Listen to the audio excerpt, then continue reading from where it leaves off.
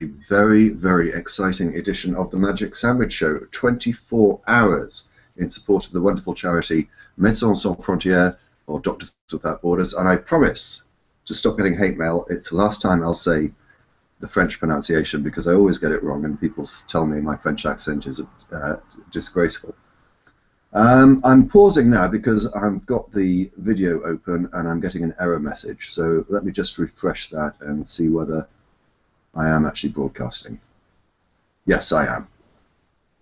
Wow, 1 minute into the show and I had my first panic attack that we wasn't working properly. It appears to be working. Good. Yes, 24 hours for MSF, Doctors Without Borders, a sort of MSS for MSF event, if you like. And what an event I think we've got to look forward to. Squeezed in between David Silverman and James Randi to kick off the show, and finishing off the show with the wonderful Seth Andrews of the Thinking Atheist and Matt Dillahunty, we have got a schedule filled with just simply awesomeness. If you haven't looked at the schedule already, in the description below the video box you'll see a link which, if you click, should look something like this. I'm going to share my screen, I hope. Let's see if that comes up on the screen. Oh wow, there's such a lag, isn't there? Hopefully a schedule will appear. Good grief. There's an issue with Hangouts and lag, but I didn't think it was this bad. It's something I'll come back to in a moment. Goodness, it's about a minute or more, isn't it? I just want to see whether you're going to see the same thing as I'm seeing.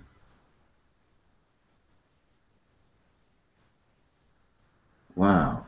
Yes. There we go. I'm sorry about that. I should have more confidence in the system. Boy, there is a lag, though.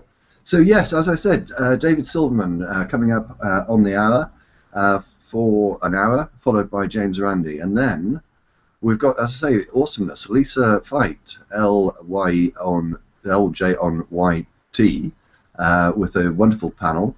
There was something that she asked me to put in the description, and I've forgotten to do it, so I apologise about that. Then we've got Q-Dragon, Aussie, Peach, Steve Shives, Coctopus, and then in part 2, Skeptic Fence, Tanya, Jacqueline Glenn, Dark Matter, 2525. He asked me to put in the description, slaughtering a goat whilst wearing a dress, which I did, but I have a feeling that that's not going to be what's happening. Then we've got the wonderful Professor Moriarty coming on for an hour. There's then a few spaces that may still be filled up, but if they're not, they're just going to be general audience participation. Then in part 3, we've got Dick Dastardly, Dick Dynasty 666, otherwise known as Richard Coughlin, Grappling Ignorance, a gin and tonic show. Then, something I'm really looking forward to, we've got Dragnauct having a debate about the origins of morality with G-Man. So that's something, as I say, I'm very much looking forward to. Then we've got the Australian atheists, D-Jarm, Ask Egg, and Kylie Sturgis. Then, as I said, Seth Andrews, and finishing off with a Magic Atheist Sandwich Experience call-in at the end. And I missed out, I don't know how I did miss this out, did I miss this out? Skeptic Fence show with guests including Lawrence Krauss and Dr. Robert M. Price. I think that is pretty goddamn awesome. Now I've got to try and find a way of getting back to, so you can see me. Screen share off. There we go. So that's the schedule, and as I say, a link to that is in the description of the video. You'll also see other links there. This is 24 hours, and a lot of people have gone to a lot of effort to put this all together. And we are here to raise money. So there are links to 2 donation sites that you can go to, and we do invite you and positively encourage you to make donations throughout the course of this 24 hours, and also all the donations pages will be open for the rest of the year. I think they close at the end of December. So if you're watching this subsequently on YouTube, don't think that because you're not watching live you can't donate. You can carry on donating, as I say, until the end of the year. I mentioned briefly the criticisms of Hangouts. For various reasons I won't bore you with, we decided it was the best format to use, but there are criticisms of it, and one of the criticisms is the lag. and as you can see, there is a significant lag. But one of the things we have done, there's a lag also if you post a comment, we don't get to see it. So one of the things we've done is set up, as best we can, a sort of instant chat room. And again, a link to that is in the description. It actually opens up a page on the Magic Sandwich Show website. But if you minimize that, you can have it open as I have, and see all the chat, and hopefully people will go there and get a much better chat room effect than they do on Google Hangouts. There is also a Q&A function on the Hangouts, which wherever you're watching, you should see a symbol somewhere, I hope. Although I have to say I can't see it on my screen. But hopefully somewhere there's a Q&A button. I'm a bit concerned I can't see it, actually. Maybe that's the first genuine concern I should have. I'll look into that in due course. But that's another way of submitting questions to us, and we're certainly going to invite that. In fact, we want lots of audience participation. I think during the James Randi hour, not only will we take questions from the audience, we might get a few of you on live if you're interested. But before we get there, I thought it would be appropriate and useful to discuss a little about the charity itself. And to help me do that, I have Ivan, who is a MSF coordinator based in London. Ivan, welcome to the show. Thanks. It's wonderful to be here, and thank you for putting this on. Not a problem. It's I should have said it's about the 6th year that we've done this, and I think we've raised, I haven't got a precise figure, I think it's somewhere between $125,000 and $150,000. So thank you to everyone who's supported in the past, and this sort of donation obviously isn't insignificant. But before we get too far into your specific involvement, Ivan, it's perhaps a big ask, but give us a brief history of MSF and the sort of work that it does. All right, so MSF is a private medical humanitarian emergency organization. Private in the sense that we're not a governmental organization. We're not, a UN body. We're actually just a group of people who got together, primarily medical people, but also, supporters like myself and journalists and various other people with an interest in the needs of people in the world. But we're very much a private organization. We actually think of ourselves as a movement rather than an organization at our best. Medical in the sense that, well, we're called Médecins Sans Frontières, or Doctors Without Borders, and our primary activities are medical. That really is kind of an identity more than anything else. We do water and sanitation and other kinds of hopefully life-saving activities, but our primary identity is medical. Humanitarian in the sense that we specialize in not just natural disasters, not just development. We actually do things where there's a humanitarian context, and I would invite all of our listeners to Google the Wikipedia page for humanitarian principles, which include neutrality and impartiality and independence and so forth. And that gives you a clue as to what we really mean by that humanitarianism. And finally, emergency, in the sense that I think of us as the fire department. We aren't nation builders. We aren't people who do development. We aren't the ones who are responsible for building a better world. We're responsible for putting out fires. It's our role. It works very well for me because I do like the sort of exciting life that I've been able to lead over the last 10 years. But we are the ones who respond where no one else can or will.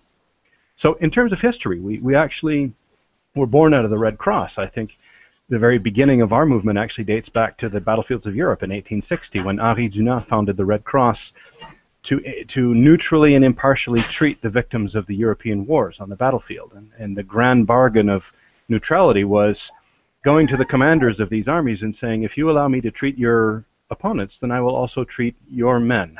And that was, the founding of this incredible tradition of neutral humanitarianism that started with the International Committee of the Red Cross. We split off from the ICRC, the International Committee of the Red Cross, in 1971 in Biafra in Nigeria.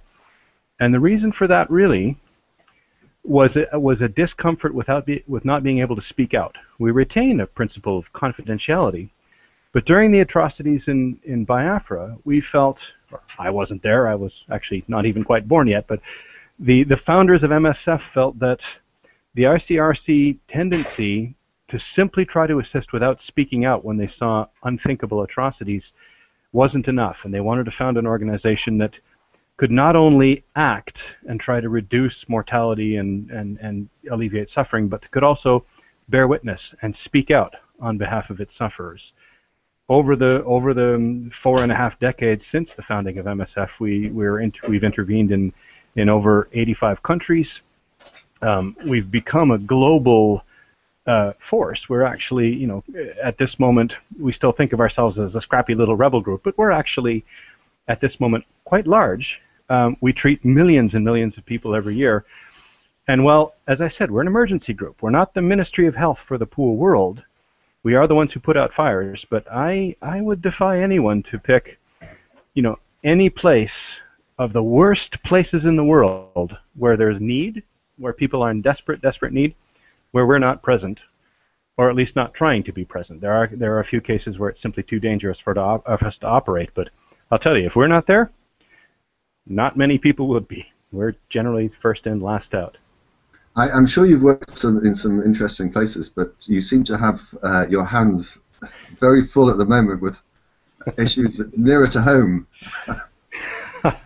Well, thank you. I'm very happy to report that that after 10 years in the field, and I met my beautiful wife Sayaka on mission, and so this is a mission baby. She was conceived during a mission that the two of us did together.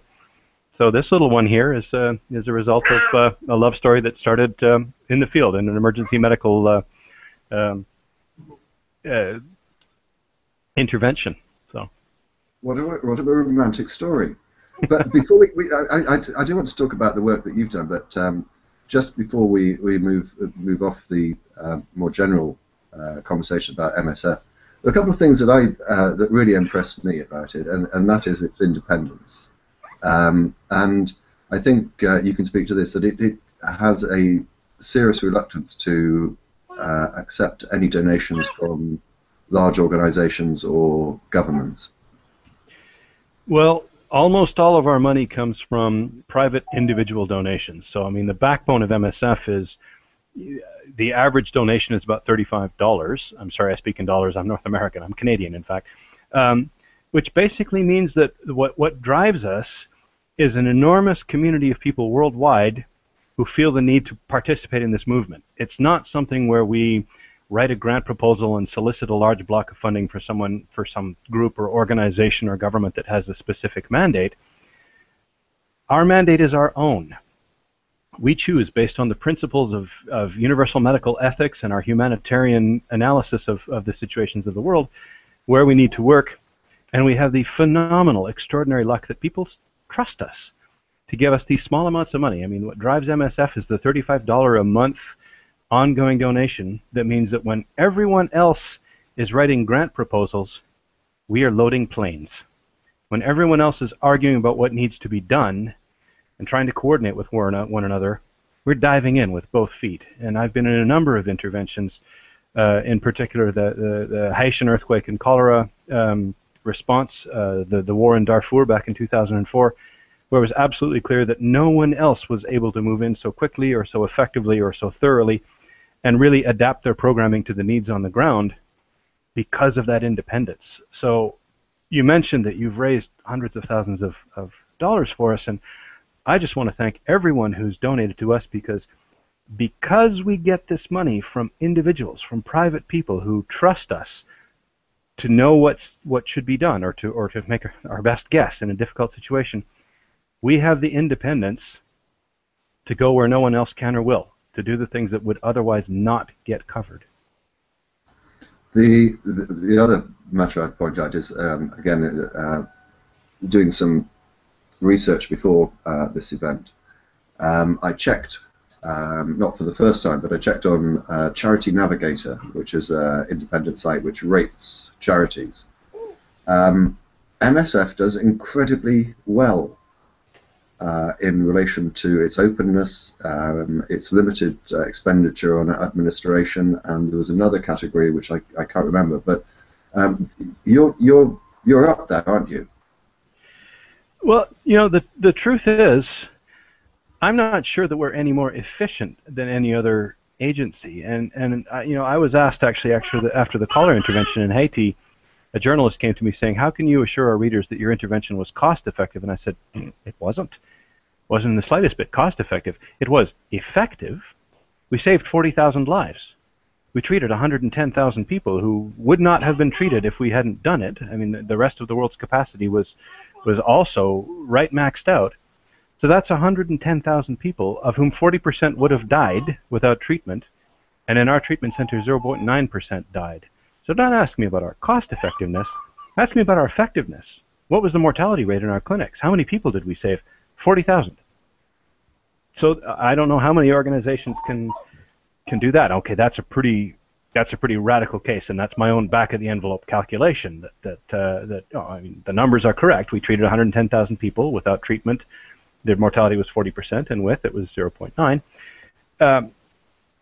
Nevertheless, I do feel that MSF's effectiveness winds up making us look good. I mean, the numbers in the end stack up not because we spend so little on administration, but because we actually do so much in the field. So in fact, you know, we're kind of warts and all. We're very self-critical. MSF gets a lot of things wrong. I often say that we're the worst possible organization, with the exception of the other ones out there working in the field. It's a difficult thing to do, and our emphasis really, which again I think a lot of that comes from this independence that we have, our emphasis on just trying to get it right rather than trying to look good, I think that serves us well in the end. Well, you're doing a wonderful job at underselling. I'm trying to big you up, and I suppose at least you'd accept that MSF should take credit for being, I think, one of only two charitable organisations that's ever won the Nobel Prize for Peace. We did get the Nobel Prize for Peace in 1999, and Nelson Mandela leaned over to our president and said, "Thank you for interfering in matters that are none of your affair." We're very, very proud of that one. So yeah, I think we did get that prize, not because of our effectiveness as just a provider of services, but we got that prize because we went where others could not or would not, because we actually stood for a little more than just provision of services and just a little more than just a standard kind of charity. There's something a little more to the stance that we take and the places we choose to go and the people that we choose to assist, that I think, well, thank goodness the Nobel Committee recognized, and that's been a real, well, it was a real PR boon for us. I want to talk more personally about you now, and perhaps give encouragement to other people who might be thinking of volunteering for MSF. As you said yourself, you're not a doctor. And most people associate MSF, by virtue of its name, with simply giving medical assistance. Outside medicine, what sort of other work does MSF do? Well, I myself am a logistician. I'm a former Canadian tree planter, so I'm a grunt manual laborer who came to MSF to build the latrines and to keep the hospital stocked and to keep the trucks running and keep the generators going and paint the walls in the clinics. And over the years, by virtue of still kind of being there and perhaps dumb enough to continue doing it, eventually they put me in charge of some things. We do a lot of work that's, well, we have about 25% doctors and another 25% that are paramedical, nurses and midwives and so forth. And the remainder of us are the logisticians, the heroes that kind of keep all the background stuff going, water and sanitation engineers. And I'll tell you, there are days that, I mean, I just came back from an intervention in South Sudan where there was a camp called Bentiu where when MSF arrived, the people in the camp were receiving 3 liters of water per person per day for cooking, eating, or cooking, washing, and drinking. And it's the water and sanitation engineers that actually provided an awful lot of the life-saving intervention there. But we also have our coordinators and our humanitarian affairs officers and all of the people who are there to relate to the community, to figure out what's needed to actually be more than a service provider. We're not the Ministry of Health of the Poor World. We're not just a war surgery unit.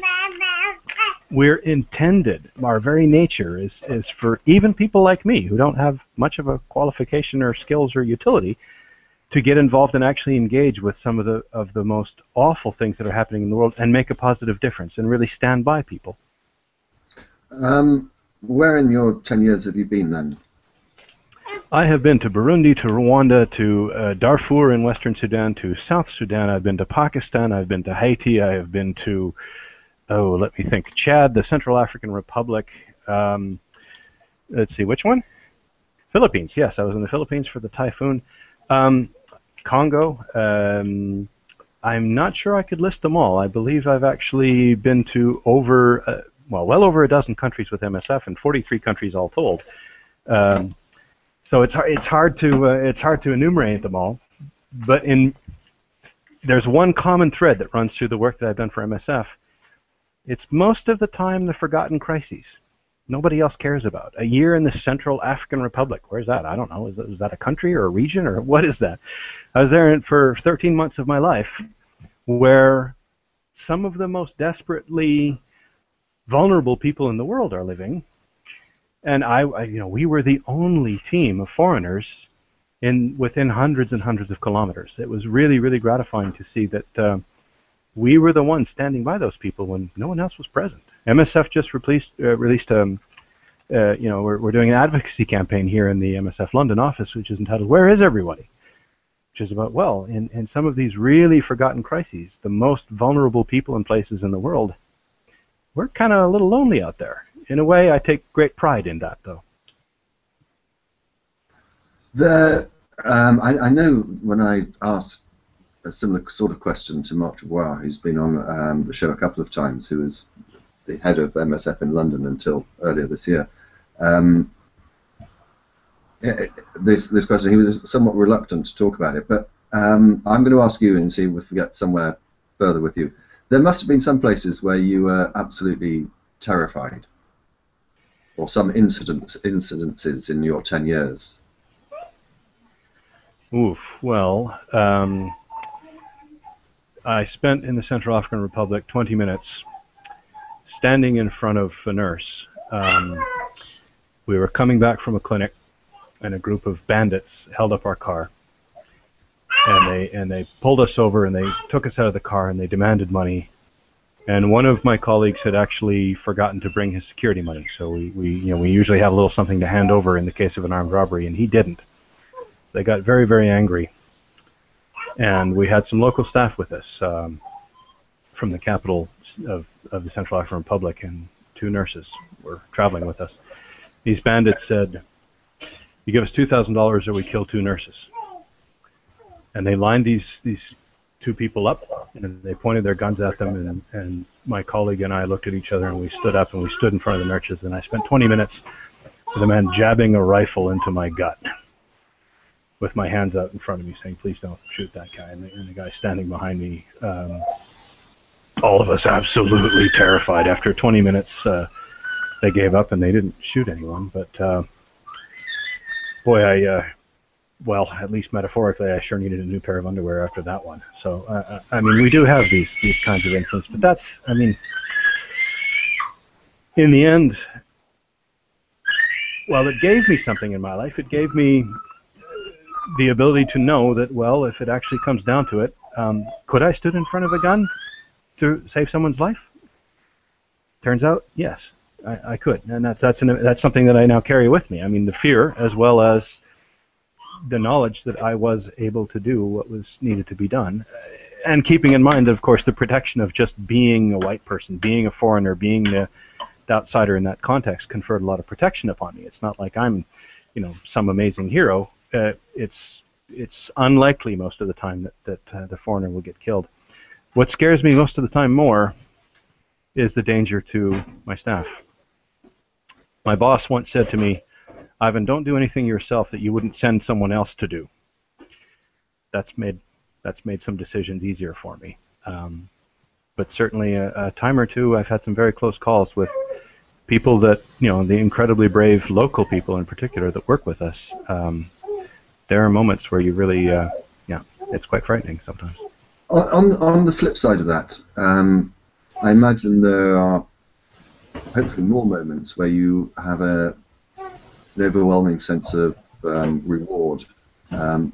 what sort of things make you feel satisfied and make you feel the job's worthwhile? Well, I was a logistician, and I did some of the water and sanitation engineering. And walking out of a village where you've spent the whole day, where people have been drinking from a filthy river, and there's a broken water pump that goes to a clean well, and repairing that pump, and then a lot of the job I had actually was to divert the children, because 400 kids show up and they distract the workers.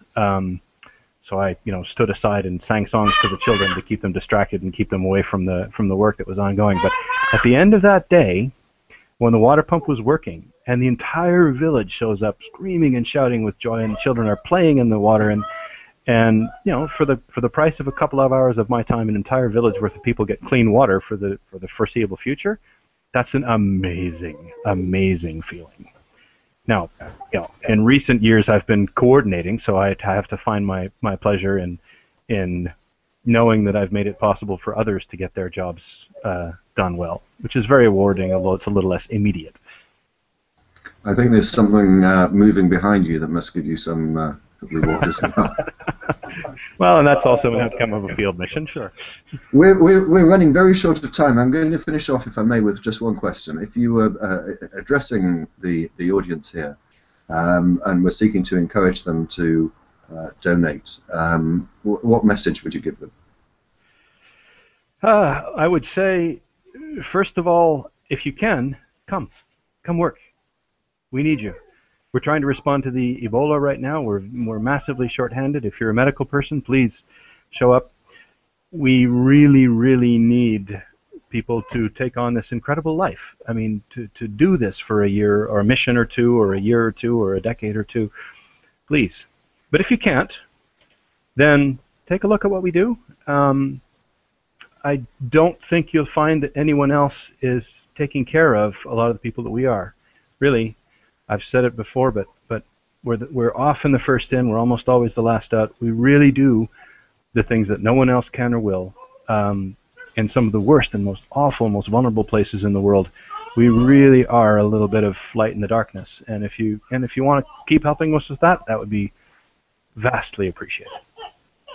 Ivan, thank you very much indeed. And we'll do our best for you over the next 23 and a half hours now. But can I thank Ivan very much indeed for his contribution. As I say, perhaps I could invite you to remove yourself from the call rather than me rudely having to kick you. That would be great. Thank you very much. I shall be in contact after the show and let you know how we've got on. I'm going to take a 2 minute, maybe 3 minute pause, and invite everyone to make a donation, and then when I come back we shall introduce our next awesome guest, David Silverman, and also joined by aronra. We will see you in 3 minutes time. 2 minutes.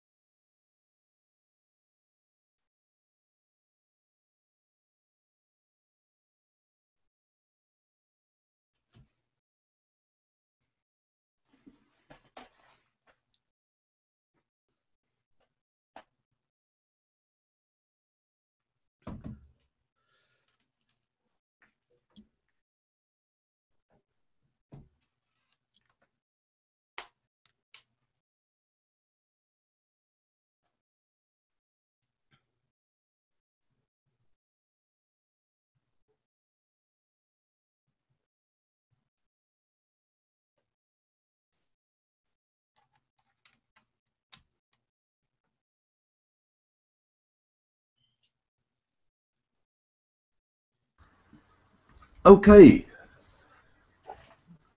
we're back. David Silverman, what a huge honour to have you on the show.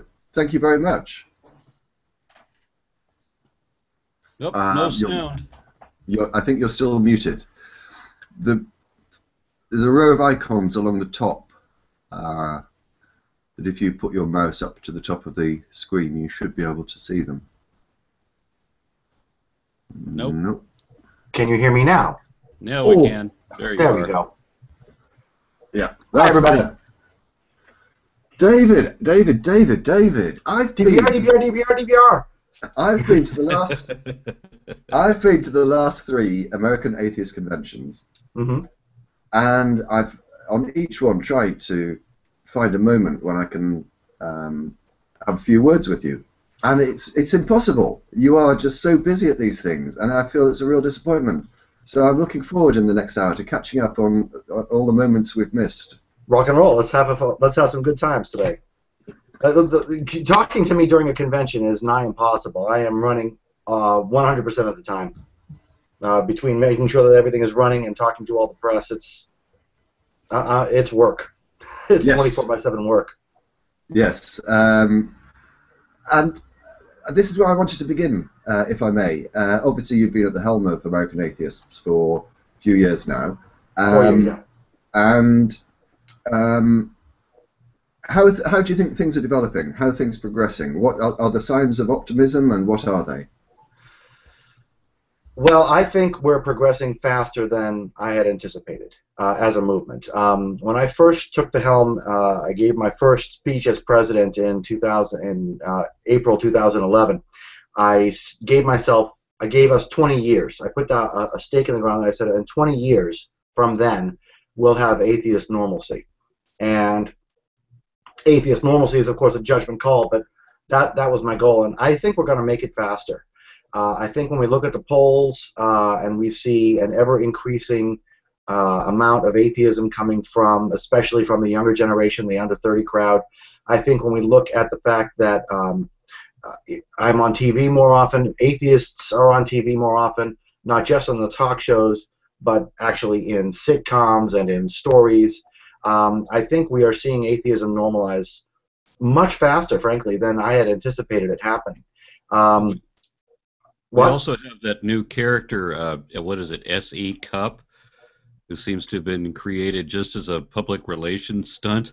Yeah, well, S.E. Cup is the atheist version of the Uncle Tom, for lack of a better word. She sits there and she says, oh yeah, I'm an atheist, but we atheists are bad, and we shouldn't be president, and we shouldn't be elected because, and I wouldn't trust people like me to be an atheist. And as much as we hate what she says, and as much as we hate what comes out of her mouth, we have to understand that she actually is helping to normalize atheism. One of the things that we have to understand is that the people who watch her have never seen an atheist before. They've never learned about an atheist before, for the most part. And what is she doing? Well, she's proving to them that there are atheists that they can agree with. So even the fact that she is repugnant in some of the things that she says, she is putting the A word out there. She is helping us by de-demonizing the word and making sure that the far right who watches her knows that not all atheists are the same. So as much as I hate to admit it, she's helping us. And as much it may be against what she wants, but she's helping us anyways. Yeah, well, when you say that, that not all atheists are the same, it seems to me like we've got one collection and then we've got her saying something none of the rest of them would say. True, but again, what she is doing is she's placating she's working in with the bigotry, but at the same time she's negating some of the bigotry because she's putting a face to the word, because she's out there with an atheist on her shoulder. I don't like what she says, and I'm not endorsing what she says. I'm just merely pointing out that she is a symptom of our success. And at least she's not eating the baby. What? And at least she's not eating a baby. She's not eating babies. She's a conservative, so she's a conservative Republican atheist. And so when conservative Republican Christian writers trash atheists, they have to say, well, at least that S.E. Cup isn't so bad. So at least some atheists, at least one, at least some, hopefully, aren't as bad as all those David Silvermans and aronras out there. You know, you have to think of her as a symptom of the success. She wouldn't be on television if it weren't important to the television station. Television is reflective. It's not activistic. It's reflective. They're doing things because they think they can make money doing it. And the fact is that she's satisfying a market niche. And we might not like that market niche, but that market niche is a part of us. Do I think she's real? Is another question. Okay, I personally think she's not real. I have no reason. I just speculating here. I don't know her, and I've never been inside of her head. But my personal opinion is, real soon we're going to have the SE Cup turning around, coming out Christian, big book launch. Why I left atheism. That's, I think, is coming. If I were her, that's what I would do. Because yeah, I've heard that prediction a number of times. Yeah, the money behind that kind of effort would be huge. She'd make millions. So I think that's coming, but that's just speculation. Okay. Do I sound awfully ignorant by admitting that I haven't heard of this character? SE Cup. She is. She like I said, she's the atheist version of the Uncle Tom, and I hope that term is being correctly used here. But she is a Christian apologetic atheist. She is an atheist who goes on Fox News and says things like, "I'm an atheist, but I would never vote for an atheist because atheists who are politicians need a god to be afraid of in order to do good." And so she's the bile in our stomachs. Okay, she's the bile. She's the bottom. But like I said, she is satisfying a niche, and I'm sure she's not alone. I'm sure there's a few people like her, and she is putting a face to the word, and she is putting, you know, and she's talking to the core audience that is the most bigoted against us. So I hate to say it, but she's probably doing us a pretty good favor. Yeah, hard to believe there. Yeah. Anyway, tell us about the upcoming convention. What do you got? Memphis. You know, we have DPR was saying that, you know, when he comes to the conventions, it's really hard to talk to me, and that's because our conventions are really busy, really big. American Atheist puts together, as you know, Aaron, as you both know, we put together the largest atheist conventions in the country. We're very proud of them. They're the most fun conventions in the country, and they're the most diverse conventions in the country, which is also something that we're very proud of. Diverse not only in attendees, but in speakers, and diverse not only in race, but in topic. So when we're talking about Memphis, we've got some speakers lining up for Memphis that are really diverse, again, really top-notch, again.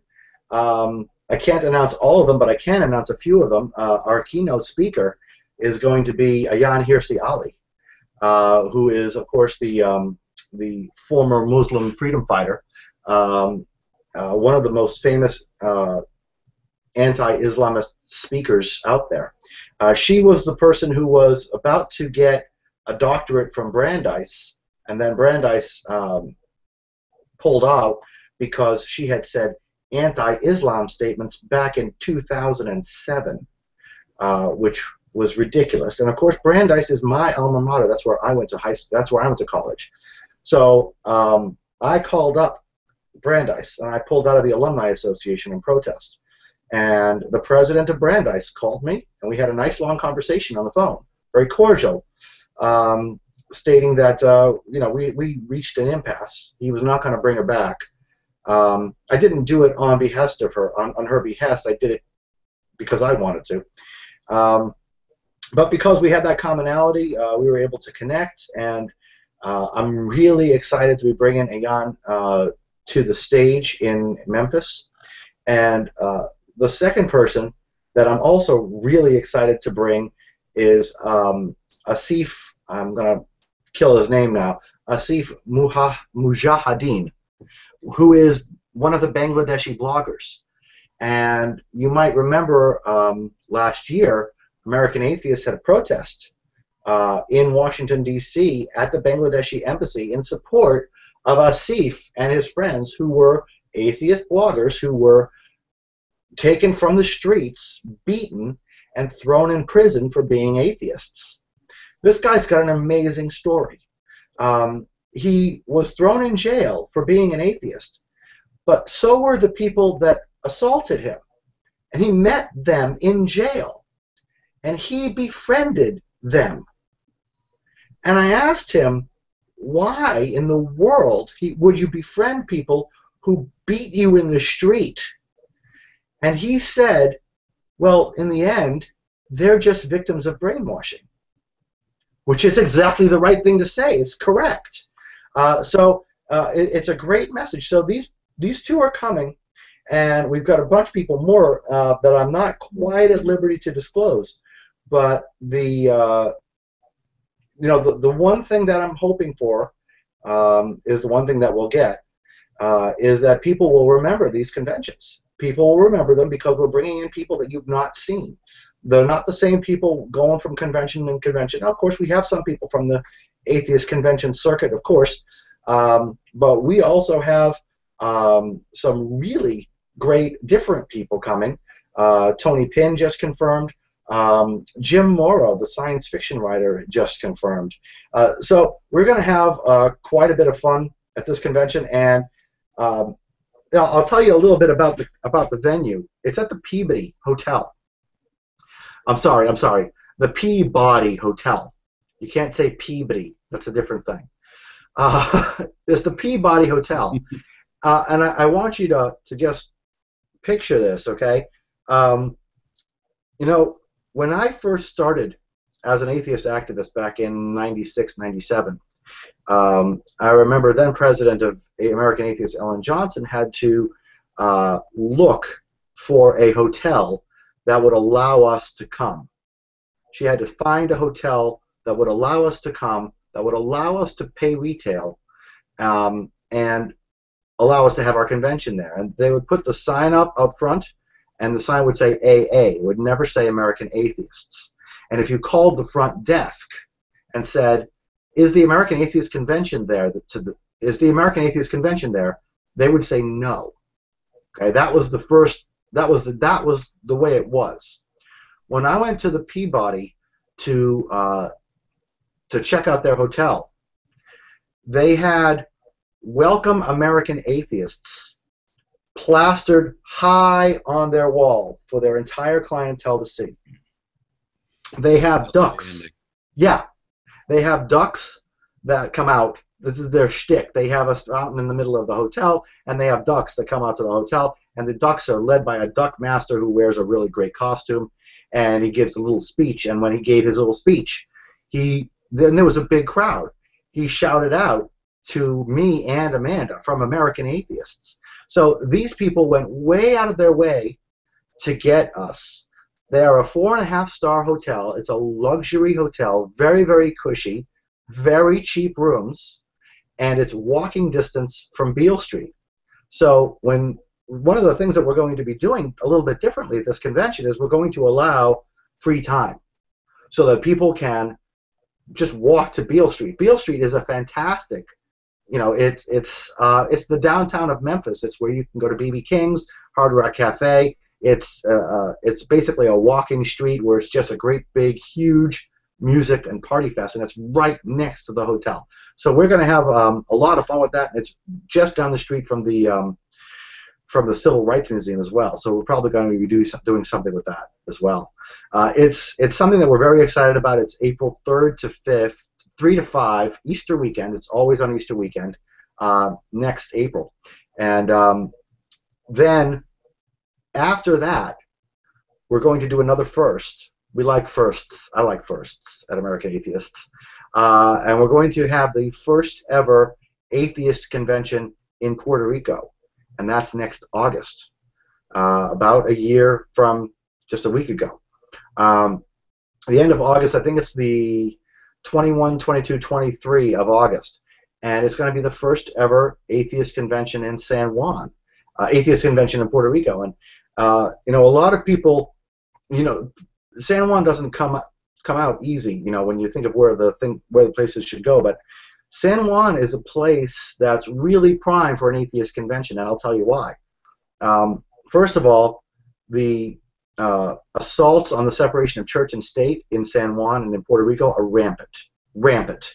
We talk about Oklahoma City, we talk about Memphis, we talk about you know, Alabama. It's not like that in San Juan. In San Juan, it's much worse. In San Juan, they have statewide or island-wide fasts and prayers. And they're led by the governor. That's one reason. And the other reason is that we have in San Juan an atheist group that's hungry for help, an atheist group that needs a boost, an atheist group that needs motivation, an atheist group that needs members, an atheist group that needs money, but it is an extant atheist group. And when I went there, I sat down with this group, and maybe there were 12 people, 13 people who were there.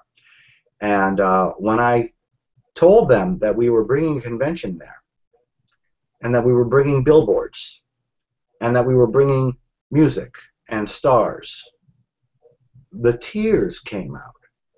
They cried. There were tears that we were going to come and help them.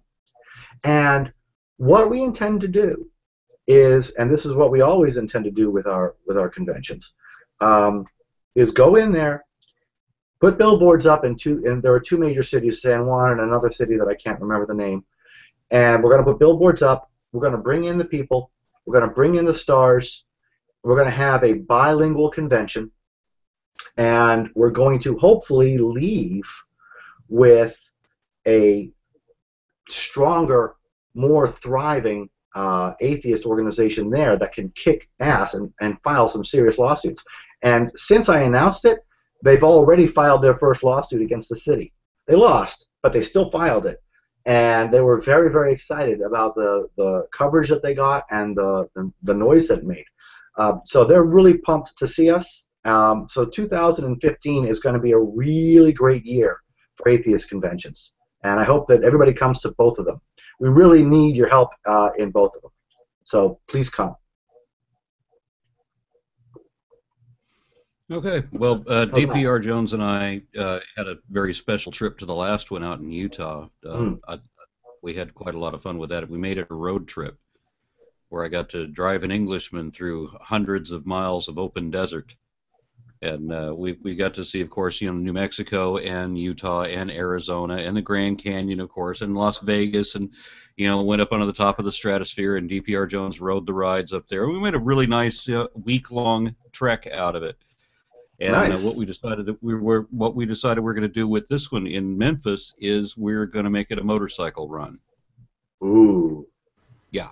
So yeah. Kathleen Johnson is going to be riding. riding. I was about to say Kathy's going to be involved with that.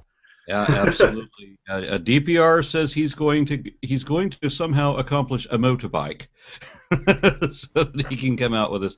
I don't know how he's going to pull this off. I've never tried to rent a motorcycle before, but a number of other people that were with us in Utah thought that would be a great idea. So if you ride and you live between Dallas and Memphis, you're welcome to ride with us. Just that sounds like fun. That sounds like fun. I've never ridden on a motorcycle before, actually. I've ridden on a scooter behind. I rode behind Ashley Paramore on her scooter once, and it was terrifying. There's no way around it. It was terrifying. But I wish I had video of that. Yeah, well, I'll tell you something. Ashley's waist is about like that big, so I'm holding on to this little, and we're tipping, and it wasn't good. It was a very scary experience. I imagine it must have been. Yeah. DPR, what else you got? Well, I was just thinking, the problem I've got with the motorcycle trip is that it's a few years since I've ridden a motorcycle, and the biggest one that I've ridden was a 200cc. I think Aaron was talking about getting something considerably larger, more like 1500cc, which is scary. But We'll see. Yeah, I suppose it could be scary, but you really don't want to be going down the interstate on a 250. No, perhaps not. But David, I did want to ask you about this because I heard you talking about it before. The pronunciation of Peabody. How did you get it to? Well, all right. So here's what happened, and this is a pretty good story. I'm from Marblehead, Massachusetts, and Marblehead, Massachusetts, on the North Shore of Boston, is right next to a city named Peabody. Peabody. Peabody. That's how you pronounce it. That's how everybody pronounces it. Peabody. So that's how I pronounced the hotel. Okay? I didn't realize that it was not Peabody. It's Peabody. So during the Dillahunty debate, I'm standing up on stage and I'm talking about the convention. And I mentioned that it was at the Peabody Hotel. And people started laughing. And I thought it was something else. I didn't know what it was. I did it again, and I said it again, and people started laughing a lot. And so that was my lesson. Then they started shouting out at me from the audience, because they do that when I speak sometimes. But they all told me that I was pronouncing it wrong. It's Peabody, not Peabody. I insist, of course, that they're wrong, all of them, because I know people from Peabody, and that's how you pronounce Peabody. But no, they call it Peabody down there, and that's the joke behind it. Unfortunately, I don't think any of that was actually caught on video. It was a pretty funny time, but it was so that's the story of the Peabody. So yeah, the hotel we're staying at is the Peabody Hotel, and it is nowhere near Peabody, Massachusetts. There's a little town in Oklahoma, I think it is, that's named after a town in Poland, I think, or not Poland. Where is it? I can't remember the name of this. It's Prague. What is it? Czechoslovakia? I can't remember what country it was. But anyway, I was talking to somebody from here, and I said, "You live in Prague?" And he got really angry, and he said, "That's Prague." Yeah. Okay, sure. Prague. Again, I'm certain he's pronouncing it wrong. I know where it got the name, but what are you gonna do? Yeah, and right near Harrisburg. I used to live in Harrisburg for about 2 years. And there's a town right next to Harrisburg called, spelled Progress. Progress. Progress. Not progress. Progress. And if you pronounce it wrong, everybody will get angry. We could end up in very difficult territory if we start arguing about the pronunciation of words with two Americans and an Englishman. Yeah. Yeah, you can't even say win by default, DPR. You just win. Absolutely, yeah, and it is aluminium. Aluminium? Yeah, who says that? We're going to have to tangle on. All right, let's see if we can find some common ground. There's the well-known study that was done, and I don't know when it was done, that showed that atheists are the least trusted people in America. Has that survey ever been redone? Is there any changes so far as we know? Or yeah, are we still... they do that survey regularly, and it's getting better. Those surveys, you know, they find the news finds the key word in the survey, and that's what they do. But the fact is that in 2013 there were 3 polls which said for the first time that people would vote, that the majority of people would vote for an atheist for president. Atheist for president, not secular humanist, not agnostic. More than half of the population would vote for atheist for president for the first time. So this is a big thing. Now, of course, the press says almost half the population would never vote for an atheist. That's what the press says. They don't say that it's almost half for the first time, and it used to be more than half. And it used to be far more than half.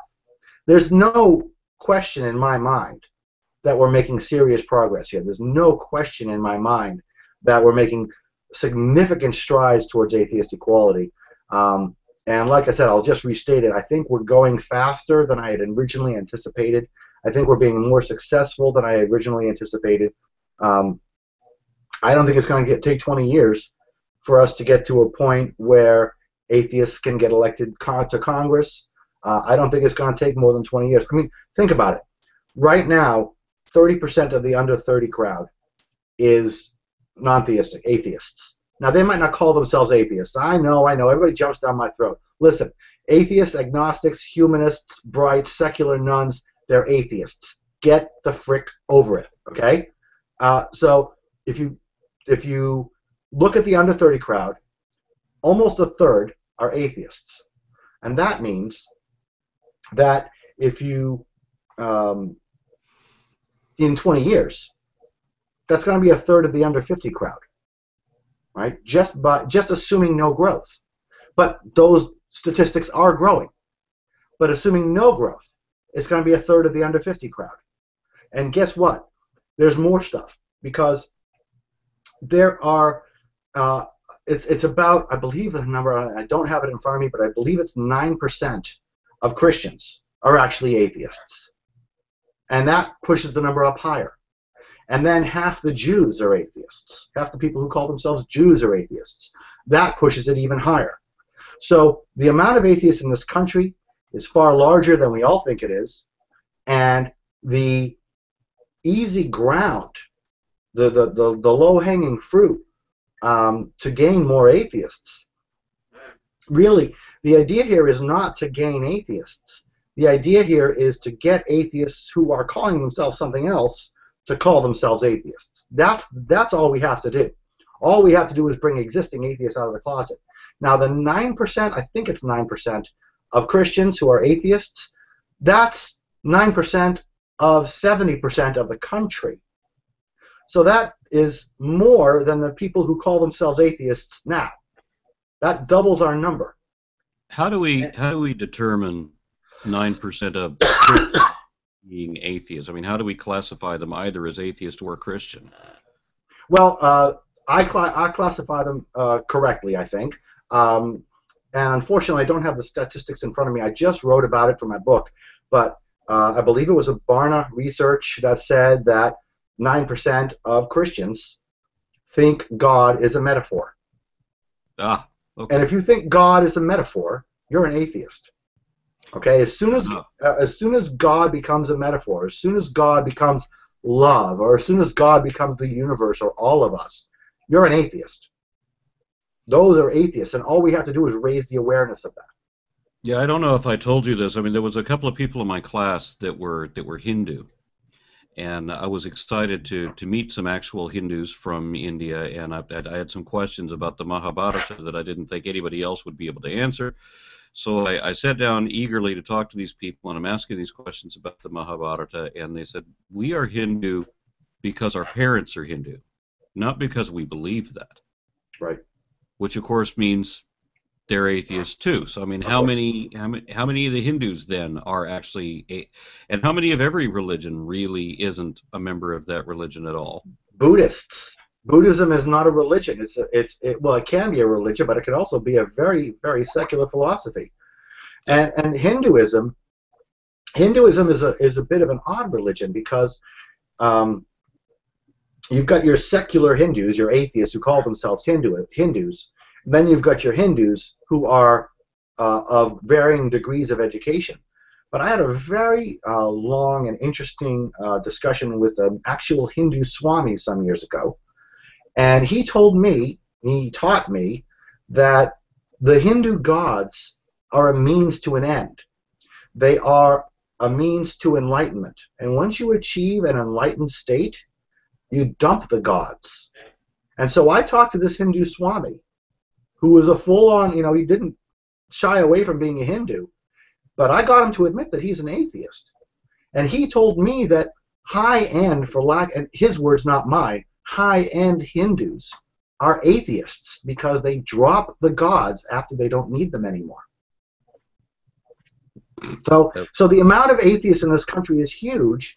Our biggest problem is that we're not calling ourselves atheists.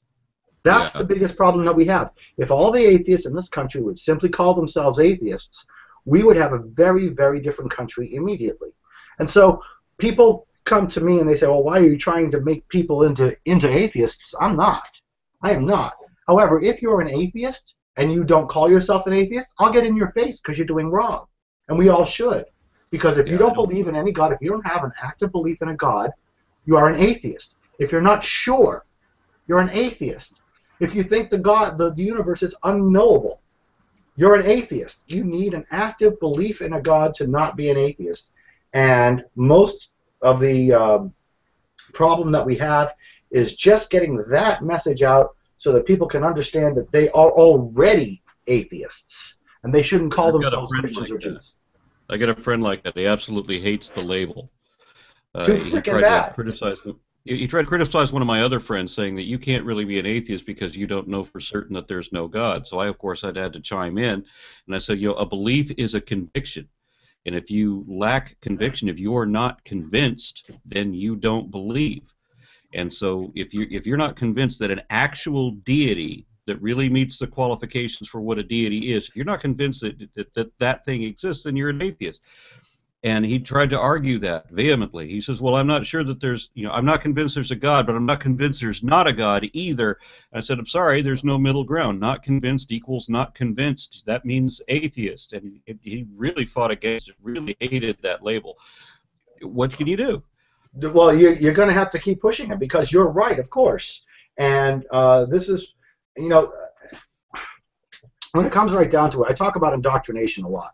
And I talk a lot about how religious people are victims of the indoctrination, that all religious people are victims. We are victims of religion too. And this is a good example of that victimization that your friend is feeling.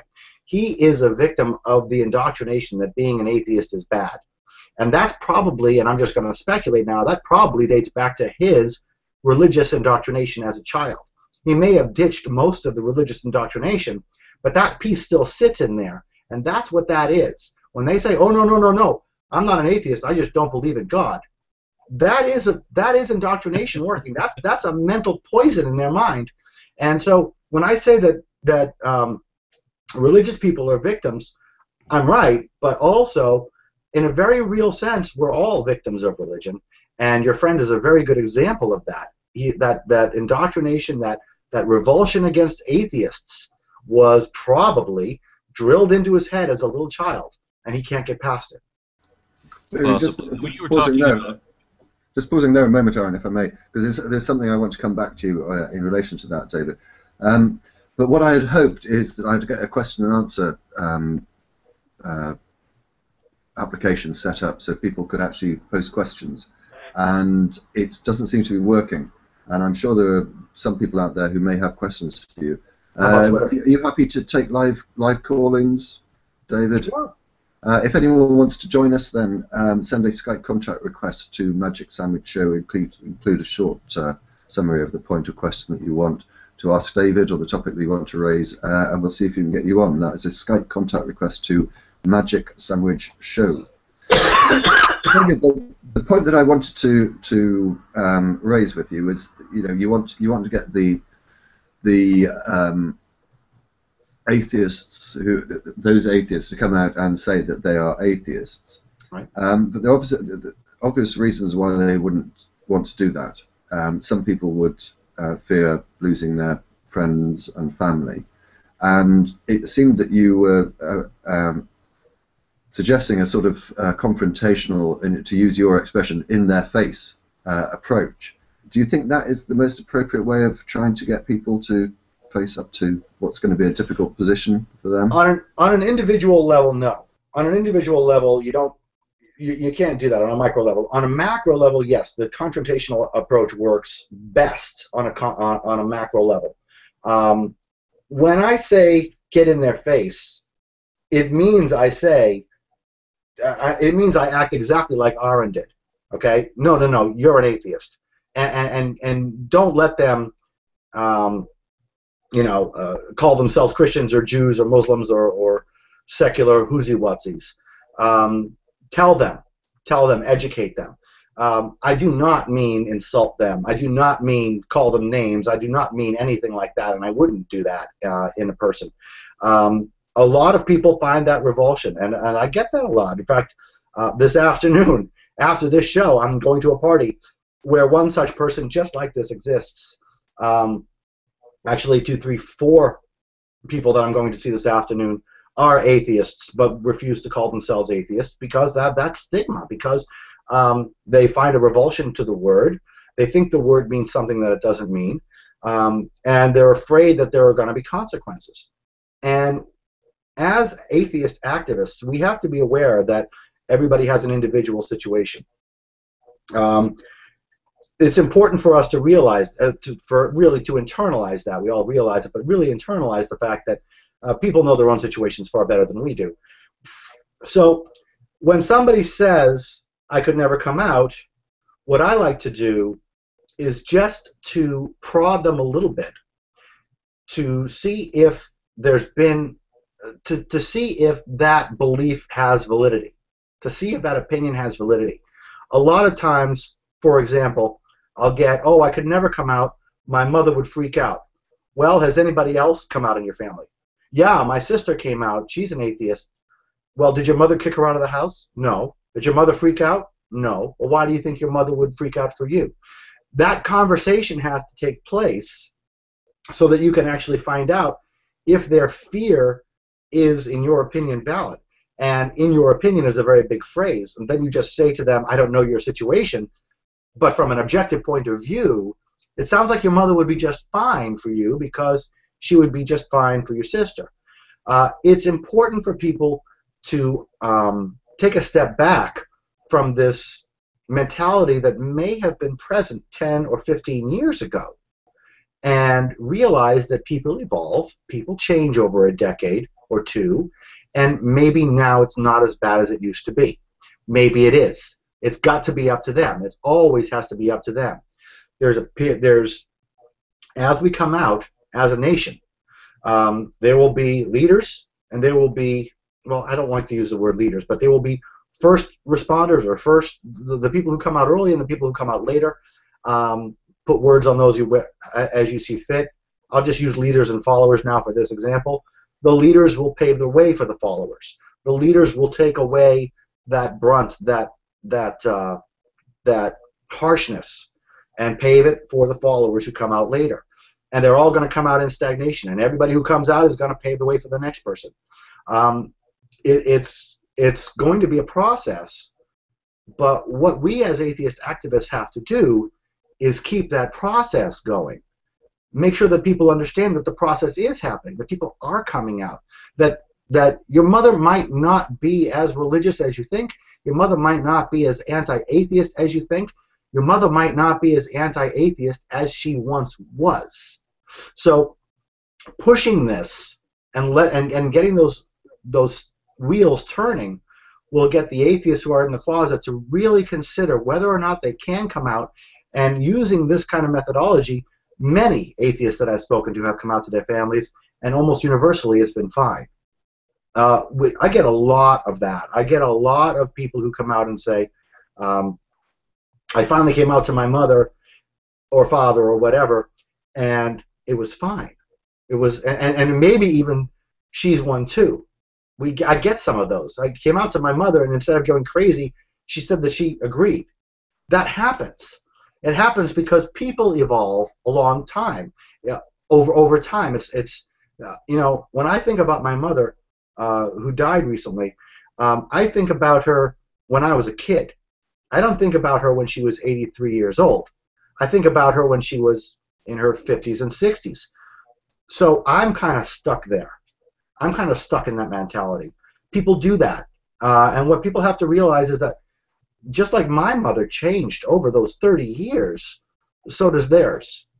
And, you know, when my mother died, she was very proud of who I had become and what I had become. 30 years ago, I don't think that would have flown so much because, you know, 30 years ago was when she forced me as an atheist to have a bar mitzvah. Nowadays, or in her final days, she was much more tolerant, much more understanding, and much more loving. And so when you're talking to people who are afraid to come out for their family, you have to make sure that they understand, well, first of all, they know their situation better than we do, but a lot of times they are stuck in the past, and you have to remind them that people change, and you have to ask them the probing questions. Does your mother have any friends who are atheists? Yeah, her best friend is atheist. Well, guess what? If she's got a friend who's an atheist, if she's got a husband who's an atheist, or another child who's an atheist, guess what? She's not going to freak out when you come out. I would bet that. And that's the way it works. And even if she does freak out, she'll get over it. And it's time for us to be taking that stance. One of the other advantages we have is the other examples that we can point to. I mean, I think we'd be a lot stronger if I could get the mainstream Christians to pay attention to what the radical fringe are saying that are leading their number. But none of them will listen to Pat Robertson. They won't watch the Trinity broadcast channel.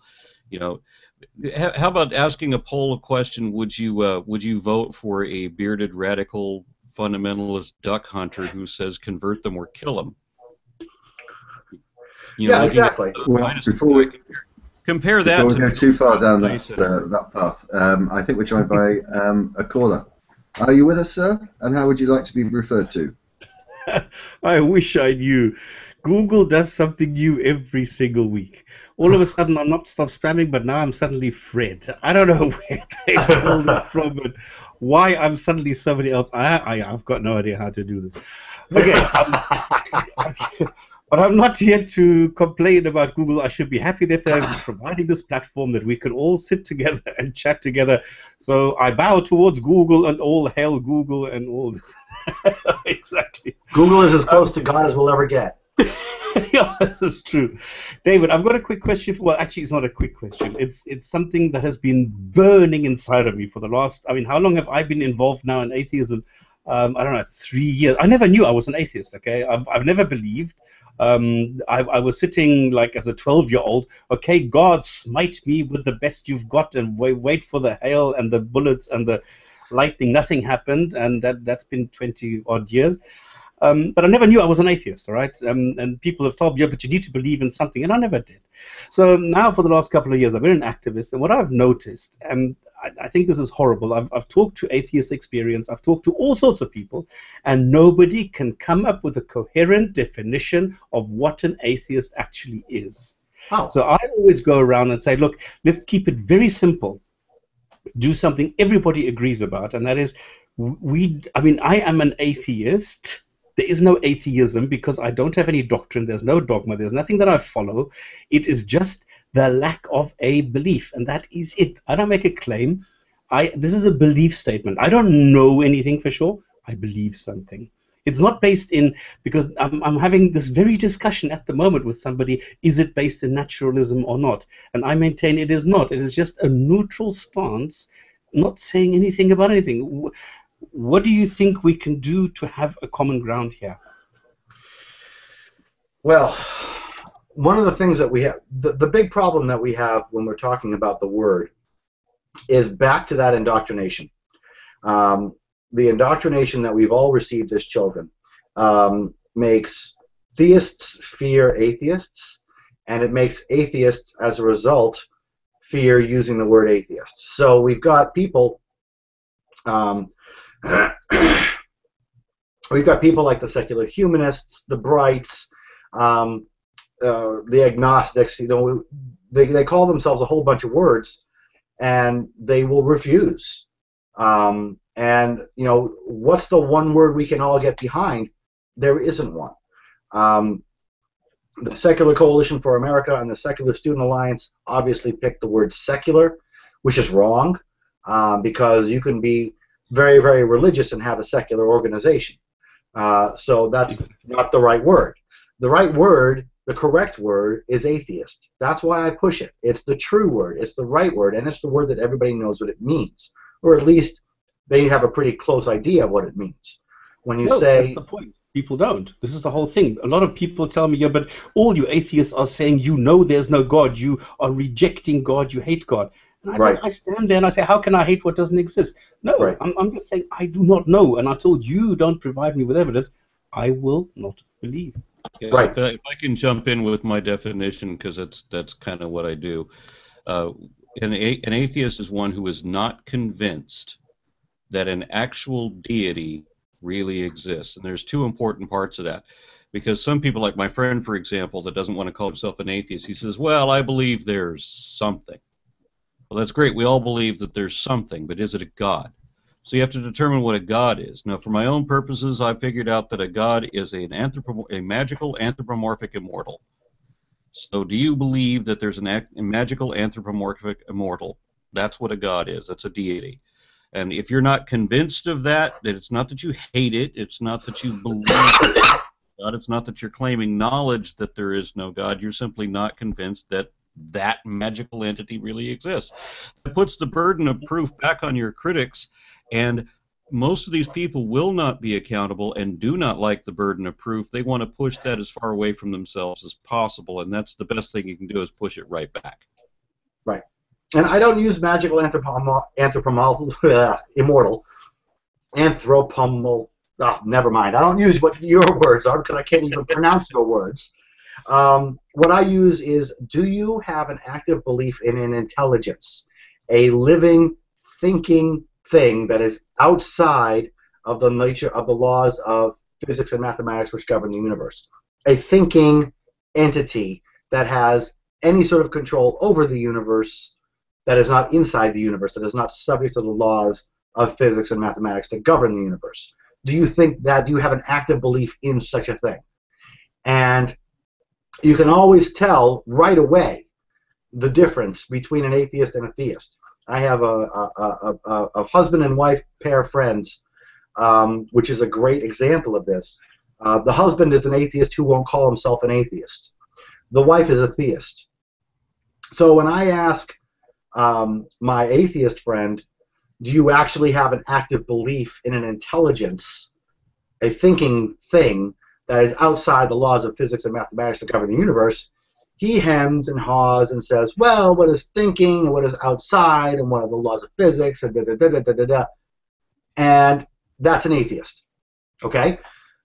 When you ask his wife, the theist, do you actually have an active belief in a thinking being that's outside the laws of physics and mathematics that govern the universe? She says yes. No thinking about it, no hesitation. She says yes.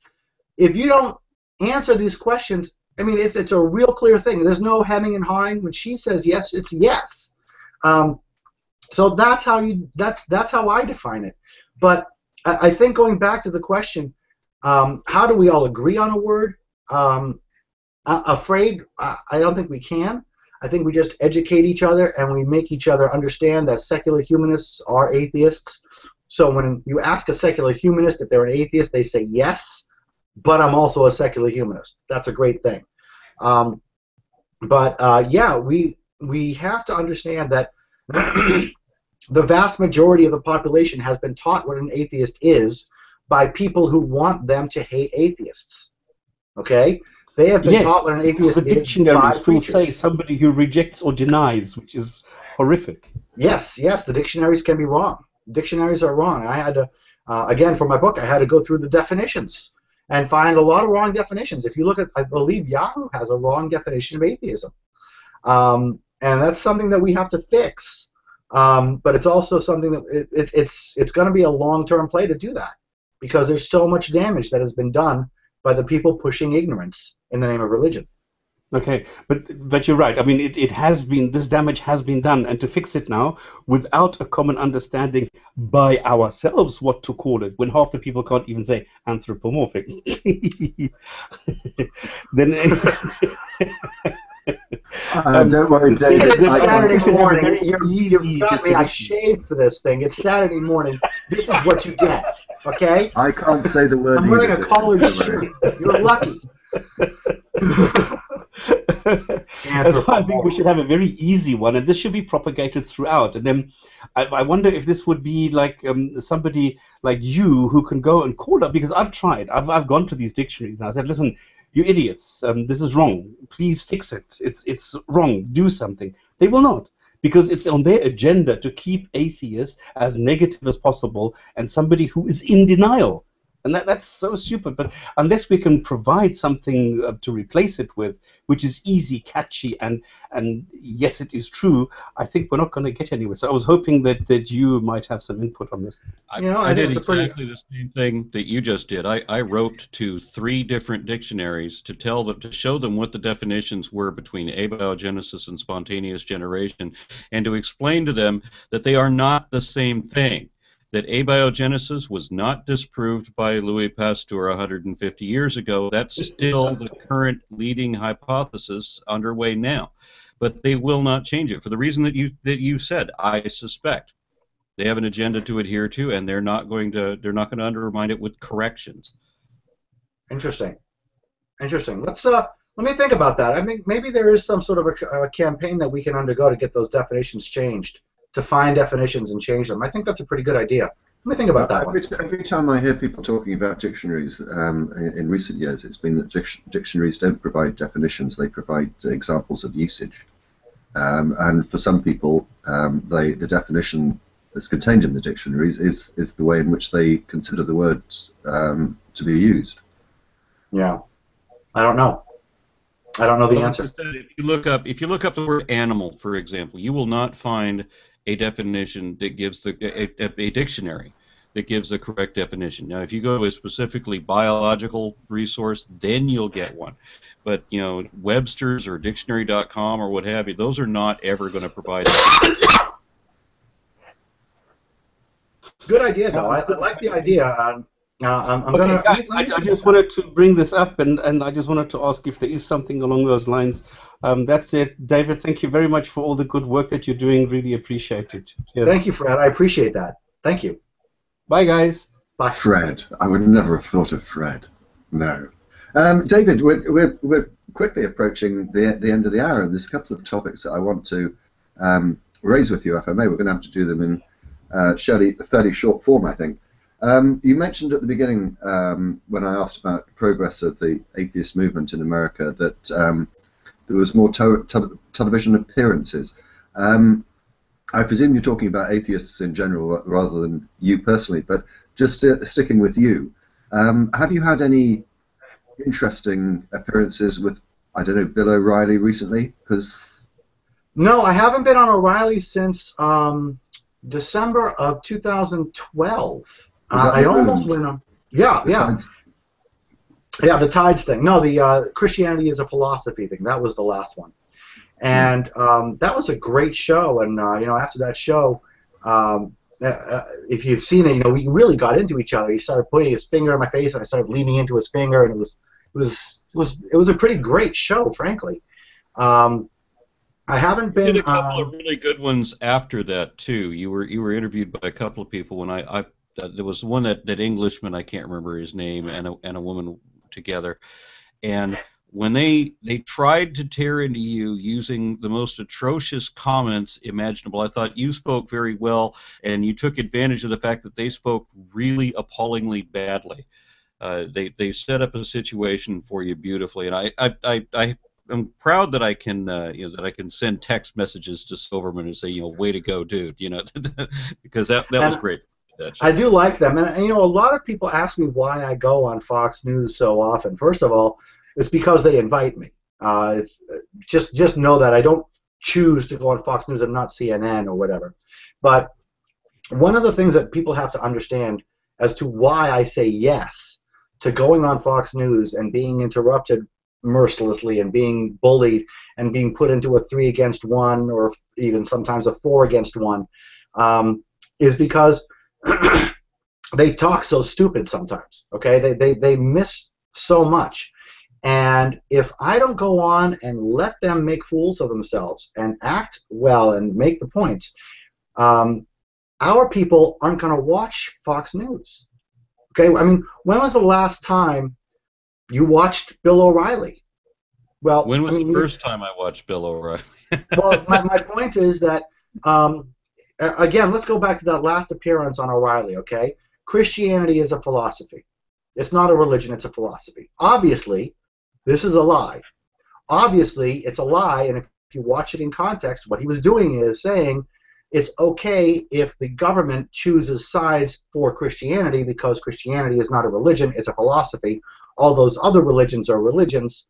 The government can't choose sides on those, but Christianity is a philosophy and the government can do that. It's a pretty underhanded statement. It's pretty sneaky. It's pretty low. He's willing to redefine the word religion and philosophy so that he can keep his Christian privilege. This is something that's very important because it's important for us as atheists to know that he's willing to do that. If I don't go on Fox News, if I don't face those people, if I don't go in those 3 against 1s, those 4 against 1s, if I don't go against O'Reilly, we're never going to watch them. I mean, Sun Tzu, The Art of War, know your enemy as you know yourself. If we're not watching Fox News, we are not knowing our enemy. And because I went on Bill O'Reilly that one specific time, we know that that specific Christian is willing to tell all of his people that Christianity is not a religion in order to keep his religious privilege. This is pretty bad, and we wouldn't know that if I didn't go on. Yeah, the one time somebody tried that with me, my immediate question was, you know, what are the top 3 religions, most popular religions in the world? And of course, Christianity was number 1. So Christianity is a religion when you need it to be a religion, and then when you need to avoid it being religion, then it's not. Yeah, it's called lying. Okay, and they do that, and we have to get them to do that. And so, yes, I like going on because it puts the word atheist in front of the Fox News viewers. Yes, it de-demonizes the word atheist to the Fox News viewers. Yes, I can say some nice things and some smart things maybe on Fox News, which doesn't happen very often. But also, very importantly, is it gets us to watch Fox News so that we can see what our adversary is doing in order to protect their own religious privilege. Okay. David, I think that with 4 minutes to the hour, I think that's going to wrap it up very nicely. I'm going to firstly thank you very much for taking an hour of your time to contribute to this event in support of MSF, Doctors Without Borders, and invite you, if I may, to give a shout out for the charity and invite people to donate.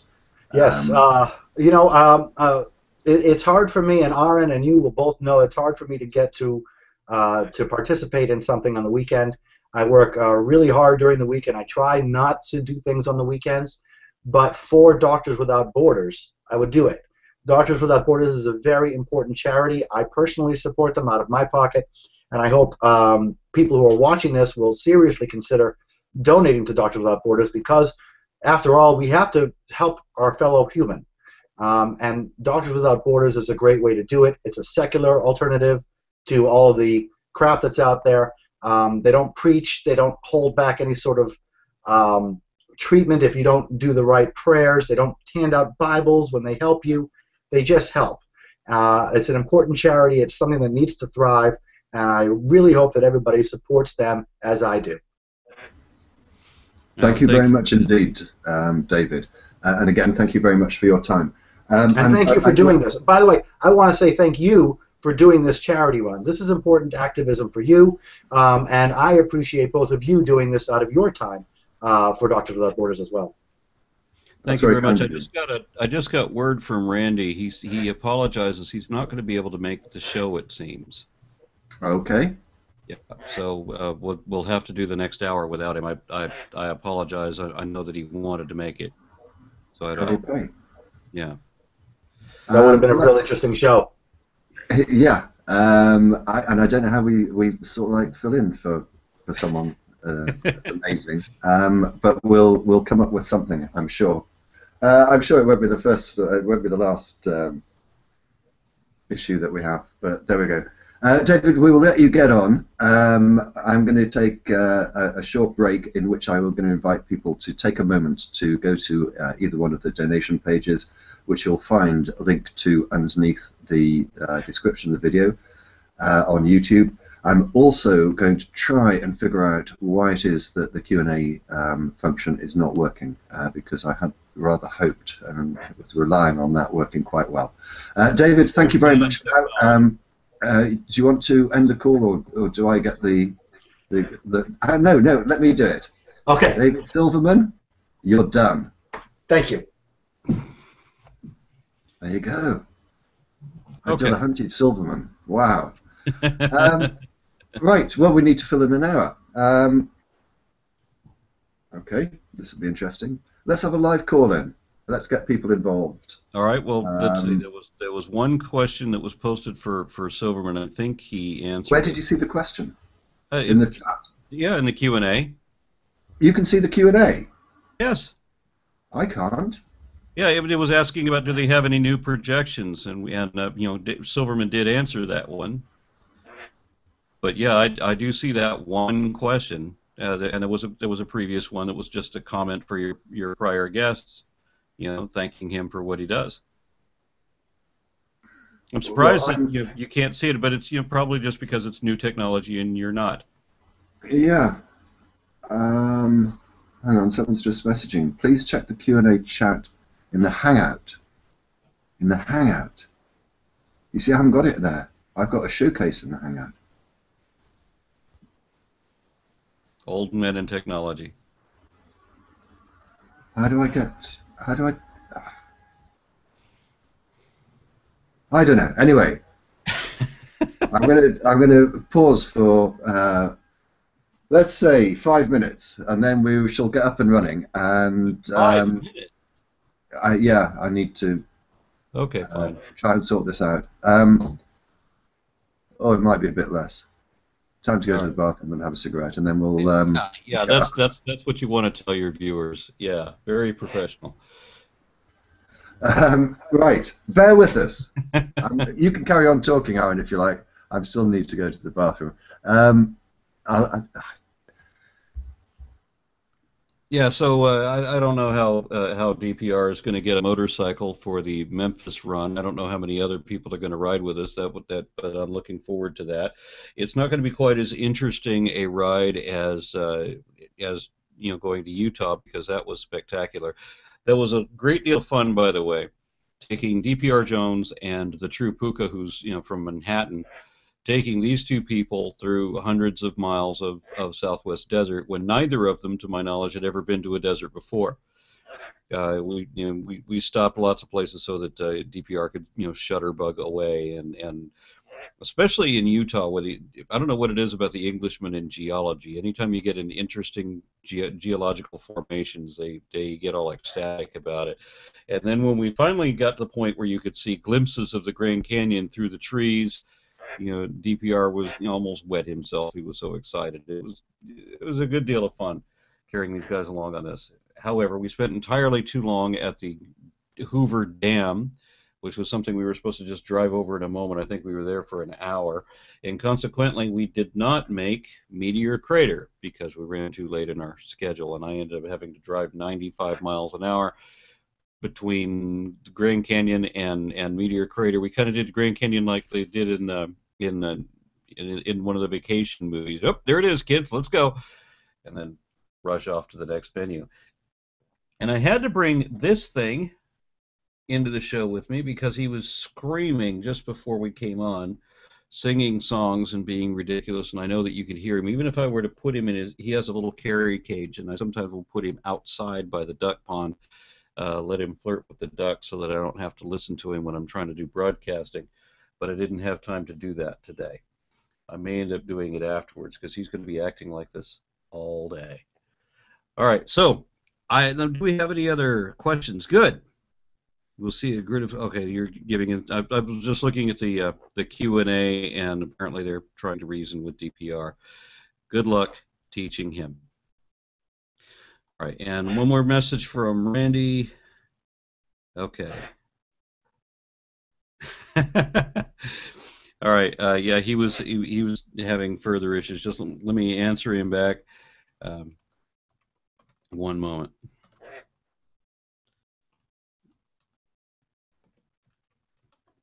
Okay, I'm letting him know that he doesn't have to do this right now.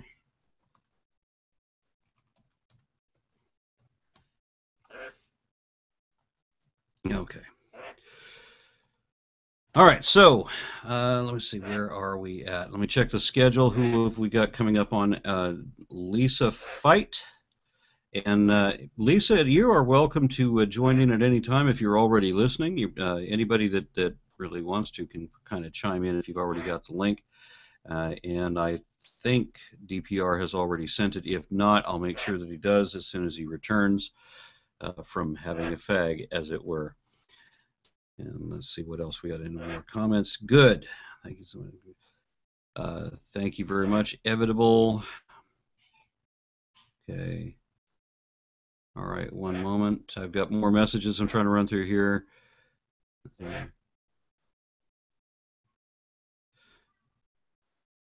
True empiricism wants to have a debate over intelligence. How do you have a debate over something you don't understand? This is not debate fodder. This is education time. And then, let's see, somebody else calling for DPR. Okay, yeah, I think I'm getting messages. Maybe they're scrolling the opposite direction. Yeah, I think they are. I was expecting them to descend. And I don't like suddenly being handed the helm and not having an idea what we're supposed to do with it. Well, all right, so DPR is back. DPR, I'm going to go put this thing away. Okay. And I'm going to let you monologue with your audience for a moment. Okay, that's great.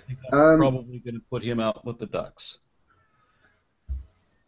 Right. The problem I'm getting with Q&A is that let me just. Someone's trying to message me with some advice.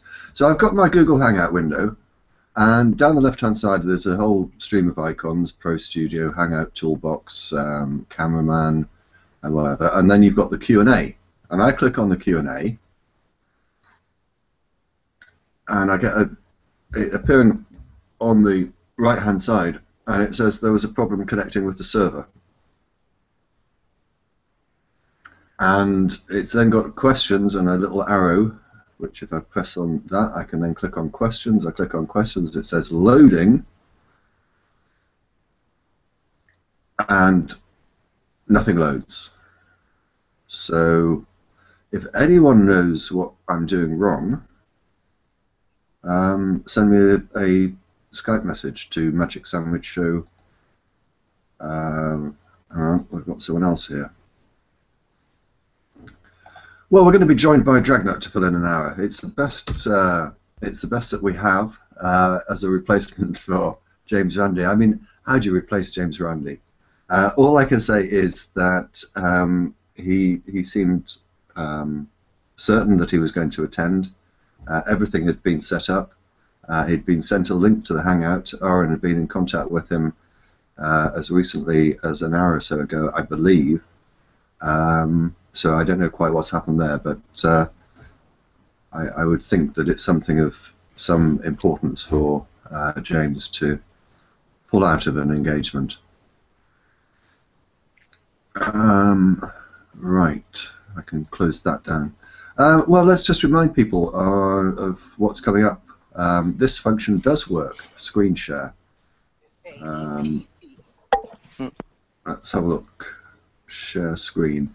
Again, this should be under the description on the. This is the schedule, so you'll see that we're currently in the section that James Randi should have been here.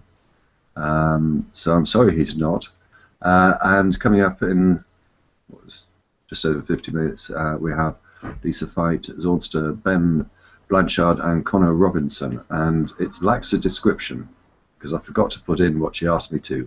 But it relates to charitable work. I think two of them have just finished a year's travelling doing humanitarian work, so that'll be part of their discussion. I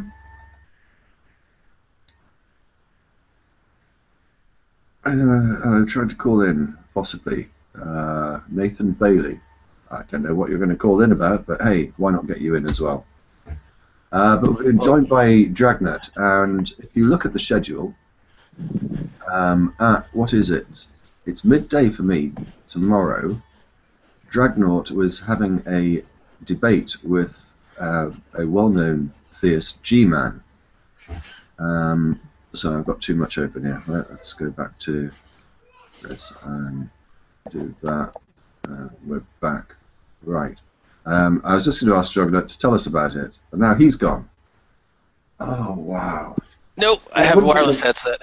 It wouldn't be the Magic Sandwich show if there weren't problems with it, would it? It's what people have come to expect. And whilst we're trying to correct all this shambolic goings on, you can always take a moment to go and donate. I'll have to find a way of checking up on donations soon as well. Anyway, Dragnauct, welcome, and thank you for standing in for James Randi. You look very similar. Yeah, except now I'm in really rural Mississippi. So I was about to say schedule. My surroundings are going to be a bit different. I'm visiting my parents right now. So, of course, you may hear a small child in the background or whining teenagers. So that'd be the only difference. Yep. Can you hear me? Yep. Okay, cool. Yeah, I spoke to G-Man this morning, and of course he was confused as to whether it was today or tomorrow, so I just linked him the schedule and told him it was tomorrow. So I hope he's been eating his Wheaties and picking up dictionaries or whatever it is that he does before engaging in deep intellectual discourse. Well, I don't want to talk too harshly about him because he's not here to defend himself, but you could tell us what the topic of the debate is, which I haven't included in the description because I'm useless. Oh, it's going to be a discussion of morality, secular morality, which in my case would be meta-ethical moral relativism, versus, and let me go ahead and read this verbatim, Christian morality. Yeah. So. Christian morality. Okay. Yeah. Well, I'm not going their own special brand of morality that's different from ours. I'm just reading just Christian morality, and that's me reading verbatim for me asking him specifically what brand of morality does he personally subscribe to. Okay. Right. Oh, that would be interesting. Well, as I say, it's not fair to talk about him whilst he's not here, particularly as he's generously agreed to appear, and I think the only openly theist person that has agreed to appear on the show. So let's not be too disrespectful. Yeah, as I say, I think as I've said before, I'm actually happy that G-Man is doing this because it sets a precedent. We've asked other apologists to be on the show. We asked Ray Comfort to do this charity, and we discovered very quickly that Ray Comfort is not in the business of raising money for anybody but Ray Comfort. And it was very discouraging that he knew about the charity, he knew about the invitation, he wasn't going to do it because he's not going to profit from it. Well, how do you judge that? Well, I was just going to ask you, Aaron. I'm trying to think of whether to my recollection, whether there has ever been a theist on YouTube or the internet that has done a charity event that isn't perhaps well, I can't even think of one doing one openly for their own church. The only one that sticks in mind, of course, is Benefang X begging for money to which he promised to donate. But his name was Together for Peace. Oh yeah, Jack. Sorry, yeah, Jack was on the show a couple of years ago. Yeah, he did a good slot with the religious antagonist. Yeah. But have you? I can't think of any religious person doing it for any cause. Can you? Anyone?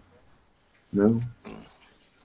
I really can't. I mean, it's the I did commend G-Man on stepping outside himself to say, you know what, even though he and I have some major differences, we're definitely going to put on an interesting show tomorrow for people, because I know for whatever reason people love our exchanges, and even though they sometimes get a bit testy, it's all for the greater good, in my opinion.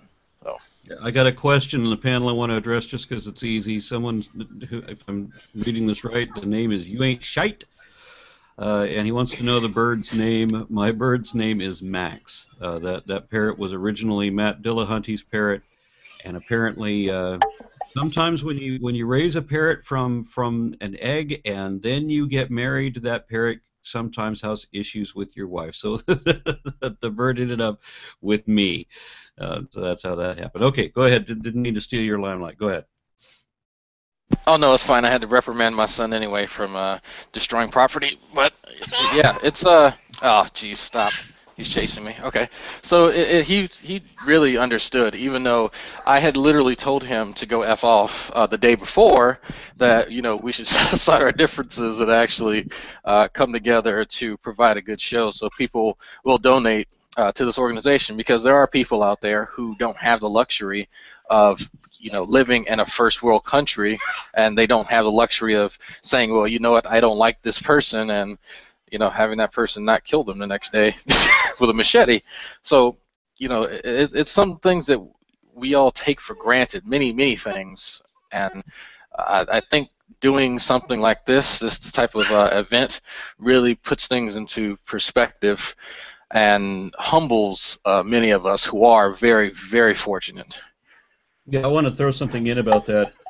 I used to work, until relatively recently, actually, I was working in the corporate world, and I had to deal with a lot of people on the phones. One of the people that I was talking to was a plastic surgeon in Hollywood, and he said that he would have been every bit as vacuous and self-centered, with a lack of perspective, as everybody else that he worked with, being in Hollywood as a plastic surgeon. I'm sure you can imagine. He said, however, that shortly after medical school, he did a 2-year tour with Doctors Without Borders. And he told me that after that, he gained perspective, and that he'll never complain about a dysfunctional dishwasher ever again. And I appreciate when people have a sense of perspective about where they are and what they've got, and when they can have some appreciation for that. And it really does kind of minimalize what happens in our lives, and how much we maybe complain to one another about debate communities, or whatever amenity that we enjoy on a day-to-day basis that goes awry for whatever reason. It still pales in comparison to actually fighting to survive. Okay, well, I've got a greater perspective on why my Q&A may not be working, and apparently it may be because I've got AdBlock Plus working. So I need to know how to turn off AdBlock Plus somehow. Oh, and can I just invite people, if you want to come and join us, please just don't send a contact request. Say that you actually want to join the show, because I've received about 5 people just saying I want to be added as a contact.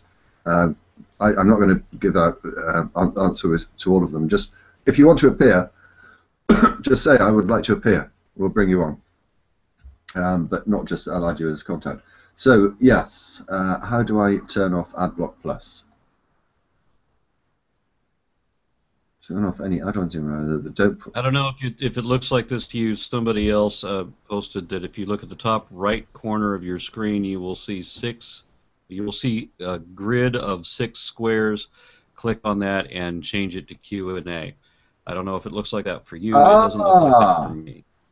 Right. Well, that's worked on that. Okay. Yes. Oh, hang on. I've done. Yes. Ah, excellent. Well, I've got it working on that one. So, yeah, that's good. That's fine. Oh, hang on. I can't do it on the actual Hangout thing there. It doesn't matter.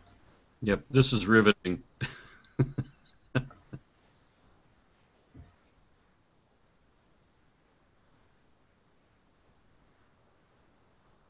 Right, Owen, here's something for you. Okay. Yeah, let's add him in as well. Some time ago, and I'm sorry to throw this at you, and you might think it's really boring, but it's something I meant to ask you. I think it was during the course of one of the Magic Sandwich show, when you were having a discussion with someone, or maybe it was in one of your video responses to someone. You said something along the lines of, I would like to explain to you the origins of the sexes and how this came about. And I meant to ask you about it, and I never got around to doing it. So, explain the evolution of the sexes. Why did it develop into 2 sexes? Why not 3? I mean, yeah. Let's talk about that for a while. Well, mathematically, 2 sexes achieve all that you need to do, and it's a much more efficient way of evolving. The real reason for sex, as far as when you're looking at population mechanics, the reason for sex is because it allows a faster evolution than what asexual parthenogenic reproduction can do. I believe in the interview that you were talking about, that we were trying to explain how sexual relations, people, the confusion that people have with this is the difficulty in explaining it, because you have people that think that, like Big Comfort explained, you have a lump of hamburger that suddenly turns into a dog, and because it turned into a male dog, it then has to go over, look for another lump of hamburger that suddenly grew eyes and legs and a tail and became a female dog, right? They'll do anything they can to make this sound implausible.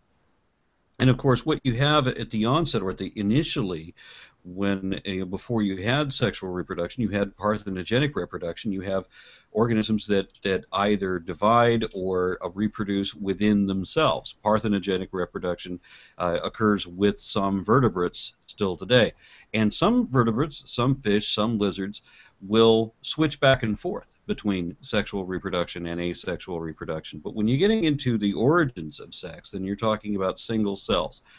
And in the single cellular stage, there's a type of horizontal gene transfer called conjugation, where it's very like a sex act. You have 2 microscopic organisms, one plunges into the other, and they simply exchange DNA, because on the microbial level, you can exchange DNA just on contact. And people talk about how, well, why do we have female organs matching perfectly with male organs? And of course, what they're not realizing is that when you go back into the primitive stages, like with fish, for example, you don't have that. You have fish releasing eggs and males releasing sperm, and you literally do not have a sex act. You've only got the conjugation that's going on at the microbial level between the zygotes. So then when you get even more primitive, like with sponges, it's much the same thing. Sponges don't have a sex act. They don't move at all. They just emit huge volumes of sperm that are supposed to, encounter some other organism. So the matching organs for sexual evolution come way after. It's like when you go up from fish, let's go through what people understand as an evolutionary ladder, even though we understand it's not actually a ladder. This is the way a lot of other people envision it. If you move from fish to what most people would think of as amphibians, although that's not correct either, now you begin to have a sexual liaison where the male has put himself in close proximity in order that when her eggs are emitted that he's going to release the sperm and always make contact. And of course, if you can get right inside there, well, then that's even easier. There's already an orifice for the eggs to come out. It's not that hard of a thing to develop sexual organs to accommodate that. I don't really understand where the mystery is until I have people explain to me what their perspective is on why they think it's difficult, and the fact that they do so often think like Andy Jack did. You remember he completely forgot that there were supposed to be apes in our evolutionary lineage, and he imagined that we're walking around in the jungle without eyes until we grow eyes, and so we're bumping into things until the day that we grow eyes. It's mystifying to me how people can distort things so very badly. When they ask about the evolution of sex, it could be that they're looking for a sincere answer, but most of the time that I've heard people explain this, when I inquire what their perception is, it turns out that it's so far wrong that it would require a complete re-education to answer that simple question. Okay. I can't hear you, Dragnauct. I'm sorry, I was talking to my mother about something completely unrelated. I don't know how many people have seen the movie Coming to America with Eddie Murphy. I have. Okay, there's a commercial in there about Soul Glow. It's some type of hair product, really ethnic hair product. Okay, the actor that plays that guy, Clyde Jones, I met him 2 days ago in a casino here. That's what we were talking about. So. Oh, okay. But yeah. In a casino, where do you live? I'm staying with my parents right now in Natchez, Mississippi, just visiting on our way to our second half of our excursion to our new home in Maryland. Okay. Maryland from Mississippi. That might be a bit of a cultural difference. Oh, yes. I'm used to it, though. I'm used to it. I like traveling. But one of the things that I wanted to actually comment on is, I know you mentioned right now, or not right now, a few minutes ago, misunderstandings about, I guess, known scientific facts, and that it has been, I guess, the bane of my existence on YouTube to try and have a conversation with someone who, how can I put this, pretends that they understand these concepts, but will subtly attempt to divert the conversation away from science and move it towards pseudoscience, which completely unfounded, unsubstantiated, Nephilim-free rhetoric, and it's really frustrating, because you want to be as unbiased as possible, but when you keep seeing the same amount of intellectual dishonesty, it really makes you wonder, whether many of these people even want to try and understand science, or are they purposely trying to propagate their religious beliefs by undermining scientists and scientific facts that just so happen to not coincide with whatever they currently believe. What I see is very often when they want to use the incredulity argument, in order for them to adequately misunderstand the situation, I mean, they can't just use justification that can't be right because they don't understand it. They have to distort it so badly that I don't understand it. They have to twist it into something that it's really not. They have to parody it. Now, when I describe the creationist perspective as being a compilation of fables, as being literally fairy tales by definition, involving talking snakes, talking donkeys, witches, giants, wizards, and so forth, that's not a parody. That's not a straw man. That is literally what it is.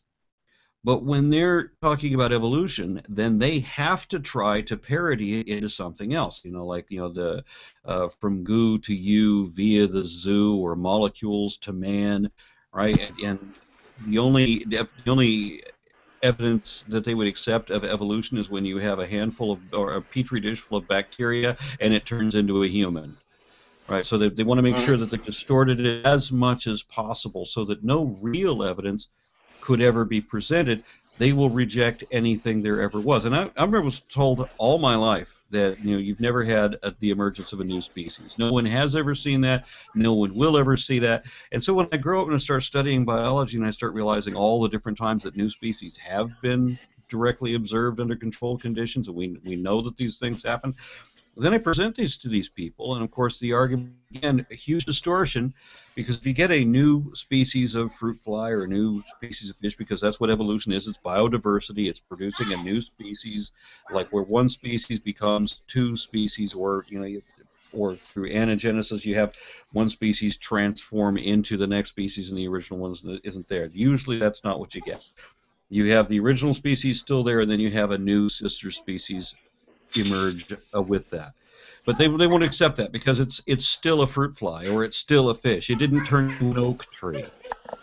They want a human to give birth to a carrot.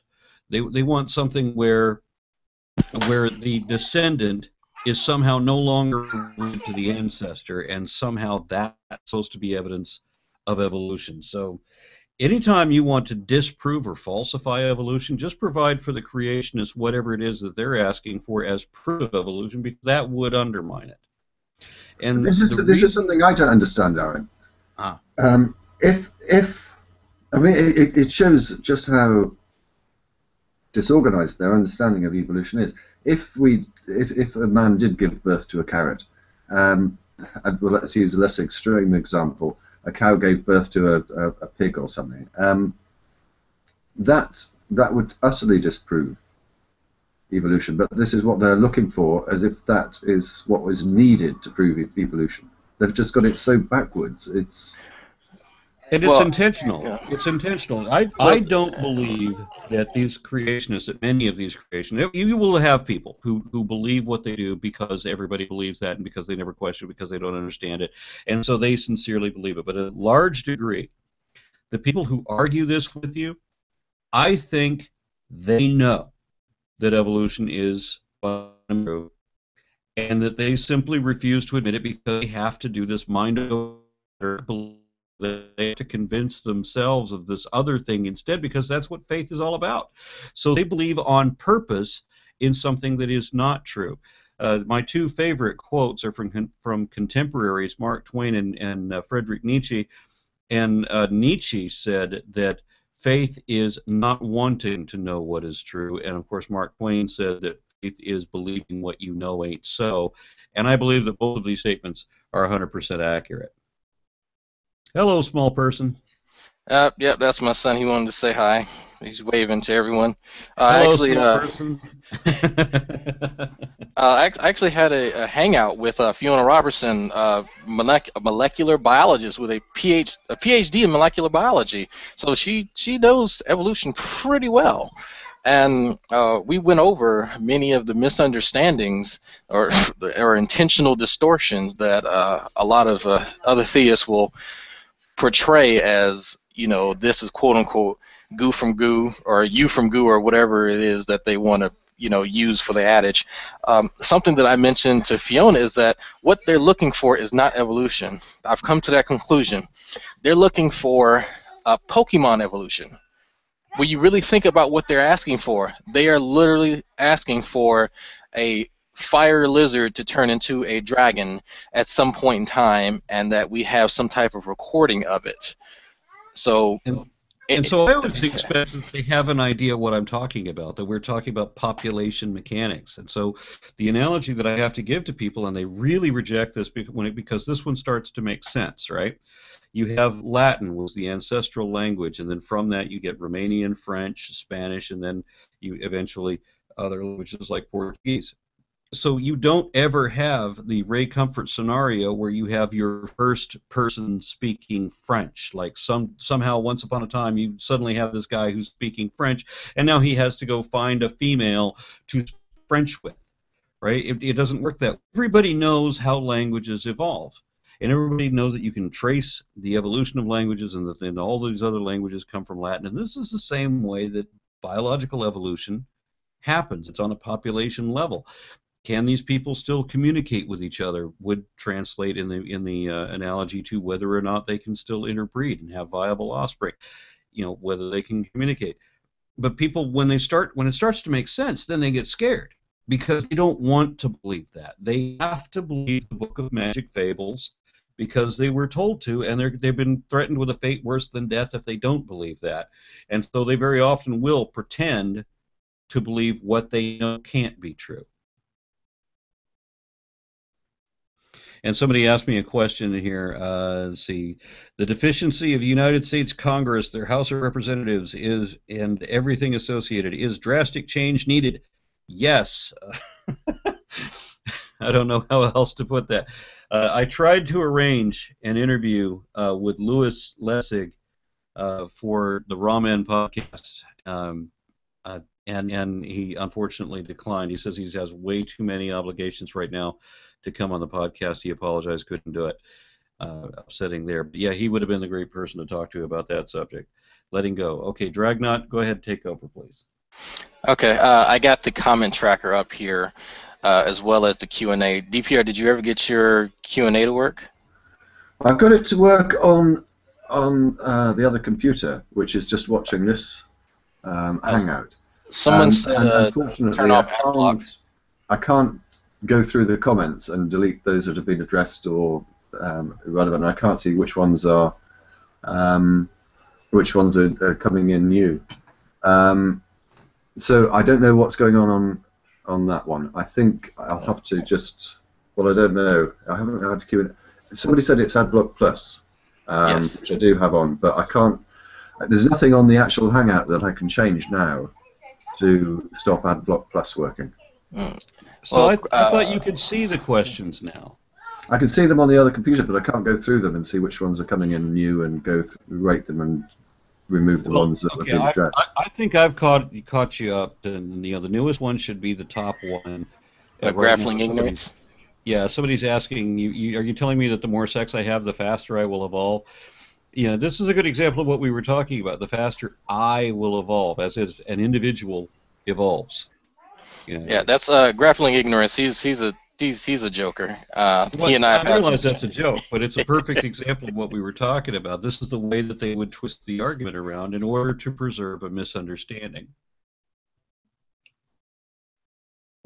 And I agree. A lot of it is general misunderstanding. I've met people in real life who, for some reason, think that I guess with enough generations we'll grow wings. I've heard that, or I guess I've literally heard that more than once, and I'm kind of baffled as to how to answer that, because it's like, well, we could possibly, sure, given enough generations, why not? But you really, it's hard to address it with a serious face. For some of the misconceptions to get thrown in there as a point of contention, I guess I could say.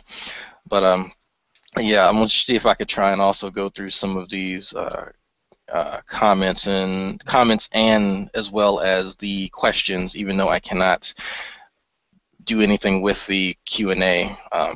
Rethink, hi, yes, I will give you a shout out. I didn't forget you. Oh, Ronnie's back. Ronnie said something. I questioned Fiona Robertson's credentials, and I actually challenged her to a structured debate. She backed down from me after I ran a very obnoxious biologist by the name of Suzuki Dolls off of YouTube. Okay, true empiricism, since you are very jealous that you cannot get on the show and show everyone your ignorance. I will let you know that Fiona Robertson has on more than one occasion shown her PhD. There are many links on the internet as to her research paper, as well as a few other articles that I personally looked up, unbeknownst to anyone else, because I was very curious as to her credentials as well.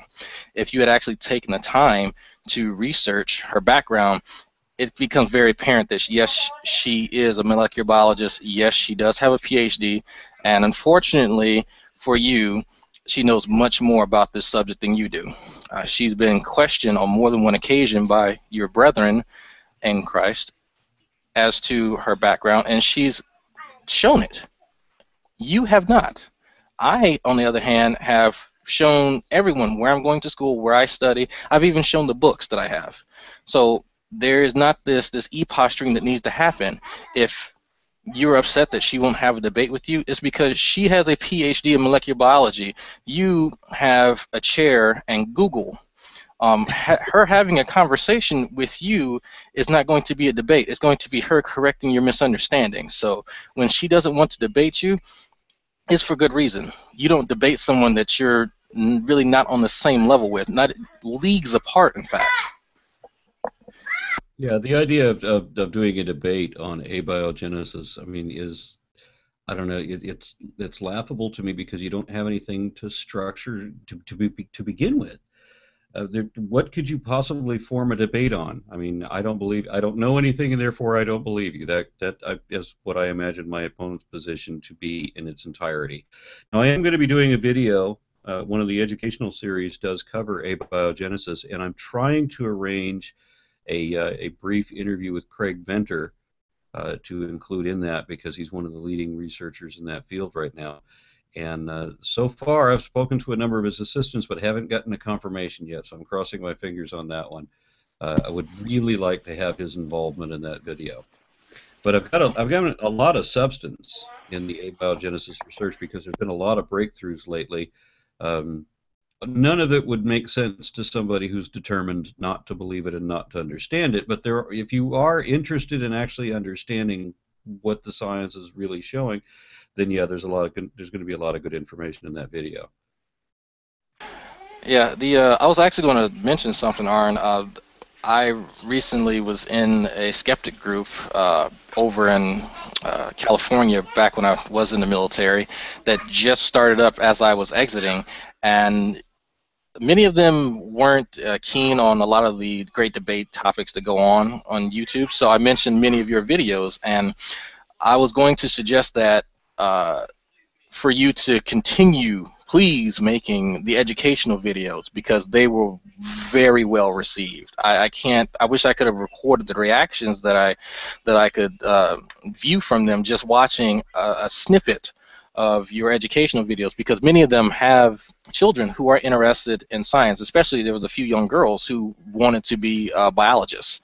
So having someone to differentiate fact from fiction and to encourage them to seek a background in education, background on science, from such a young age was really inspiring to me.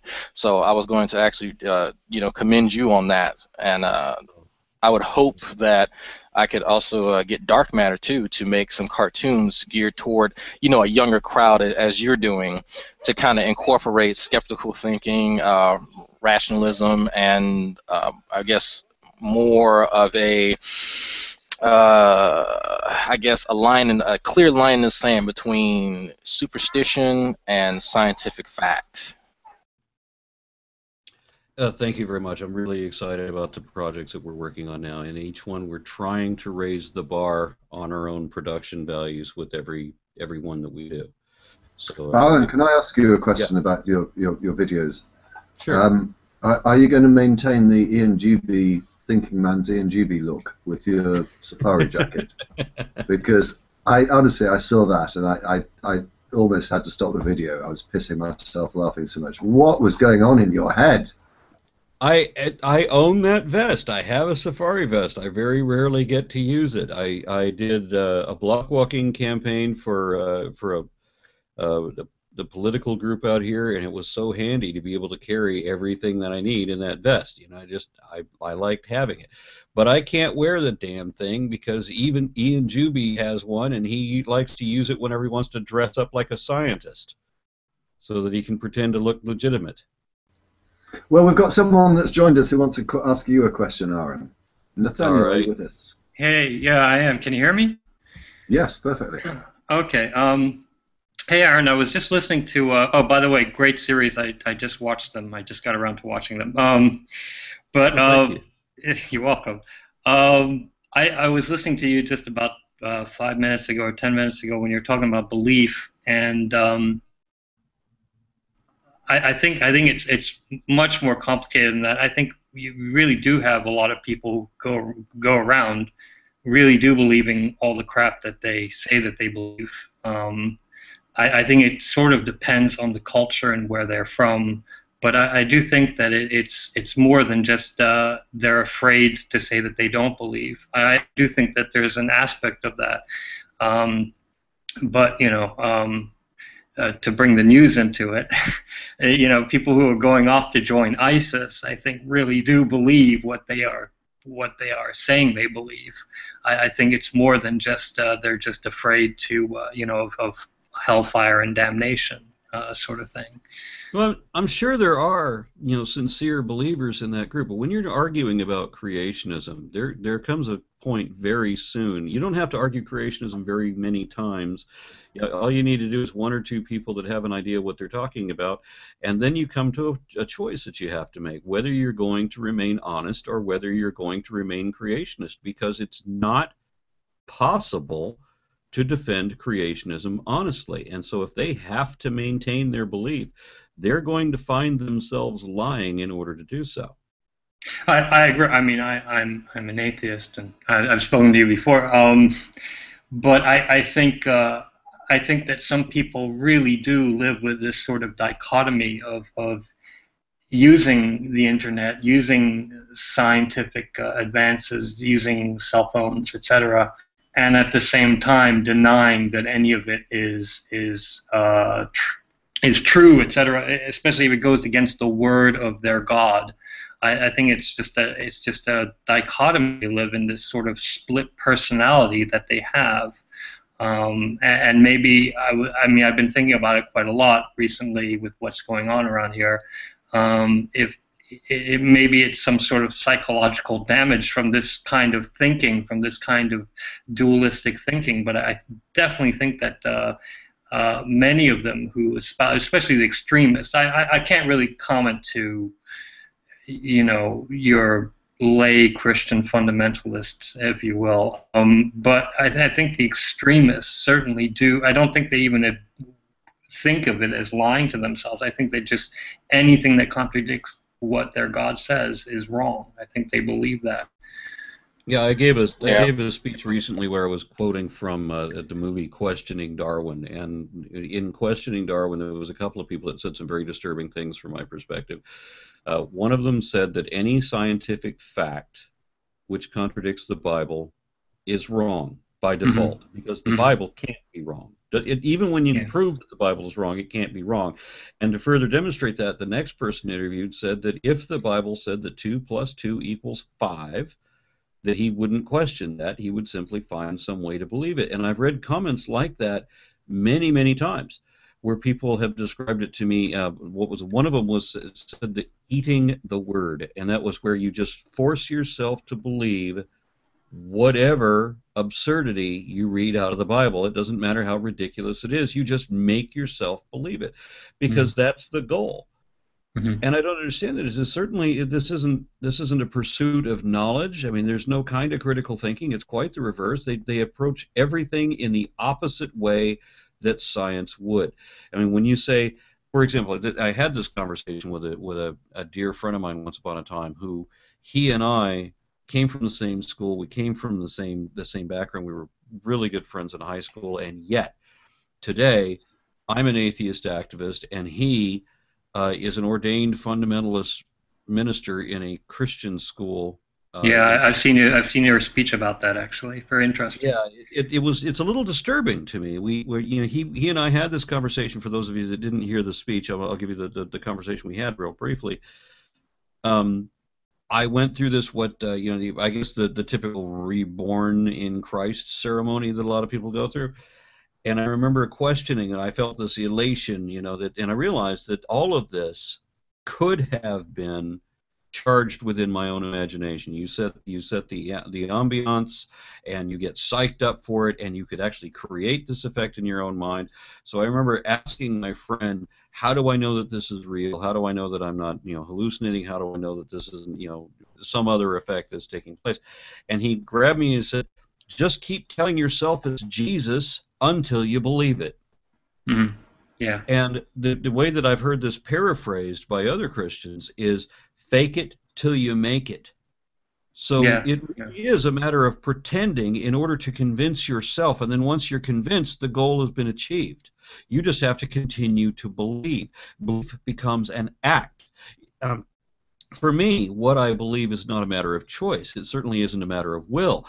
What I believe is a simple consequence of my understanding of the data, and that will change as my understanding improves. But with them, belief, it damns the data. They want to believe, and they will reject any data that gets in their way of that. Yeah, I think that. Well, again, I think it's also dependent on what religion you are and culturally where you're from, etc., and what you have access to. But I think you're right in terms of many Christian fundamentalists who confront this sort of thing online. I mean, confront scientists and people, atheists who believe in science, etc., who accept science. I'm not so sure it really qualifies. In regards to other people who basically grew up in complete ignorance, or perhaps have some sort of psychological change that they go through and just become fundamentalist, Islamist, etc. I think that's it's a little bit different thing there, because our society, our Western society, as bad as it is with fundamentalist Christians in the United States, is not the same. There's not the same consequences to saying you don't believe as to other parts of the world. So I think it's a little bit different. Well, it's not. There's not an immediate death threat, but there is. The anti-intellect movement is very, very potent. And I know Aaron knows this, especially in Texas. I believe there was a bill about a year ago for for teachers to not teach critical thinking or to challenge any strongly held beliefs. And to go against the grain like that and to say, you know what, baby, teaching critical thought is actually a good thing, that could be very detrimental. Yeah, they deem it as a liberal. They deem it as a liberal plot or something to try to reject Jesus or something. I remember that. It's crazy. I mean, I lived in Arizona for 5 years, and I was in Phoenix, and while it's not Texas, it's fairly close. And I was an out-and-out atheist. Pretty much everyone I knew was fundamentalist, evangelical, creationist. But again, it didn't really have the same consequences in my life that I have heard from other people. I'm not saying that it doesn't for other people. I'm just saying that I was, maybe I was a bit different about it anyway. Yeah, now we've got to remember that the people that I'm talking about are people that have their beliefs challenged by the conversation that they're having with me. And in those instances, I very often get admissions that they're not going to change their mind because of a matter of choice. They want to believe X, and they don't care about Y.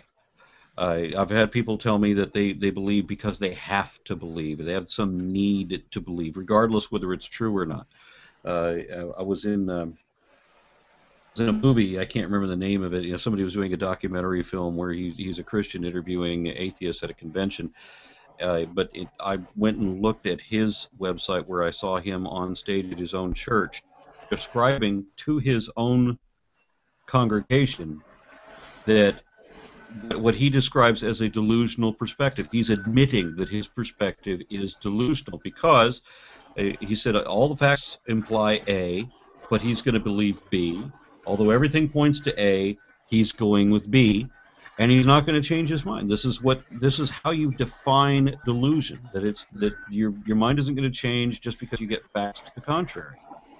So I'm not saying. Well, I had a follow up to that though. It makes me wonder when you have people who admit this sort of thing, or who do know that they're lying to themselves, etc. They simply just won't want to choose another way. Do they really think that atheists are the devil?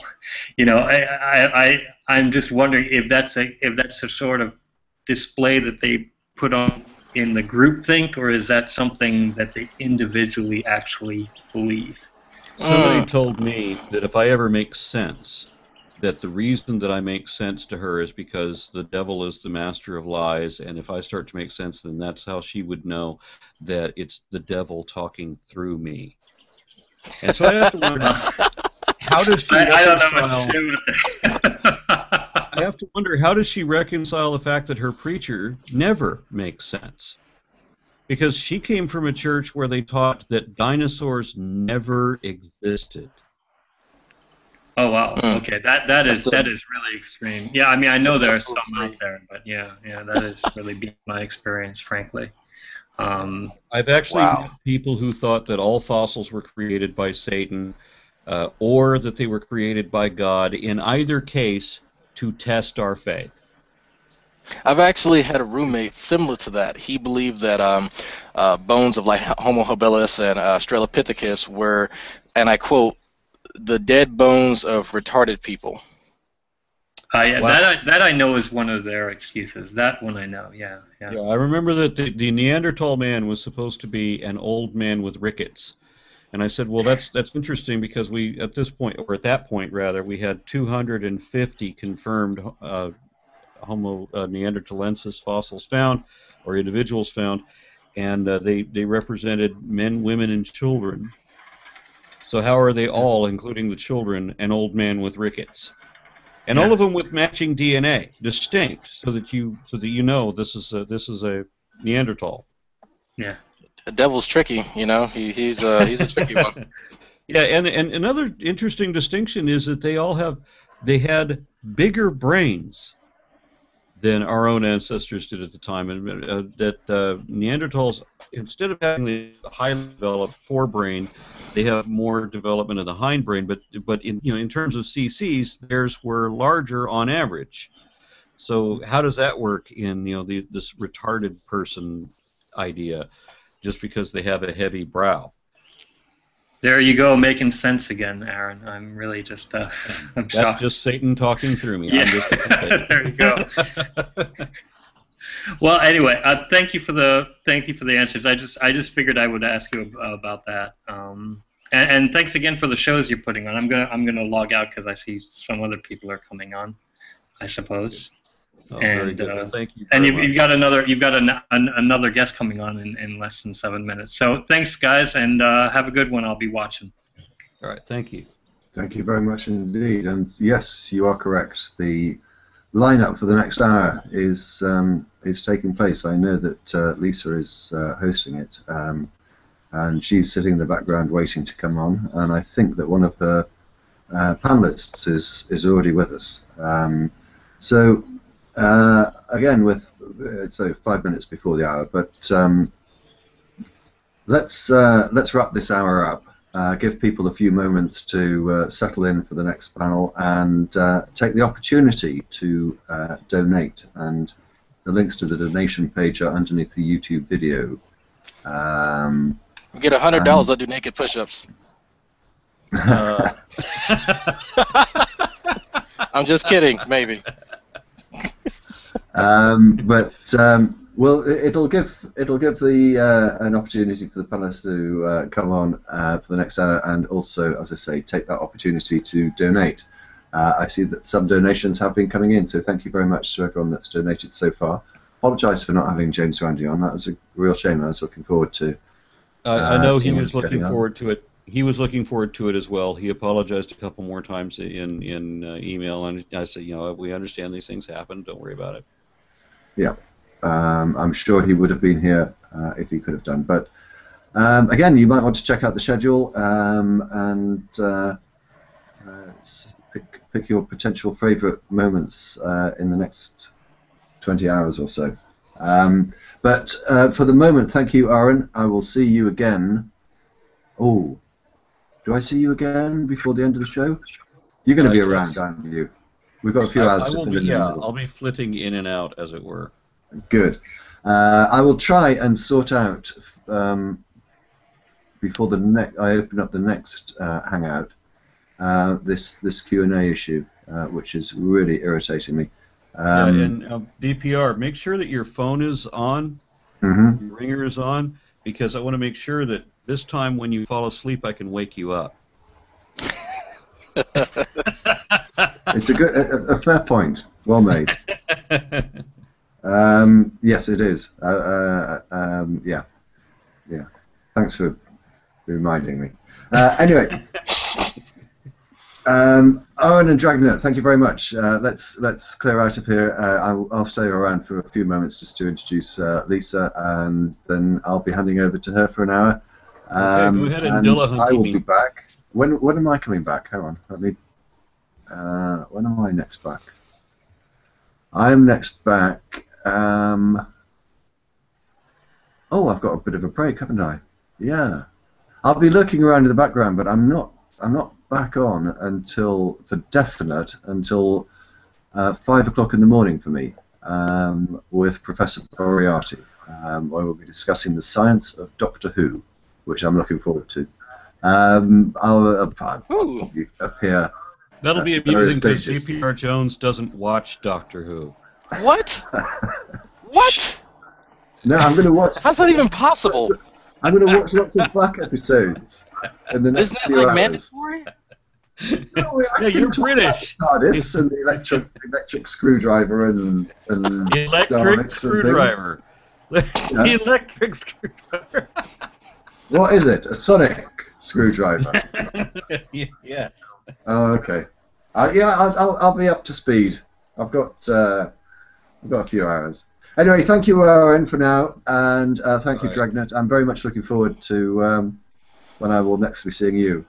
Although you might be with us for the general chat bit in the middle, where we've got a few hours blank. But thank you very much for now. Yeah.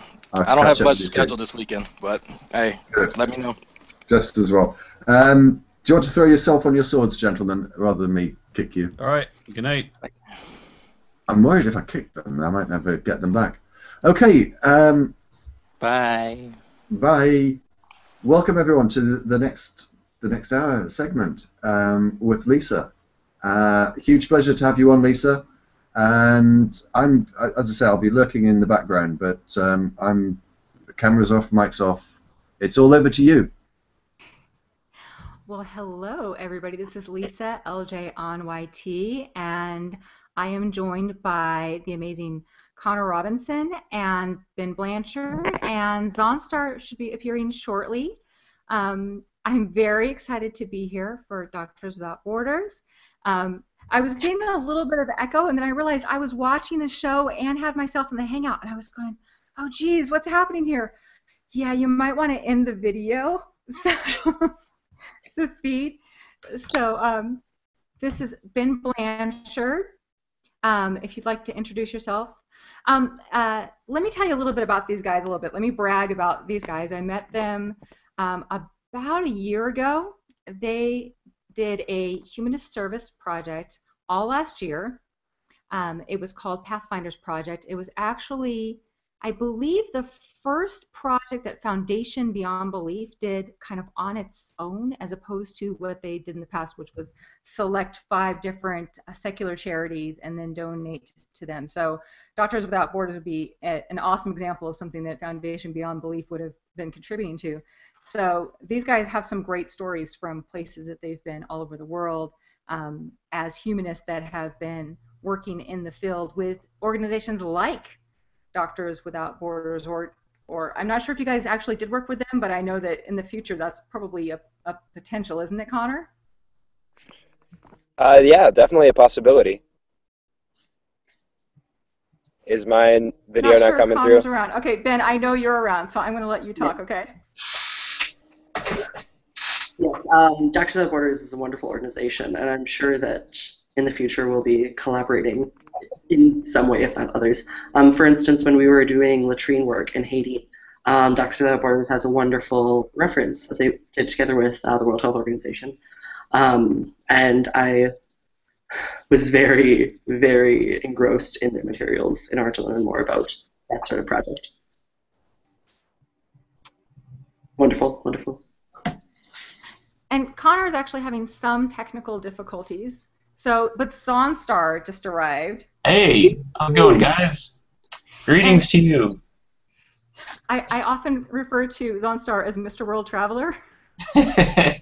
I have been around a few places, and Ben, I've heard a lot about you, and I have actually been remiss in not adding you to my friends list because I've never actually met you or talked to you until just now. Though Lisa I've known for a long time, we've been friends a long time.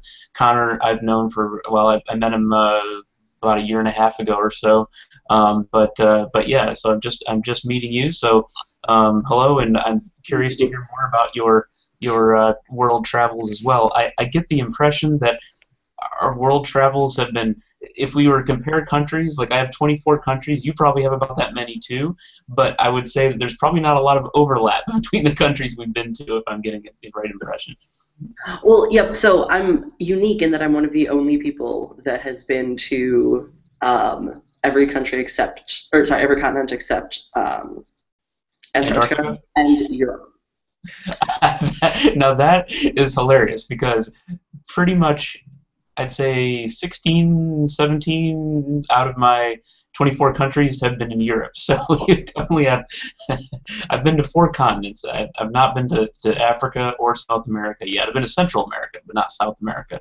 Panama is just technically north. It's technically Central America. So I would highly recommend Latin America just as a whole. It's wonderful, vibrant. Awesome. Yeah. I would recommend Uganda, except I'm not really allowed to go back there. So. Right. Yeah. That could be an issue. I don't think I'd want to go back there either if I were you. But I don't know that I want to go back there. I don't even know if I want to go there now. Well, beautiful, beautiful country. People are wonderful as long as there they are. Things are ignored. But how is the government? That's the problem. That's. Let's see. People of a non-traditional persuasion? No, persuasion's not the right word. Not traditional. Yeah, no, not exactly friendly to the Right. LGBT community. No, they are not. But so did you when you were in these countries, Ben? Oh, there's Conor. I see him again. Well, at least a picture of Conor. So Ben, when you were in those countries, did you meet at all with Doctors Without Borders? Did you see any presence from them in those countries?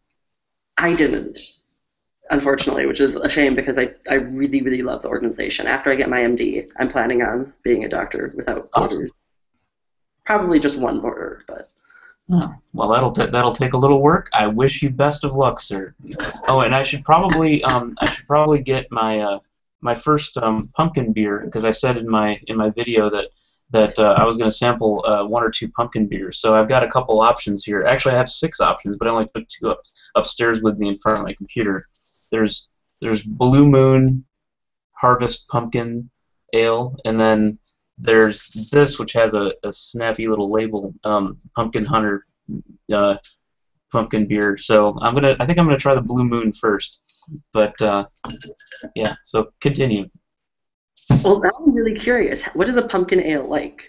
I've had pumpkin ales before. They're all different. Sometimes they're just a little bit pumpkin-y. Sometimes they're like serious pumpkin, like smack you in the face kind of pumpkin. But we'll see what this is. Sometimes they're a little bit more spicy. Sometimes they're a little bit more, That's quite good. Well, this one's by Blue Moon, so it's gonna be at least decent. It's not gonna be total crap beer. Yeah, seasonal. This is quite good. This is definitely pumpkin-y. Has a little spiciness to it. So, I see we have Captain Giant Beard in our midst. Somewhere in. He looks like he might be in Africa somewhere. Where are you?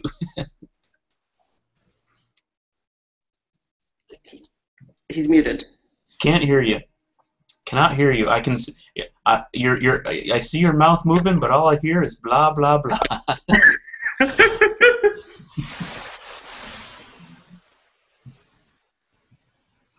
I'm not very good at lip reading. I'm normally a little bit better, but the beard throws me off. Yeah, I know. The beard. Epic beard man. 1 second. Okay, we got that. 2 ones mean 2 seconds.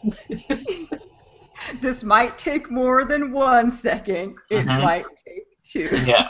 To be fair, that may be 1 moment. Technical difficulties during a hangout? Unbelievable. Oh my god, that might be the first time that's ever happened ever. Oh, it might be. Inconceivable. You need to let Google know. I think I said that I was going to have pumpkin coffee, and I do not have pumpkin coffee with me. Wow. I have off to the a bottle that's like colored like a pumpkin. Mm-hmm.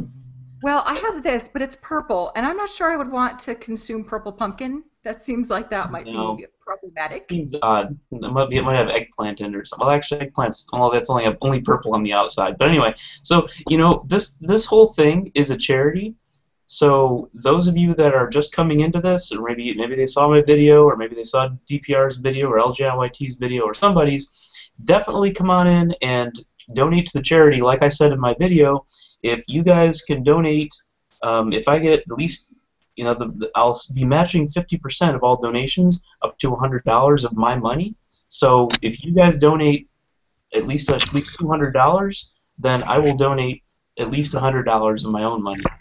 So do it, and because I didn't do the whole ALS challenge. I was nominated like 3-4 times, but it just wasn't my deal. I'm looking forward to this, and so I'm gonna donate to this instead.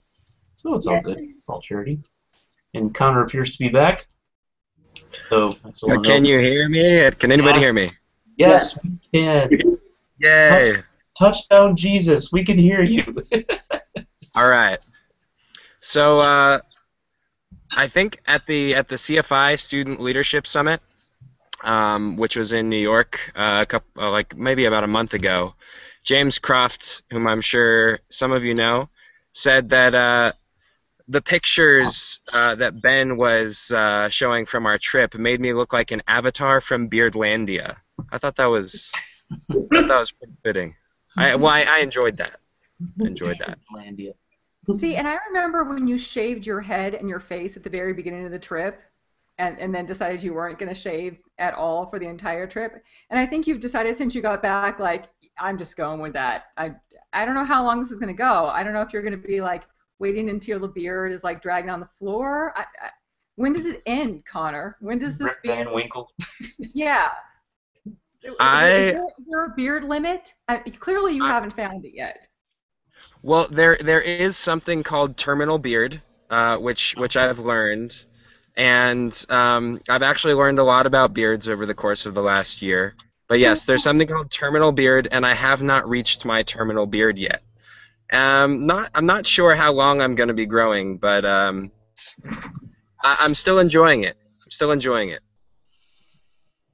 Good. So it's not even, you're not even waiting for like some sports team to make the playoffs or anything, right? This is just like some sort of personal journey thing. What football nerd? Right. Yeah. I have no good sports excuse. This isn't a rally beard. So now I'm married to a bearded man who formerly had a very scratchy beard, but then discovered beard oil. Mm-hmm. So and I believe that you are familiar with this magical substance. So can you tell me about some of your beard maintenance? Sure. So I actually make my own beard oil, and of course you do. Yeah. But it's more just to save money than anything else. I think so. Let's see. I throw some sweet almond oil in there. Some jojoba. Is that even how you say that? Jojoba oil? We'll let you say it. We'll go with that. Okay. That one. I can spell it. And then some argan oil, and I think that's about it. But you can. I don't really like putting scents in my beard, but some people like to put, lavender or sage or I don't know, patchouli or whatever in their beard oil. I prefer not to do that. But is it organic? Yes, it's definitely organic. It's all organic. And then I brush my beard, of course. I don't actually brush my hair, but I brush my beard. And that's about it. The thing about the itchy beard, though, is that you have to, when you have hair like this, you have to treat your face like you treat your scalp. Otherwise, you end up with some beard dandruff, which is kind of gross. So. That sounds sexually unappealing. I think the entire beard thing is sexually unappealing for many women and men. But you'd be surprised. You'd be surprised. There are a few giant beard fetishists out there, so you're able to, to have relations with people. No, I have to tell you, as when I come down off of the mountain, once a month or so, and they're not frightened away by the smell, then yeah, we can have a conversation. Awesome. So Conor, I was hoping to. We were just talking, but as you were having technical difficulties, we were talking about what you and Ben have been doing, going to various countries, and Ben said that South America, well, he said that Latin America in general was one of his favorite places that he went on the journey. Did you find that as well, or did you have another area of the world that you really enjoyed? Yeah, my favorite places to visit were in Latin America and the Caribbean, for sure. I really enjoyed Haiti, Colombia, and Ecuador. Those are probably my top three. But of course, those are also areas where Doctors Without Borders operates. I mean, it's not. There's a lot of need there, in addition to being a lot of beauty, as was the case everywhere we visited. Mm-hmm. Did you get a chance to go to Peru at all? Sorry, I missed that question. Did you get to Peru while you were out there? No, we didn't, unfortunately. I'll have to do that the next time. That's actually one of the countries that's like one of the South American countries that's pretty high on my list that I'd really like to see. I don't know if it excite anyone else as much as it interests me, but for some reason my travel interests often are inspired by food, and so Peru is one of the places where it's one of the few places, I think it may even be the only place right now, where there still exists some biodiversity in potato species. And so in most of the world we eat like two varieties of potato. Right. But in Peru, you like climb up into the mountains and you can just dig out of the dirt potatoes that wouldn't even be recognizable to us as potatoes, and that are cultivated just by individual families, and each family has its own variety.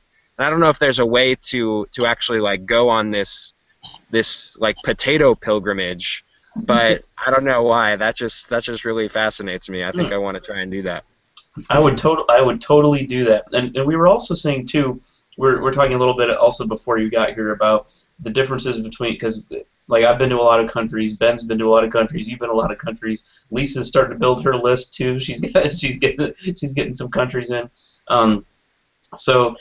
But the countries that I've been to have been mostly first world countries, for lack of a better word, I guess. I've only been to 1 or 2 developing countries, really. And does your profile, like, have you been to a lot of European countries and various other, or is it mostly developing countries that you've been to? And is that, how do you compare the two in terms of a travel experience? Well, yeah, I mean it's completely different. But I think this trip with Pathfinder's Project was the first time where I was traveling to places where even the major cities didn't feel as developed. I don't know if that makes sense.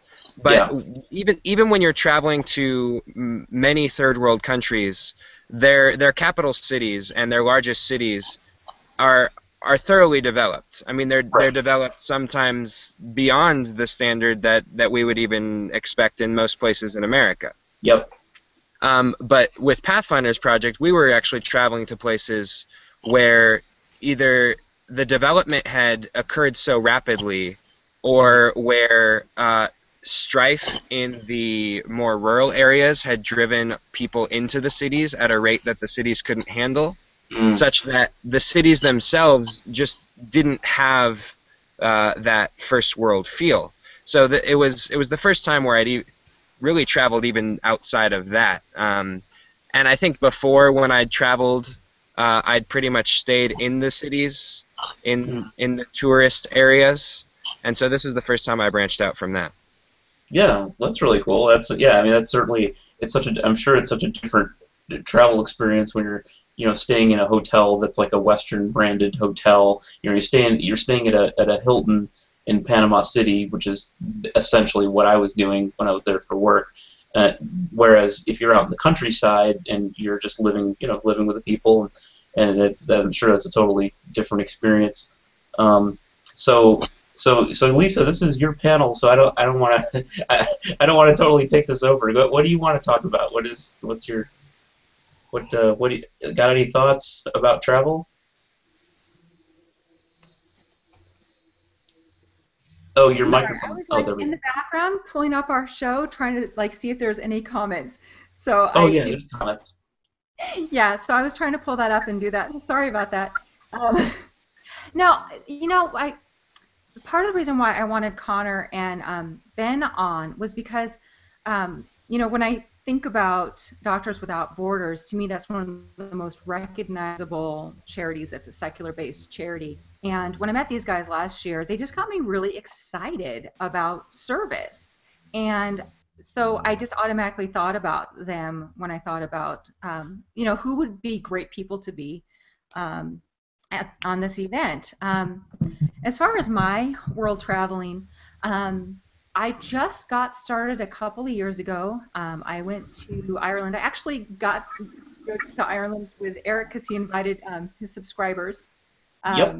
Wanted to go with him, and my husband and I said, "Sure, we'll go with you and your wife." So it was Mrs. Zaunstar and I and LJYT and Mr. LJYT and about 40 of our closest friends. Well, no, it was 40 strangers, but they were all on the trip with us. And we got along. Oh wow, so I didn't well. know that part. But it Travel wasn't. again. Yeah. So the 40. Yeah, it was an organized tour. The company's Go Ahead Tours is the company. So we got the tour through them. So there obviously there are random people that are there. It's one of those things like it's an escorted tour, but you obviously get time on your own and stuff like that. They do the hotels and the going from place to place. They set that up in terms of buses or whatever's necessary, and there are some things that are included. Like there's always usually when you get to a new city, there will be like a city tour, and then you do all that. So that's the way you do it. And some of my travels have been through work. Some of my travels have been through through like escorted tours, and then some tours I just organize myself, with my wife and I. But so anyway, yeah, it's always a different experience. I'm probably headed to Abu Dhabi in a few weeks. Although I've been there before, so I kind of know the deal there. but yeah, that's an interesting area of the world too. Yeah. Yeah. Very well. That sounds like a lot of fun. Did you have a good time with your 40 closest friends, strangers? I did. Yes, I did. It was fun. Yeah, and I did too. And then Go ahead, Art Lisa. and I went to London and Paris this year, and we'll travel with Eric and Mrs. Zaunstar again. Yep. They're fun travel buddies. But there's something really great about just going other places and seeing other perspectives. And for me, even I was a little nervous about going to France because I don't speak French. But I have to say there was something about being surrounded by people that don't speak the same language as you that was almost, I'm not even sure how to describe it. There's something kind of liberating about that. Like you really have to just kind of submit yourself to somebody else's culture and just trust and go with it and, learn your phrases and, just sort of be thoughtful and aware. And for me, at least, I'm only really doing that as a tourist. I can only imagine when you're embedded in a place how much more you have to do that. And I remember even reading some of your blog posts, Conor, about some of those experiences that you had, and some of the times where you'd have to sort of even check yourself. Like I think there was the one that's coming to mind is a woman that wanted you to pray with her. Yeah. Remember that? And how you have to kind of set aside your own kind of thoughts about things sometimes and really just kind of step back and evaluate, what you need to be doing in that situation. You guys had a lot of experiences like that, the witch camps, just a lot of really, really interesting experiences because you were so embedded. So I barely get a taste of that being in another country and having to just kind of step back, but there's something just really relaxing to me even about having to learn public transportation in another country or just various things like that I think is very liberating. And then when you come home from that, I think it just changes your perspective when you come back home. Well, yeah, it has to change your perspective, and it's not just the exercise in, putting yourself in a new environment or trying out a new language, but there's something very difficult, and I mean this in a good way, about traveling to a place where the foundations of their moral system is completely different. So all the places we're from and the way we perceive ethics and morality is from an individualistic sense of human worth. But if you travel to the third world, odds are you're traveling to a place where society is structured according to a communalistic understanding of society. And so the rights of the individual, or rights of the individual, that's a very foreign concept. And so there's the difficulty in that when we approach the world from a desire to help, we're approaching it really from the desire to help individuals, and we see these individuals as being as having their rights taken away from them. But then we're entering into societies where that's not the understanding at all. The attempt is to create the best good for the greatest number of people. It's not utilitarian, but you could sort of analogize that way. And so the difficulty in traveling, or at least for me, and it was a good difficulty, is trying to seek to understand that and to reconcile those differing worldviews, because it's all subjective. And that's not to say that I don't think we can't search for one that's more right or better or one that we should go with. But I have to recognize that my leaning toward the individualistic is a completely Western thing. And actually, the Western individualism is so rare when you look at the grand scheme of the world that for us to impose that on anyone, it's something we should be wary of. Very well said. That's something I hadn't really thought much about either. I do think that's because, and especially since, like, when I'm going these places, obviously, like I said, I've been to a lot of developed countries, so it is a different mindset, and so it would be interesting to spend some time in the places you have and kind of see it's more. It sounds like what you're describing is more of a community mindset, or is it something more than that in terms of not being individual? Well, yeah, it's a little bit more than that. So there have been some really interesting studies that have been done that have gone beyond the normal failing of psychological studies, which is that all of the subjects are rich white college students, basically. Right. Right. And so when they've gotten beyond those samples, they've found that the only people who judge a situation based in only the terms of fairness and harm, which are the ways that Westerners really judge systems, fairness and harm. Any action is good if it increases fairness and decreases harm, and any action is bad if it does the opposite, right? Mm-hmm. Well, we're the only ones who think that. And so they've done studies where they've found that it's not actually a Western or a developed world versus a third world thing. Mm-hmm. It's an affluence thing. So the more educated and the richer you are, the more likely you are to see the world in individualistic terms, where the good is the action which increases benefit and decreases harm. If you go anywhere else in the world, there are all these other ideas. There's a morality based on sacredness and cleanliness. There's a morality based on community and loyalty, right? And these are things that that we place below the fairness and harm aspects. Mm-hmm. But in other areas of the world, there are things that are much more important to them.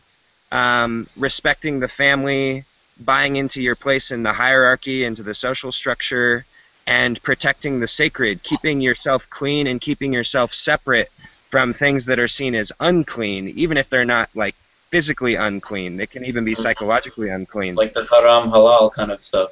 Exactly. But every culture has their different version of haram halal. But you don't see people getting away from that idea and being okay with,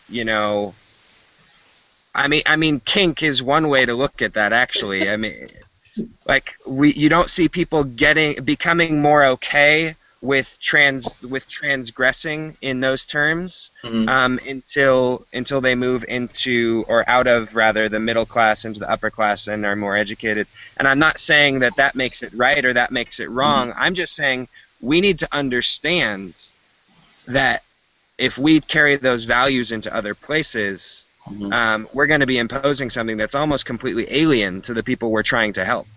Mm-hmm. So when Yeah. you're helping communities, and obviously we're here for Doctors Without Borders, so I'm imagining this is their mindset as well. You're really building community, and you're really looking at sort of different things then. So as a Westerner, we might look at, for example, what comes to mind when you talked about cleanliness is African women that are unable to go to school when they're on their periods because of that cleanliness issue. So I know that there's programs that supply menstrual products and then a way to incinerate them so that you can help these girls to access their education. So that's more, as opposed to looking at the individual, that's more looking at the entire community from a different perspective. Would that be a good example? Yeah, I mean, there's the cleanliness issue, and then because women who are on their period are seen as unclean, it's something that's not talked about. It's seen, and so you have this feedback loop where it's not talked about. So the young women don't understand how to manage their menstrual cycles, what products they can use, how to dispose of them, etc., if that's what they want to do. And then the administrations often end up being really oblivious, the school administrations. And so they'll force the young women to throw away their hygiene products in direct view of the male students, and then that becomes a major social stigma issue. And so the girls just drop out of school because they don't want to suffer the embarrassment. They don't really know how to handle the situation. And so you have, even for the girls who are really committed to staying in school, they're missing at least 1 week every month, and that's a lot of school. Mm-hmm. I mean, that's a lot of time to be out of school, and so it ends up getting to the point where they realize there's no point in staying. If you're going to be missing that much school anyway, might as well just drop out. So yeah, there have been some really cool programs that have taken really sensible steps to address that issue by putting up barriers so that the young women have privacy when they need to dispose of their hygiene products, by educating them about how to use hygiene products, and then by giving out those products for free to the young women so that they have access. Because, I mean, money is an issue in accessing these products. Now, I actually think it's better when they provide reusable products, like the cups, the reusable washable cups. But there again, that becomes an uncleanliness issue. There's the stigma of anything that's been touched by the menstruation blood is forever unclean. It doesn't matter if you wash it. So there's some really interesting cultural issues there to deal with. Wow. Yeah, and I always sort of wondered about the cup issue and the reusables as well, and I almost feel like that's another issue of affluence, because for myself and for a lot of my female friends, that's what we use now, because because we have the means to be able to use that, and it's eco-friendly. But I often, when I've heard about those issues in Africa, and wonder why don't they just use those products, what you're talking about makes a lot of sense why they wouldn't do that. And again, that goes back to those values that you were talking about that are not individualistic values but are more community values. You know what, Ben, if you don't mind, I think you're the only person on this panel that's had malaria. That sounds like no fun at all. We're doing Doctors Without Borders. I'm guessing Doctors Without Borders tackles a lot of malaria issues, and that costs a lot to try to deal with that. And we need donations so that they can. If you don't mind, can you talk to us a little bit about the impact of malaria? Yes. So I would actually maintain that it was a lot worse for Conor because he had to put up with me while I had malaria.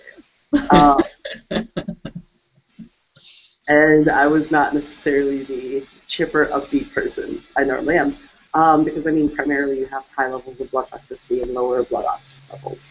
And so a really odd set of malaise and nausea as your life is slowly being away from you guys, small parasites. So Sounds pleasant. what did you say? Awesome. Yeah.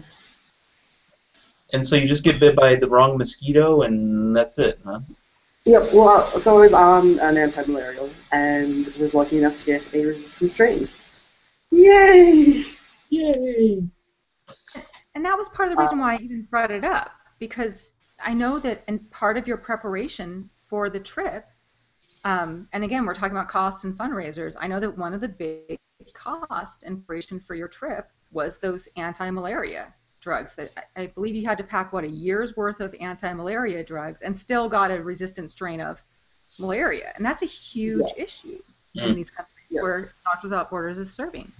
It was very unfortunate. I spent close to 4 digits on anti-malarials.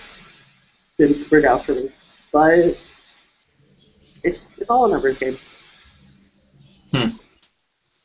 Well, yeah, and then there's the cost of vaccines too, and that translates directly into the work that Doctors Without Borders and other international medical programs does. Because, I mean, it's such a shame that we have access to vaccines, and then we have a large segment of our population and a growing segment of our population that chooses not to get vaccinated. Mm-hmm. Sorry, but that's just ridiculous. When, you know, the majority of the world doesn't even have access to these vaccines, and so it's organizations like Doctors Without Borders that goes in and participates in the campaigns that have resulted in, you know, incredible drops in some of the worst diseases in the world. So, I mean, just a shout out to Doctors Without Borders there.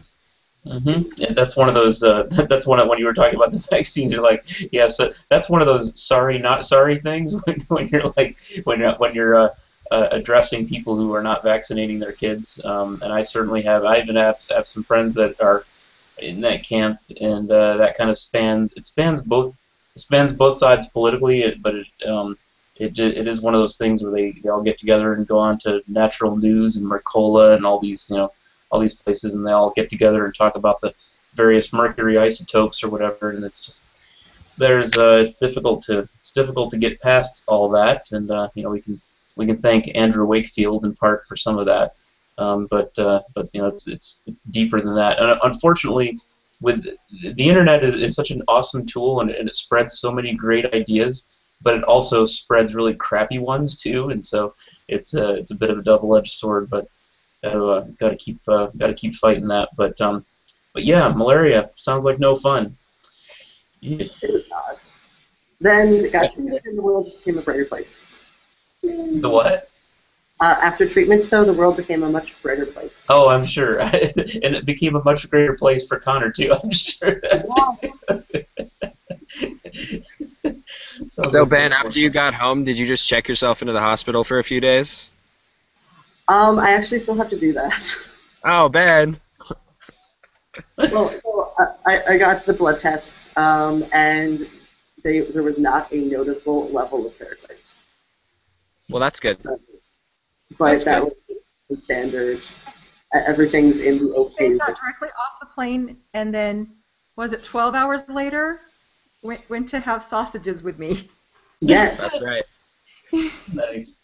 And that was one of my favorite things that I've done since I got back, was having sausages. And wait, Eric, can you say the name of the sausage place again? Because Wurstküche. Oh, it's so cool. Do it again, Eric. Do it again. Wurstküche. Yeah. One more time. Wurstküche. You gotta the first U is like an oo sound, but the second U is an oo, the U with the 2 dots, which in German is called the Umlaut, and so you say that as Ü, and so it's Wurstküche. You guys, that's he could awesome. Do this for hours. He could explain to us how to pronounce German words for hours. It's fun. It's the only. It's kind of weird. It's like it's the only foreign language I speak. I speak reasonably well enough to get along fine conversationally, and I have many times. But it's one of those languages where almost everyone that speaks the language, that at least that's under 50 years old, they almost all speak English also fairly well. But I just started learning Spanish actually a month ago through work, and for free through work, which is great. They have a program where it's like, hey, you get access to the full suite of Rosetta Stone online materials for like a year or something like that, or however long.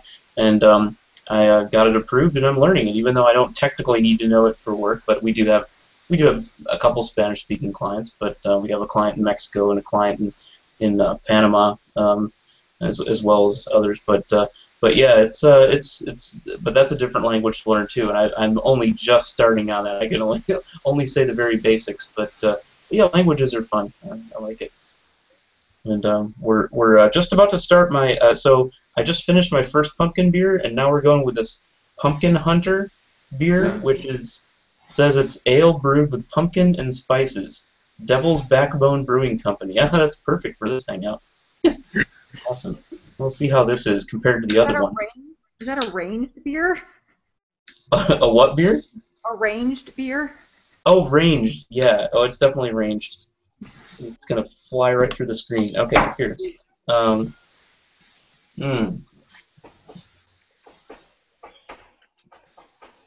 As they say in Pulp Fiction, different but equally good. Yeah, I'd say so.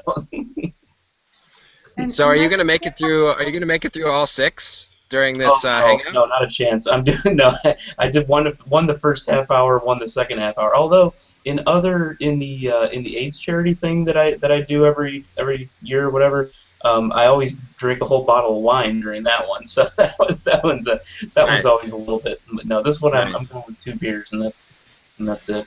So I don't drink a heck of a lot, so I'm a fairly cheap date. So anything more than a bottle of wine is that leaves me like kind of a little woozy. But yeah, I think for this, since all the pumpkin flavored stuff is out, go with this. A whole bottle of wine. Gotta enjoy it while it's out. Absolutely. Yes, definitely. Let's see what else. But yeah, so what is the next move for you guys, Conor and Ben? Since you guys have been to all these countries on service, like, are you planning on doing more of this exact type of thing, or are you, or maybe with a different organization or the same organization? What are your future plans for visiting the developing world?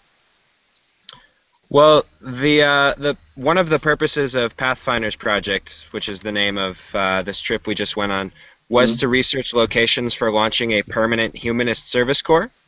And so, as a result of going on this trip and collecting the data that we collected, we were able to identify a location that we feel is very promising for launching a permanent, or at least the first location in a permanent humanist service corps program.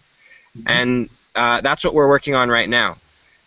So the location we selected was in northern Ghana, which is where elderly women, for the most part it's elderly women, are accused of witchcraft and then beaten and exiled from their communities. Some are killed, but fortunately in Ghana, distinct from some of the other countries nearby, most of the women are only exiled. And that's not to say that these aren't massive human rights violations that are committed against them, but they're still, they survive and we can support them. And as we support them, we can also work to diminish the number of women who are exiled from their communities every year. And so that's the work that we'd like to return and do in northern Ghana. And maybe someday we will get large and established enough that we will be able to invite some Doctors Without Borders to come provide medical support to these women, because they certainly need it. You, sir, are a good marketer. Got that right in there. Yes. Well, that's why I invited you to panel. Exactly. That's why he's here. He brings the marketing. Right. So what about you, Ben? What's next for you in that realm, if anything? I'll probably have to finish med school. and do a couple of years as a doctor. Well, once you get over your malaria, obviously. Yeah. I should probably finish med school. That would happen sooner than later. And then I personally would love to work with Doctors Without Borders. It was the service opera. Until I knew that this service was a thing, it was my dream for well over a decade to be a Doctor Without Borders. Doctor Without Borders. Yes. But to do that sort of work. And I absolutely plan on returning to that sort of work. Great. That sounds awesome. Well, I guess so what about you, Lisa? What are the next countries that you want to go see?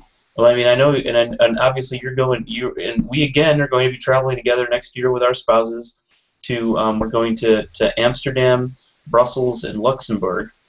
So we're going on. That's about a 11-day trip or so.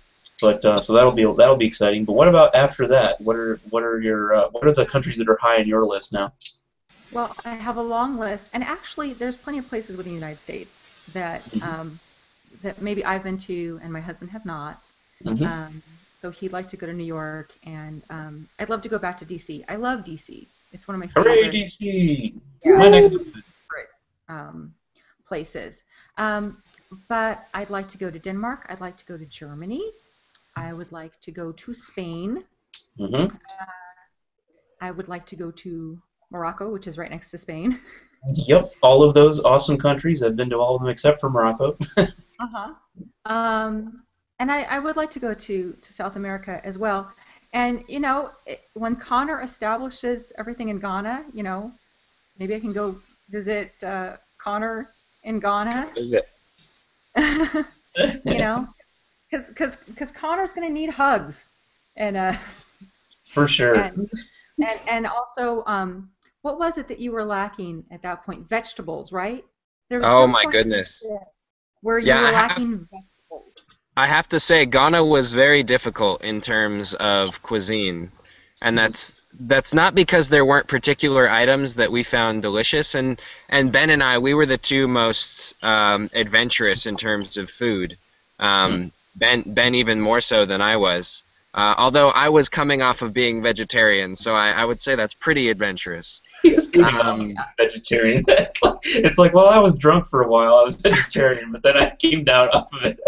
Well, no, I was raised vegetarian, and I was vegan for 4 years before the trip, and then I just went full on. I'm gonna try everything on the trip. But let's see.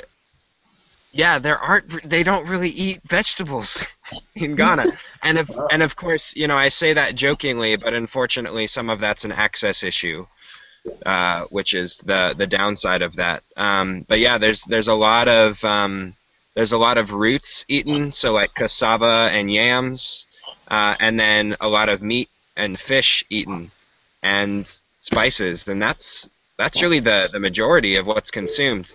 But in terms of greens, it's rather difficult to get a hold of anything that's not brown in color, really.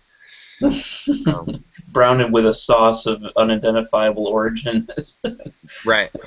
Oh, so there's actually the one place. There's a really quick funny story that I was in San Francisco with Mrs. Zaunstar several years ago it was in 2008 on a trip, and we were in Chinatown, and we went to one of these dim sum places. And we went in there, and it was completely, except for us, it was literally every single other. It was packed, and it was full of Chinese people. And we, you know, they welcomed us, and they sat us down, like, oh yeah, here's some stuff. What about this? What about this? They're trying to, you know, offering us all kinds of things.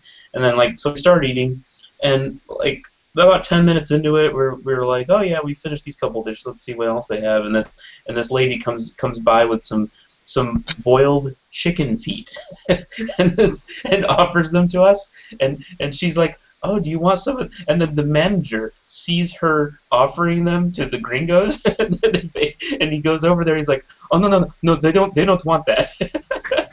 And she was, and my wife was like, oh no, that's okay, no, we'll try it.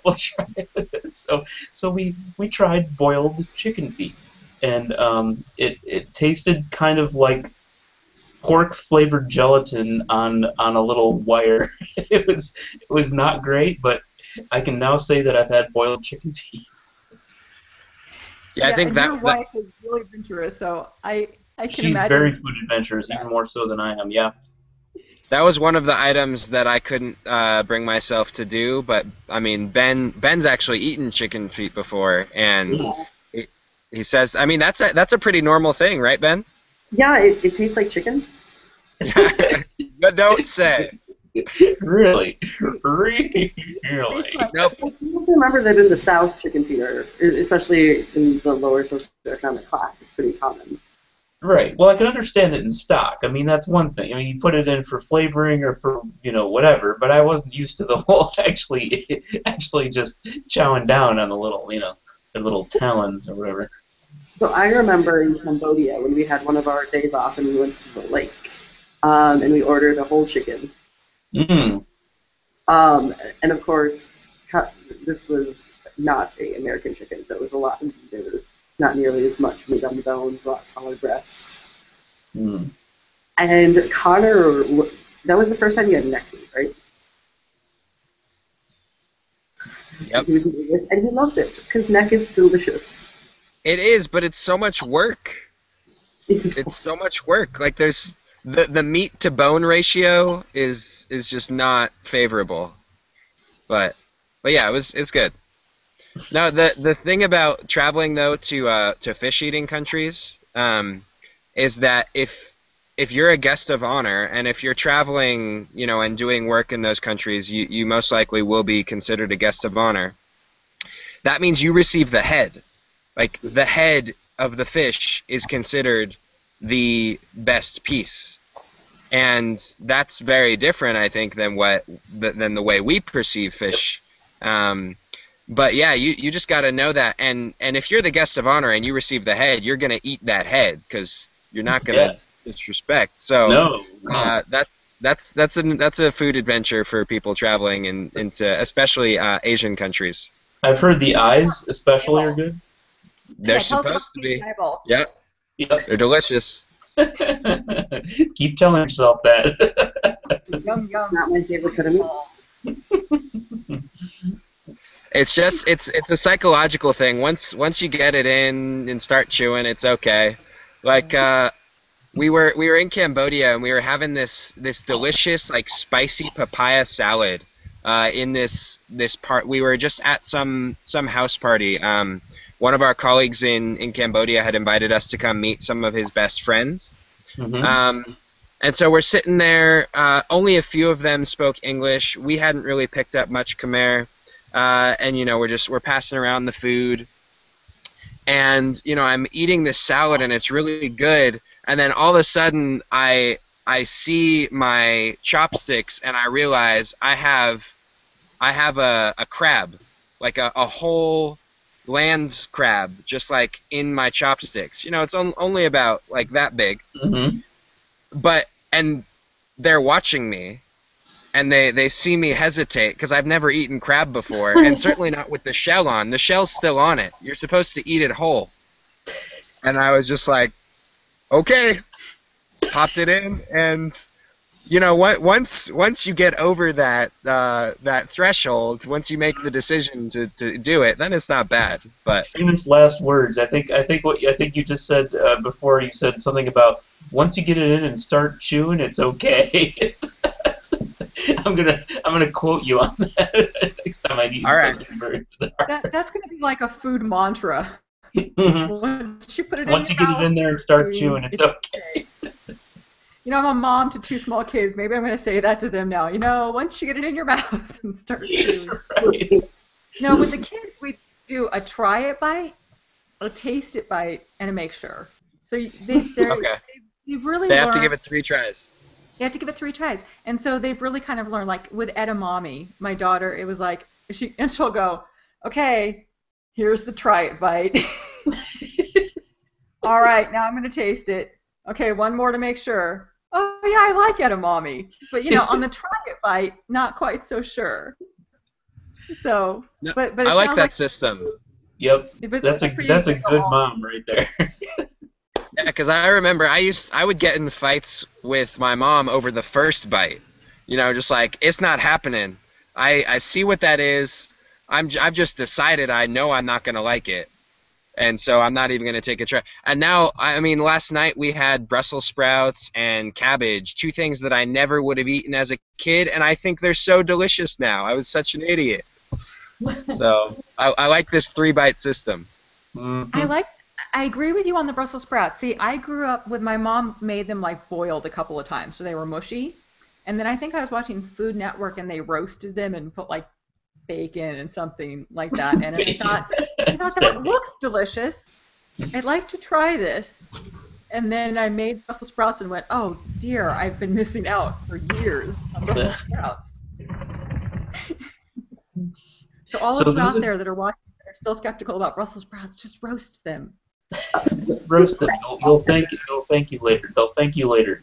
So we've only got actually about a little over 5 minutes left in this section, guys. This segment. So if you want to donate, please go ahead. Donate to Doctors Without Borders. I'm just about to put $100 in. So come on, let that inspire somebody. I don't know. Put in some money and make this cause good. So go ahead, Lisa. You're the. Oops, sorry. No, and earlier you said that you were going to match whatever the donations were up to 50%. Yeah, I don't know what the donations are, but I'm just putting in 100 anyway. So. Yeah, you know, and I think I'm going to go ahead and do the same. And when you were talking earlier, I was like, hey, I'm gonna call you on that. You know, like what's that game with the 5 cards and the poker and the hold'em? Oh yeah, that. Yeah, that one. You're gonna call his bluff. What's that? Yeah. I'm gonna call. Well, I don't think he's bluffing. I think he's serious. So. Well, he already put it in. So that's what. Never mind. That's what. Oh. Oh boy. Well, once you put it in and start chewing, you know it's okay. Right? Oh, no. That's what Conor says. There's 4 minutes left, but you know, I'm kind of proud of us. I'm proud of us that it took us until the last part of the show to devolve to that. Right, devolve. That's so close, and it wasn't even me. That's truly shocking because I follow you on Facebook, Ben, and you live out loud, sir. You live out loud. He lives out loud. I try my best. Is there any other way to live, though? Really? Not really. Not really. In Uganda, not so much. Well, but there's a difference. But there's a difference between saying things so that the people around you can hear, and using a bullhorn so that everyone within a 50-mile radius knows what's going on. You know, Ben lives out loud. Most people have that inner monologue, but not everybody has that. Well, I like to think of it that there's just a paper where you can just be like, oh, pick up the Bet and Digest. Be like, oh, what's Ben been doing? And then I think it's more like who. It's more like whom. We need to whom be has. Digest as adult. You need to share your ID as you purchase that paper. So we have 3 minutes to rescue this from this whatever. So Lisa, rescue us. Save Lisa, save us. Hey, who says we haven't arrived? Okay, rescuing. Who says it's the ultimate destination? That's what we were just waiting the whole rest of the hour to get to, was the sex part. I mean, come on. It was just a build-up. That was all foreplay. It was all foreplay leading to this. Oh my goodness. My favorite is that Conor right now is just shaking his head. I'm just like this is not how it was supposed to end. You're supposed to finish strong. I'm better than this. I am above this. I slaved away for months in the developing world to come back to this. Oh my goodness. No, the sad part is that I was, you know, I was celibate for the last year, you know, doing that stuff. So now to come back and you have the, you throw all these sex jokes in my face. It's just too much for me to handle. Okay? It's too much for me to handle. Lost time. Oh my goodness. I don't know why I'm trying to sip the coffee. I'm just going to choke on it. So, on the topic, I recently updated my OkCupid profile to all of my post-malaria body pictures. And I've been getting a lot of, yeah, people like positives of malaria, weight loss. There you go. Weight loss from malaria. That should be a selling point. Excellent. So we only have about a minute left, guys. What do we need to do in order to pass this to the next people, or does that just happen automatically? I don't know what we need to do here. I think the Magic Sandwich Show, dprjones, right, is fully capable of transitioning us. I think so, yes. And thank you, by the way, DPR, for putting this together. Yes, thank you. And thank you, Lisa, for inviting us. Yes. It was fun to participate. Thank you very much, Lisa, for hosting the panel. Yay. Thank you guys for all being here. Sure. Yay. We're nothing if not here. Present. You're We're present. very present. Very present. There you go. Yeah, that thing. Yes.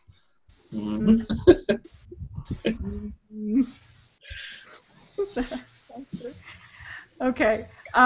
Yeah, I think we're just sort of maybe DPR has stepped away for a moment.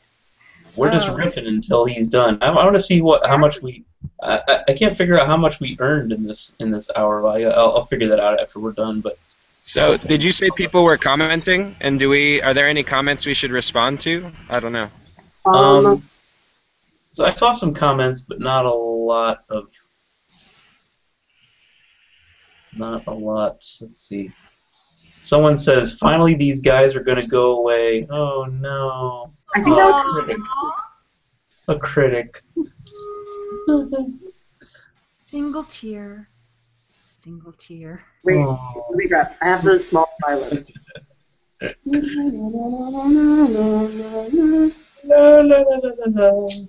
Or did you guys see Cloudy with a Chance of Meatballs too? No, I saw the first one. God. Get back in there! Get back in there! Yeah.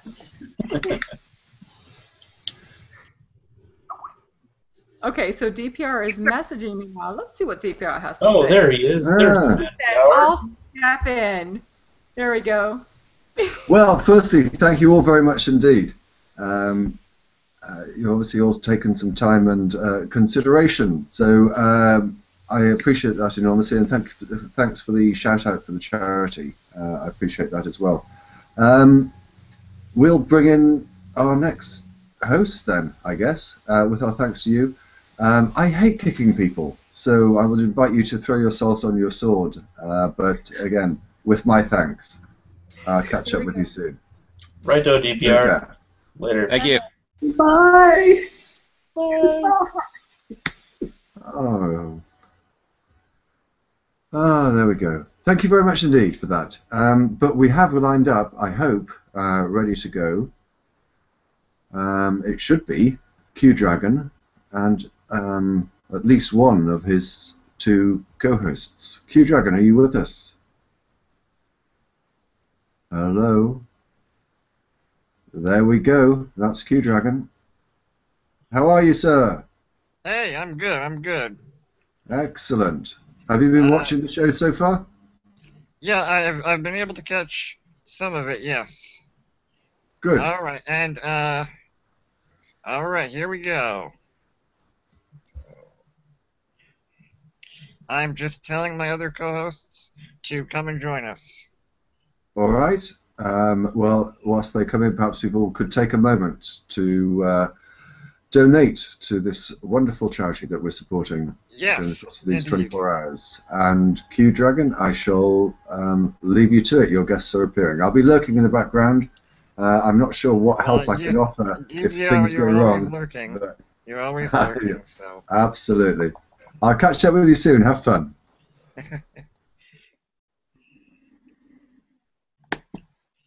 Hey, James.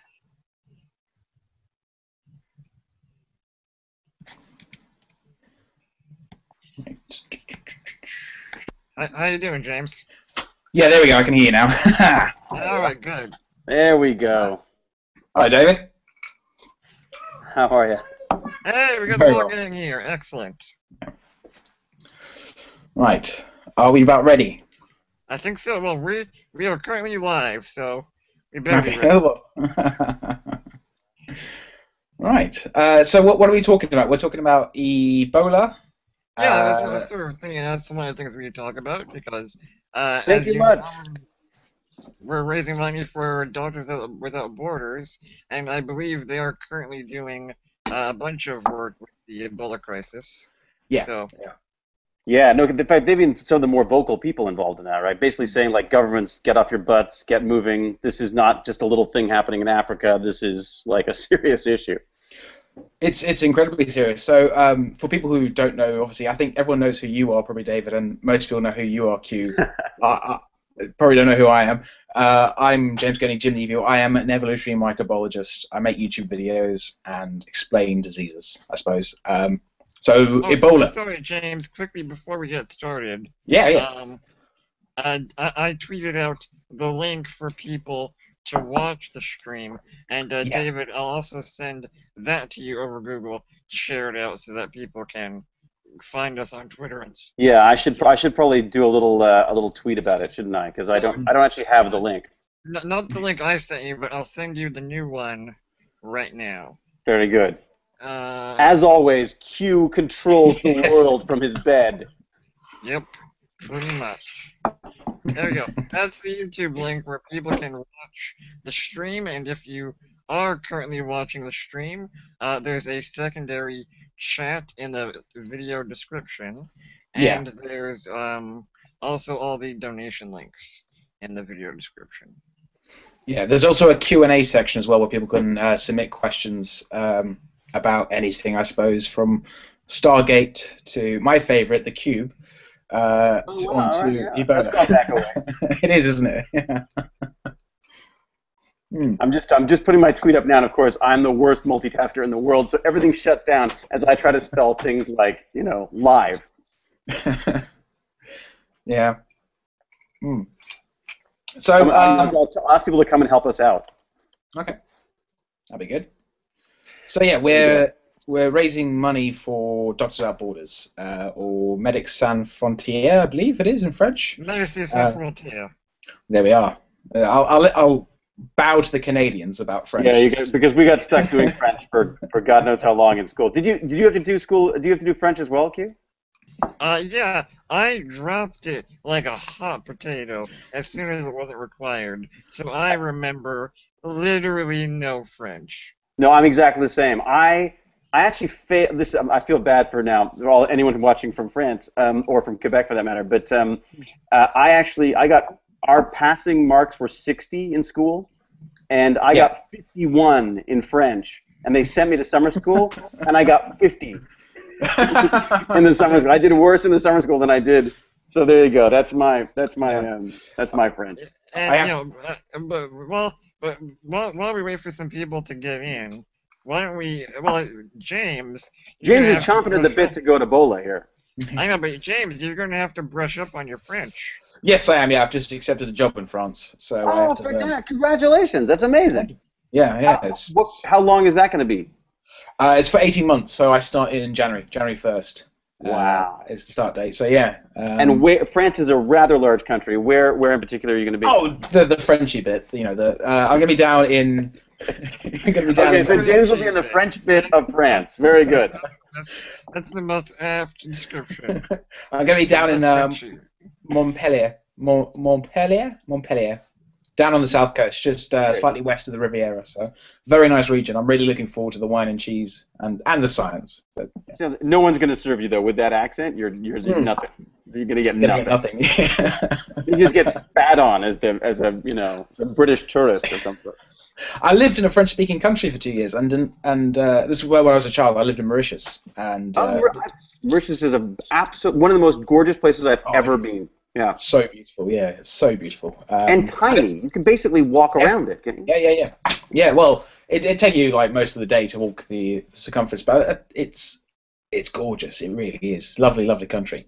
But yeah, I shot this terrible series out there. I did like an episode of this terrible series, but I fluked into it in that I was called in to shoot for 1 day, and then there was like 10 days of them shooting other episodes, and then they came back and finished my episode in Pretoria. So I had like 12 days in Mauritius, which 12 of the most beautiful days I've ever experienced. I don't remember most of them, but I'm sure they were fantastic. There's very good rum on the island, so I can imagine. There was some fine drinking involved. Yes. Yeah. So yeah, I've got to learn more French now, I guess. And the job is looking at phage coevolution with the bacteria called Pseudomonas aeruginosa. So phage, if you don't know what phage are viruses that affect bacteria. So just like we get viruses, bacteria also get viruses, and it's a really old way of treating bacterial infections. It's we've known about it since the early 19th century. That something we can extract will actually during the Second War and stuff. So basically, you're infecting bacteria in the hopes of killing the bacteria and freeing us of whatever it is that we might have that's the problem. Yeah, exactly. Yeah, so it's basically just making bacteria sick and seeing what happens. And there's lots of complicated stuff that happes there with evolutionary dynamics and stuff, but it's coming along. I love how laid back you're trying to sound in the process. It's just everything I love doing that someone's going to pay me to do in the south of France. Yeah. Exactly, yeah. Right. Hey, James, I realize this is probably highly illegal, but if you get any breakthroughs, please mail me those viruses. Yeah. I have some Pseudomonas, and it's a bitch. So I've talked about this before on the podcast I do about the League of Nerds, about people approach us quite often because we work on this bacteria, and it's bizarre what having to tell someone no. I'm sorry, I can't give you this treatment and stuff. It's terrifying, and it brings us nicely onto Ebola with the. I was going to say that's exactly what's happening with Ebola right now. Yeah, so it's basically but the World Health Organization and CDC have approved the use of these experimental treatments, which I'm still on the fence about. I don't know. We don't necessarily have to get into an ethical discussion. What are you worried about? What are you worried about happening? I'm worried that they won't work, and not so much about, okay, if they don't work in some people, those people die, there's a 60-70% chance they would have died already. The problem is it erodes public trust, and we've already seen in these outbreak regions that public trust is so important to treatment. We've had clinics being raided and doctors chased away because people think they're there harvesting organs and stealing children, all these sorts of misconceptions about it. So releasing potentially dangerous and untested drugs, could exacerbate the situation. So, well, and everything about the treatment that we bring to Africa is foreign to the way they would deal with it. You know what I mean? Where normally a community would get together and help a family that was sick, now we're basically being told. Well, they're basically being told, no, you've got to separate yourselves. And there's what do they instilled this brought in this thing from like the 1800s, was it? This cordon, what's it called? The cordiere to something or another? The quarantine. Well, no, it's a quarantine, but they're actually it's a physical, but it's like a physical line that they use now. And it's a term, it's like this archaic term where they used to basically shoot people who stepped across a line. Oh, okay. Yeah. And they brought it back in for the first time since like 1800 or something. I mean, it's bizarre. Well, in Syria alone, they're trying to impose a 4-day mass quarantine, so everyone has to stay inside for 4 days to try and limit the spread of the disease. And again, this is one of the things, it sounds great on the surface, but the research we do have about working these sort of systems show that actually, it just pushes the disease underground. People go and seek, they break out of quarantine, and people always forget the real human element in disease and dealing with these sort of tragedies, the diseases. The diseases themselves are horrible, nasty things, but it's decisions made by humans that tend to spread them just as much as the disease will spread itself. I mean, even from a simple example, if you go to work with a cold or a flu, you are increasing the spread of that disease, and you go up to the sort of level of Ebola where people are quite rightly trying to find some sort of medical treatment, and then leaving their house for quarantine to go to see the local healer or the doctor who says they can cure Ebola or treat you. It just pushes these things out further beyond the reach of where we can manage them. Yeah, it seems. It's unfortunately, quarantine and the way to fight disease really is against is against human nature entirely. Yeah. I mean, to leave a child in the care of someone else, to separate yourself from other people, it's horrific. I mean, of course, everyone's nightmare, I'm sure, but being as hypochondriac as I am, it's insane. I am so germophobic when it comes to traveling on planes and stuff. Someone starts sneezing, I can feel the things crawling on me. There was a discovery piece that I saw the other day talking about the fact that we have these mites. We just discovered that everyone, like 100% of the human population, has mites living in the pores. Yeah. They didn't find them before because they only found them on some people because they would do these scrapings, and only found them on some people and thought, oh, you've got mites and we don't type thing. The reality is we all have them, and now I don't sleep at night. Yeah, it's terrifying when you know these little things. It's like there's the eyelash mites as well. So most people have these sort of mites that live on your eyelashes, and it's just bizarre. But you can't do anything about it. And that's something that they say that you can get these. These. Listen to us. Now I've truly gone down the rabbit hole. They say that you can get these little. Sometimes when you get your itchy eyelashes, you get that weird sort of itchiness around your eyelash. Yeah. That they're saying is probably mites at work. So now. Don't want to know that.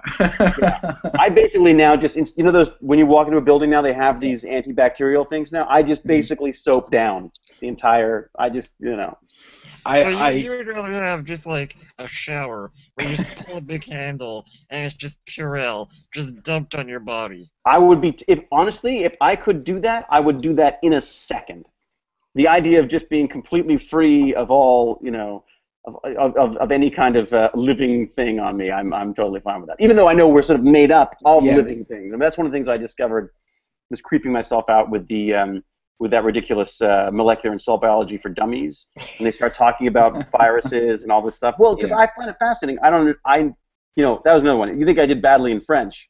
Biology was another one I had no interest in, unless it involved, the females of the dance. That was the only biology I had even the slightest interest in. So, so trying to pick up this book and basically discovering that you are a mass of different bacterias, and and I now feel them intimately. I'm sure that I'm painfully aware of every possible thing now.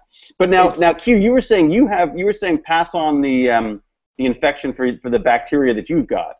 And what are you struggling with? Yeah, no, I have a colonization of Pseudomonas, which is what James is researching. I mean, it's a pretty common bacteria from what I'm told, but I'm immunocompromised, so it flares up for me a few times a year, and then I gotta go on antibiotics. And the antibiotics, does that solve the problem, or is there just no way to knock them back? It just tamps it down temporarily, and then you wait. Right. So there's one really interesting thing here, and I'm sorry to sort of tell you sort of things about your condition, Q, but let's talk about Q. Yeah. When we look at cystic fibrosis patients who get, the majority of them get Pseudomonas aeruginosa. It's the main cause of mortality in them. When we look at the antibiotics we give to the patients with cystic fibrosis, the labs in most countries will say, okay, the patient coughs onto a plate, the lab goes to the plate and then takes like bacteria off, streaks it out, and says, okay, the Pseudomonas they've got is resistant to chloramphenicol or some other antibiotic. And then the doctor will get given that information, and most of the time the doctor just ignores it and goes, okay, well, they've got Pseudomonas, I'll treat them with X, Y, and Z antibiotics. And it works. The patient gets better. And we're still not 100% sure why, because we know that they can give them these antibiotics that actually the bacteria is mostly resistant to when we test in the lab. The reason we think this is happening now is a girl just finished a PhD, a woman I should say, she's like 29, just finished a PhD in my lab last year. She looked at the diversity of these strains, and normally, as I said, when the lab gets your plate, they'll take a single colony and do the test for that. She took 44 colonies from this one plate, from this one patient, and found they're all different. They're all Pseudomonas aeruginosa, same species. It's like having 44 dogs and finding like a dachshund and a shepherd and all these different subspecies of dogs just from one patient, and they all had these slightly different antibiotic resistant levels. So we think, the antibiotic we're giving these people is knocking out most of these and reducing the population. But just when we look at it, taking a single bacteria, it doesn't really work. But hospitals can't take 44 bacteria from each patient because it takes 44 times longer for someone to run the test and do all the work. I mean, this was almost 2 years worth of work during her PhD to look and type these 44 bacteria. How do you look and type it? Is it literally a matter of just sticking them under a microscope and having a look? And no, well, it's mainly you try and grow it in the antibiotic and see does it grow, how well does it grow, what's the zone of inhibition. So we'll have a plate made with the antibiotic, and then the bacteria will have like a dot where you've put it, and there'll be a zone where the antibiotic has killed it, but the bacteria can't progress any further out because it can no longer grow in that antibiotic. So it's basically protected by its own dead. Yeah. By its own dead. Wow, I like that. Yeah. So I mean, as depressing as that is, from what I know of microbiology, that doesn't surprise me. This is the thing. No one's surprised, but yeah. But from what I've done, I mean, again, they do the test with me every time.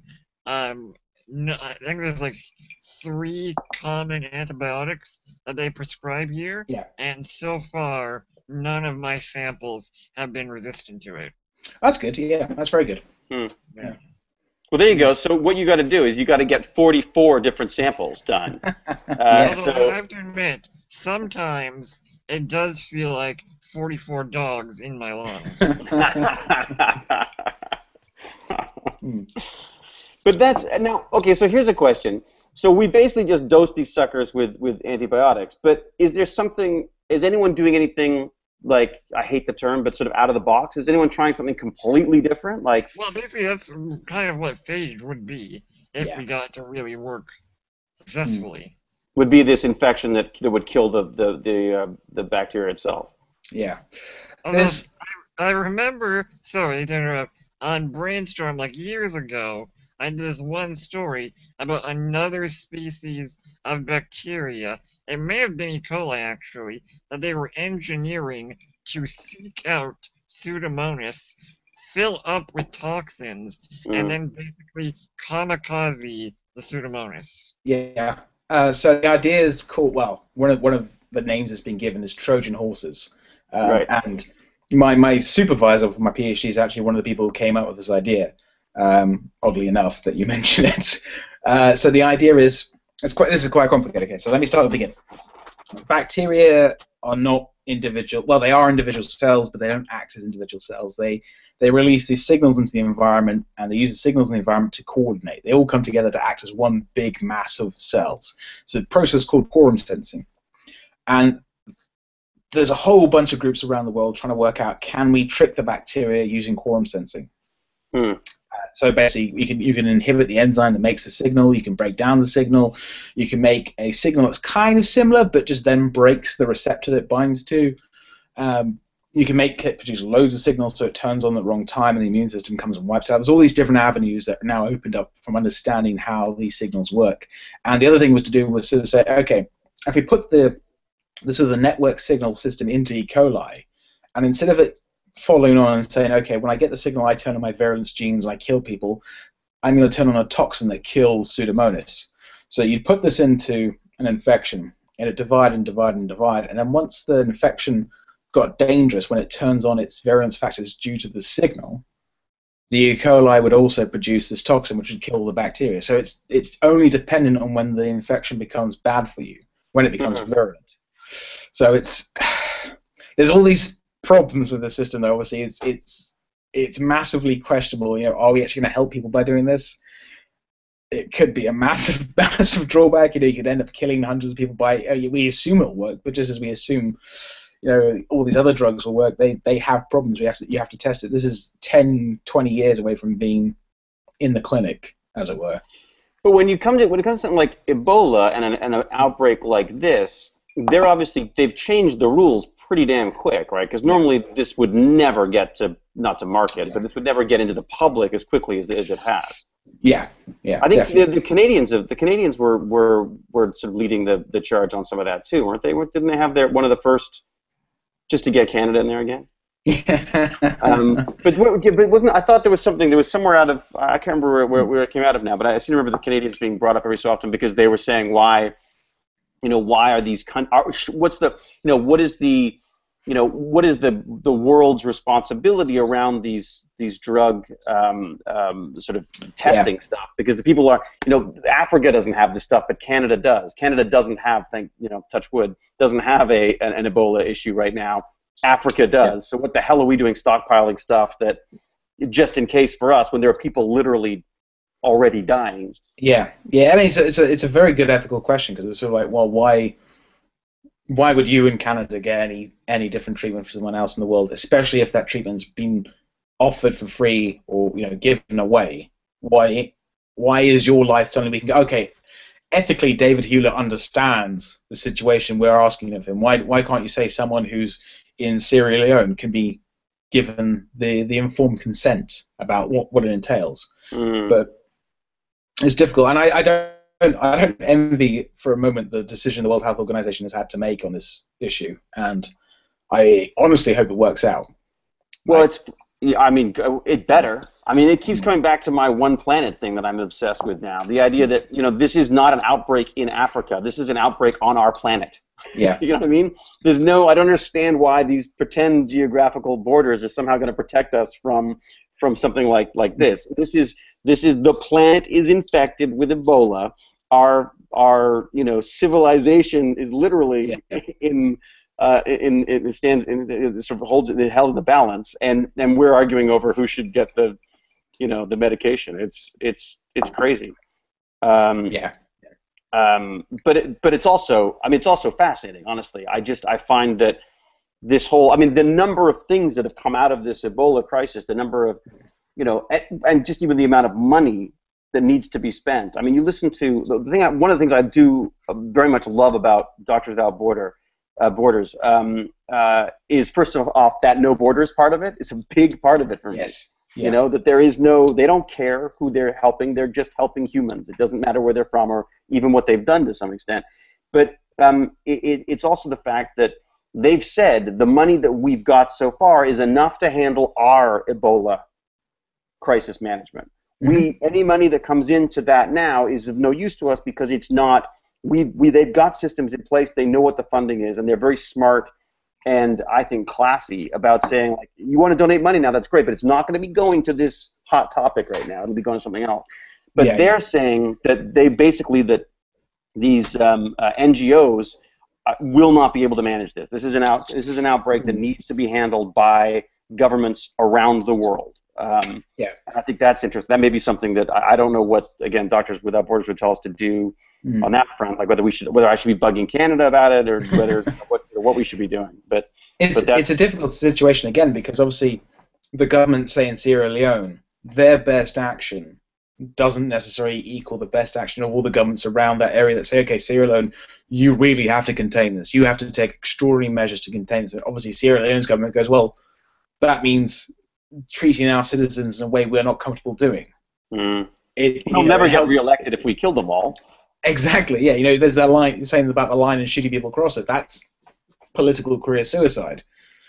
And yet at the same time, it is from a species standpoint, and I am by no means saying this is what we should be doing, but from a species standpoint, without any humanity involved, that is what one would have to do, right? It's if a sociopath was in charge of everything, that's what they probably would do. Great. That's good to know. I swear, I keep saying this to my wife because I see how the wonderful simplicity of life, of my son's life, of the 6-year-old's life, and the decisions and the things that bother him and the things that worry him. And I always said, like, I have to, as a parent, I have to remember that it is just as serious to him that there's no lemonade left as there is to us that there's no money for mortgage next month. You know what I mean? Like, these are the same levels of stress for him. They have to be explained, but they're, you know. But I find the older I get, the more there is to worry about. It's and the more, and science. I love science. I love this stuff. But the more I learn, the more I realize I don't know, and also the more there is to worry about. You know. Now, if you're sorry, go ahead, Q. Only now you have to worry about mites on your face. Oh yeah, no, totally. I'm itching already. I think I might be a little blotchier because of it. I'm not sure, but how do I look? Now, what about the chat room? How are we on the chat room there? I haven't sent a link to that. The chat rooms. I'll send you the link. The chat room's currently having their own conversation, I think. Do we want to know? I think they've been arguing about the soul and free will and stuff last half. Oh, was that the last? See, I missed. I'd love to have seen more of this. But as always, it's all about me. So I just popped in for the part that I was involved in, and then I've got to go to the 70th birthday party. So. Talking about the mites and stuff, I think that's kind of cool that we are this multi-species organism. This is the guy with a lung full of bacteria colonies. I mean, yeah, but like if I could somehow train the micromites on my face to do my bidding, then we're in action. Well, there you go, Jim. I think we found the sociopath we were looking for. Yeah. I was thinking there's a summer project. It's eventually that's what it's going to get to, though, right? Yeah. Technology is basically beginning to. I think one of the reasons why I'm so interested in biology now and this side of stuff is that the technology is moving into biology. I mean, it's the next frontier for this stuff. Yeah, well, that brings us nicely to our biohacking side, doesn't it? Yes. Yeah. Oh, speaking of which, I'd probably have to meet with 2 of our biohacking enthusiasts after this segment. Rüdiger and Andreas from Germany and Austria, respectively.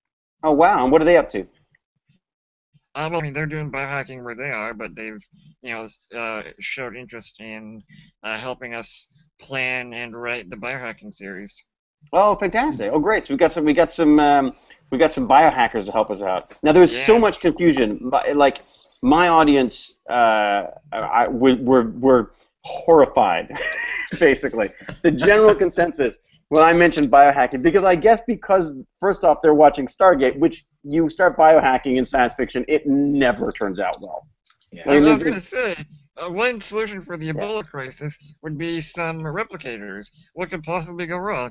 Exactly, but that's it. So there's no really, when it comes to science fiction fans, I can understand why they are so squeamish about this kind of stuff, because I just read this fantastic, they're making a TV series of it. I don't know how they're going to make a TV series out of it, but they are. It's the Sprawl series, Leviathan Awakes, and basically it's about this, it's like a nanovirus thing that basically reforms humans, and it's a great book. But again, not pretty.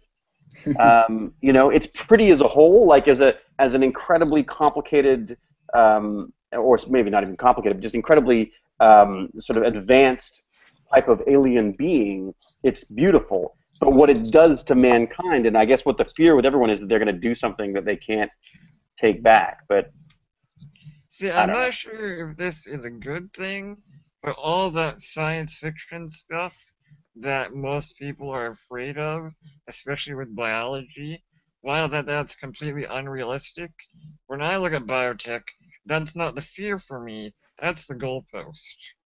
Yeah, that's interesting. But I mean, I think that's interesting though, because your perspective is very different. Look, that's the reason why I want to pursue this documentary thing with you, Q, is that it's I think your perspective on the whole idea of sort of cyborg and sort of symbiotic relationship between the body and technology type thing is so fascinating, because I think people in sort of working as they should are probably not going to be too thrilled with the idea of anything getting into their system that could mess it up. But whereas somebody who's struggling to make a way to get their body to work better is going to be pushing for it. I mean, look, it's great. As soon as you hit 40, every ad out there is for some form of biohacking in a way. It's all about what shakes you should be drinking in the morning to get to get your testosterone back up again and all this kind of stuff. I mean,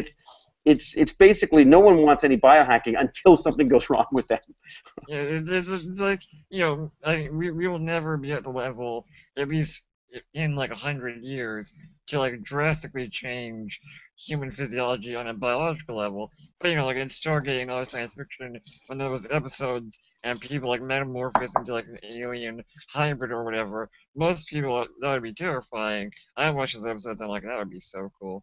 Yeah, I've always quite liked it myself. I like that idea of that being a part of a machine itself. I mean, if I may be shameless self-promotion for a second, the Debug movie, its inception was basically about the idea that there's this silly sort of old-fashioned fear of technology. The computers are going to get so smart and they're not going to want us around anymore. And I'm like, well, why would they want us around? Like, the reality is that if they become smart enough to be sentient, then of course we wouldn't. Why would you want a bunch of psychotic, unreliable? I don't want us around. And that was basically the whole premise. When's the movie coming out, by the way? In the UK, it should be in November, they're saying. And they're talking about possibly a theatrical release in Japan, which would be kind of neat. So, so we'll see. I mean, again, by the time it became the film, it didn't have quite all of the things in it quite the anti-human side of stuff that I perhaps I would have followed up more on. But because it's suck. Yeah, exactly. People don't want to see a film where basically the director's whole sort of theory is that humans should be wiped off the face of the planet. Maybe if I made a smaller budget one, you could do that. But yeah. So by the way, please donate to Doctors Without Borders to save a bunch of humans. That's right. We got 3 people who don't like humans here, and we think you should help save them. Yeah. Well, again, with Doctors Without Borders, obviously, it's very much. It's one of my favorite. Well, is it a charity? I suppose it is. Yeah. Their belief. Yeah, their belief that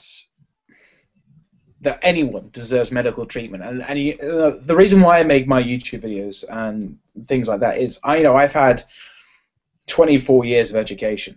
This has all been more or less being paid for by the government of various different countries. I feel I have a responsibility to spread the knowledge of that, just as a lot of the doctors who go to these war-torn countries, places with serious medical problems. I believe the thing that pushes them to go and put their lives in considerable danger and essentially put a lot of their life on hold at the same time as well while they go out and do this is massively wonderful. Just to see that any human would do that, because a lot of these people are doctors who they can go and sit in an office somewhere and wherever in the world and earn a very comfortable living. Yes, it's a stressful job, but these people are going out into real life-threatening conditions a lot of the time, and yeah, that's it. Medical care. These aren't like teenage hippies who've got nothing else to do. I mean, these are people who've got serious they've got serious career possibilities, serious financial income could be coming to them. Instead they go and they put on full masks and take on Ebola. I mean, I think I always get. I mean, again, I'm the son of a doctor, so I feel maybe I'm biased towards doctors somewhat, but I truly don't believe that most doctors go into medicine just to make money. I mean, there's better ways to make money. Yeah. And I remember as a kid, my father. I used to hate going on vacation with my father because invariably someone would start to die and my father would race off and help them. So we'd be like driving down a one of those windy roads in England, and there would be an overturned car and someone bleeding, and my father would leap out of our rental and save someone's life with a pen or something, and we'd be in the back going like, "Oh, Dad, come on! Do we have to stop at every dead body?" So your movie, your vacations were the scene in the movie where somebody else. Is anybody a doctor? That's it. Every time, and if someone would say, "Is there a doctor on board?" We'd all, the entire family of spoiled little brats that we were, would go, "Ah." Yes. And it was it wasn't until much later, maybe it's again becoming a father, that I suddenly realized how much and then he actually had to stop doing it because there were some laws that were passed. There was and that basically he became liable for. He wasn't not allowed to stop anymore because he couldn't see the treatment through to the end and was responsible. I don't know what that deal was, but anyways, maybe he just got wise and he stopped, sick of us complaining. But yeah, I remember that. Well, the other day he took this. Maybe it's just my dad, maybe, but he was on a plane. I think he was on Air Transact or something, and again they did the whole, is there a doctor? And he's like, well, I'm retired. If there's no one else, I guess I'm the retired doctor.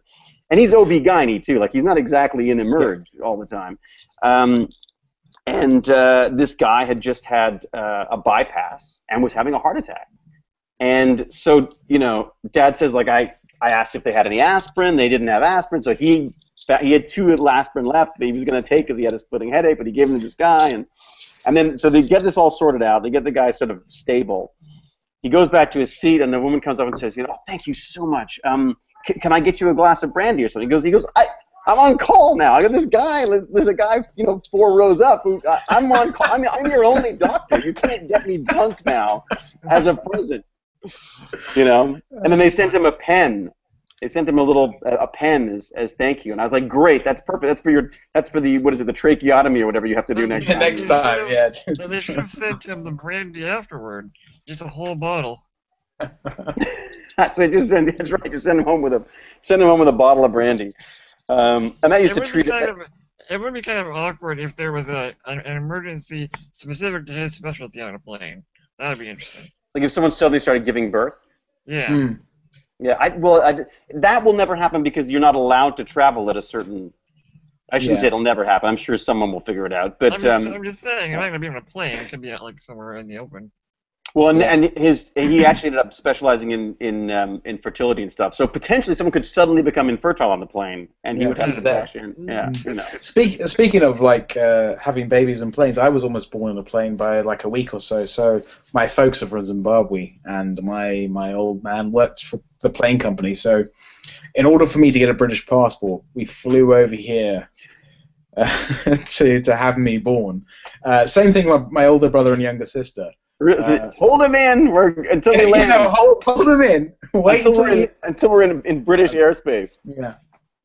Oh wow. Otherwise, I have a very nice passport now, which otherwise I would have been born in Zimbabwe and then have to, all sorts of issues trying to get educated and stuff like that. I mean, Zimbabwe's education system wasn't bad, but it's meaningless throughout the world. Yeah. Which is, when you look at where I've come now, obviously, education has done me quite well. Yeah, you've done all right by that education thing. Yeah. You get to hang out in France for 18 months. Yeah, well, yes. Yeah. Well, but look, this is another thing that comes down to, and we talk about, what are the chances? I mean, again, I know this doesn't actually work statistically, but what are the chances that we're going to get born where we were into the families that we were born into?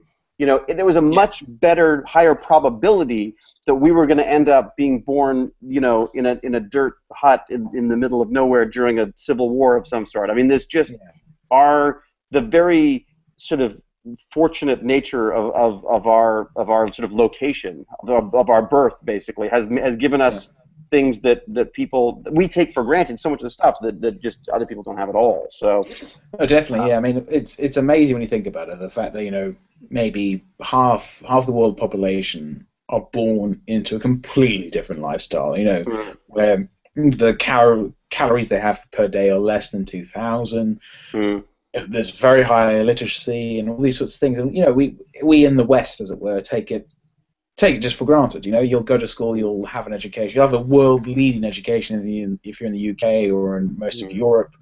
And I was going to say America, but maybe not so much. Well, there's no Americans on the panel, so let's trash America. Yeah. But it's these things we just take for granted, and again, taking this back to the. Oh, James, you froze a bit. It's a dashing pose, though, I got to say. He stopped in a very sort of dashing pose. Usually, when freeze frames happen, it's like the dumbest face you could possibly make. Are we back now? Yeah. We were just saying, you somehow managed to pause in the most dashing kind of like heroic stance. I heard the end of Q saying the dumbest. Usually, when someone freeze frames, it's like. It's miserable. Yeah. Okay. Yeah, anyway, I was just saying, it's great that NGOs and non-profits like Doctors Without Borders exist to bring, in some way, the medical treatment we get and then the lifestyle we're accustomed to these people who need it. So definitely worth donating. Yeah, definitely worth donating. I mean, one of the things that they did that I was fascinated in was this this plumpy nut. You hear about this? Yes, yeah. That little they would put these little bags of basically vitamins and nutrients in peanut butter, in this sickly sweet peanut butter little packet, because of course you can't. People were sending like powdered milk, and it's like, well done, guys. There's no freaking water. What are you gonna do? So they sent out these exactly just chewing on the milk. Lovely. They have these little peanut butter packets, and I remember seeing this. It was an inane interview. I can't remember who it was who did it. It's somewhere out out here. Did an interview with them and said, yes, but what about nut allergies? Yeah. You can't be sending this stuff out. There's people with nut allergies. They could die. And this wonderful doctor from Doctors Without Borders said there are no nut allergies. Nut allergies when it comes to a subsistence level of food. There's no and then you start wondering, wow, well that's interesting that they've not encountered any nut allergies in Africa. Like, how bizarre is that? And also just again from where we're standing from, that the press here would worry about something like that in the face of this overwhelming. There are people dying by the thousands because there's no food. There's no excuse for that. Peanut butter full of vitamins might kill someone. Exactly. Well, and just the fact that, I mean, that's something that it's absolutely inexcusable in this day and age that there are people starving to death. It's absolutely, there's no, that is ridiculous. That there is so much food and waste here, and that there are people still starving in other parts of the world. So yeah, science, technology. We still got a ways to go. So do you guys want to mention a bit more about your documentary, the biohacking documentary you're planning on making? Well, basically 2 things. Well, we got so many things going. Q's got 1,000 things going. Yeah, a little bit. Well, go ahead. You want to start, Q? Well, there's the biohacking series, and then there's sort of the cyborg documentary. So, yeah, Jane actually. I've been talking to Q for a while. Not for a while, just a couple times, I guess. And I was just very taken with this. And actually, the reason why I actually ended up calling up Q in the first place was because of this comment that he left. I did this stupid post where I basically said, I want to be Han Solo. I ended up being C-3PO. Who do you want to be in science fiction, basically? And Q came back with this, like, I'm not sure exactly who, but I want to be a cyborg. And my first response was like, oh, he wants to be a cyborg, like this kind of stuff. But then I dug further and then found this brainstorm stuff, this whole thing, and I just thought it would be really fun if there was some way for us to get the money together to put together a documentary that could show Q's sort of progression of connections and stuff, and people who are doing this robotics, and see what it would be like to put it together. And I thought, I've just done this movie with a ton of visual effects. I know a fair bit about that stuff now. I would love to do to take those effects and give Q, like, let's see what Q would be like with various different things. You know, I just think that could be really, and that would be the kind of documentary that I'd want to see. Like, because again, it's like I'm not afraid of this combination of technology and sort of mankind, and also just from Q's perspective, I think. Sorry, Q, cover yours. Just the fact that in a way he already is a cyborg. He lies in this bed, you know, with very limited movement, and still manages to connect with people all over the world. And there he's got people, you know, working on website development stuff and robotic stuff. And I thought it'd be really fun to sort of follow those paths and say, like, let's go to that lab where they're doing that stuff. Let's see these coders that he's working with. Let's, you know. Yeah. So basically, I get to do all the traveling, and Q gets to sit at home and talk about it. Exactly.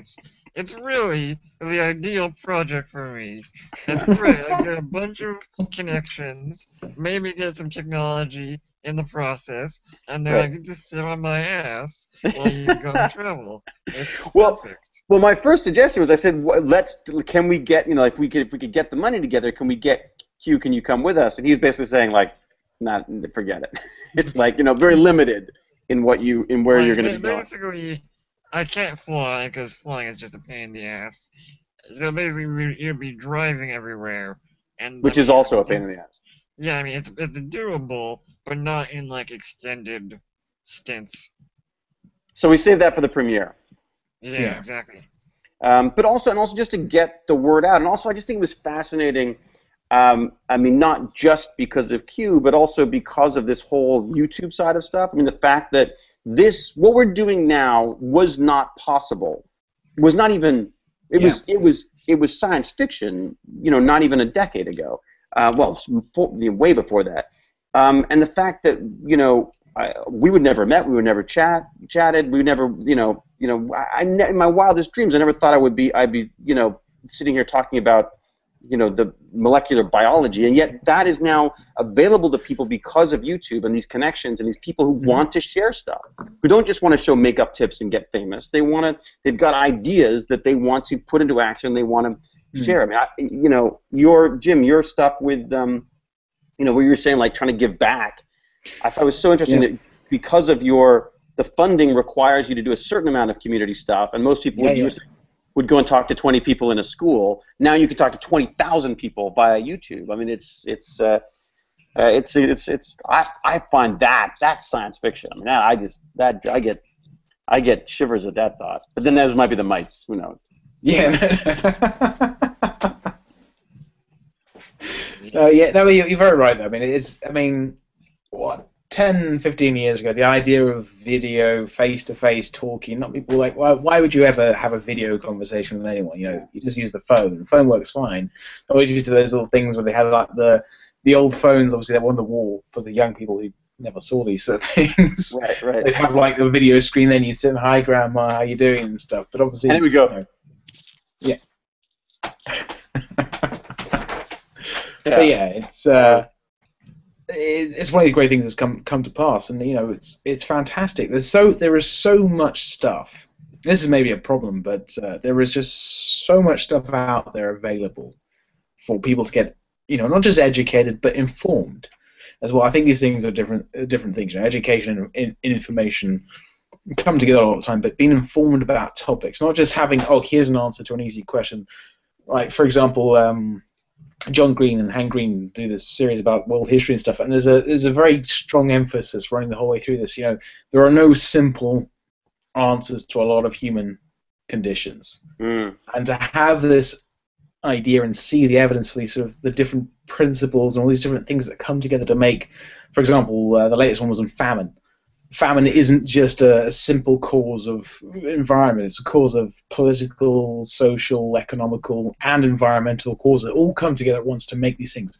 Same thing with diseases as well. Diseases aren't just, you know, Mother Nature throwing a hissy fit and causing loads of people to be infected. It's caused by a whole range and a whole host of things that we just can't comprehend normally. And we love to have these little simple narratives that say, yeah, here's the problem, here's the answer, let's sort it out. But in actual fact, the information and being informed about these things is just, you know, it's at our fingertips now. You can just look for it online and find these things, which the the fact that my son wants to know something, he says, let's look it up. I mean, we could never do that. And I mean, again, look, I don't want to get into this whole, I mean, I don't want to go too much about it because I sound like such an old man when I start going on about it used to be so difficult. I mean, the reality is I get a lot of pushback on the YouTube stuff. I get a lot of people saying, like, it's YouTube, it's a bunch of people doing stupid stuff, and, you know, and it's not the same as human interaction. And I'm like, well, the only reason why we created writing, the only reason why we write stuff down, that level of abstraction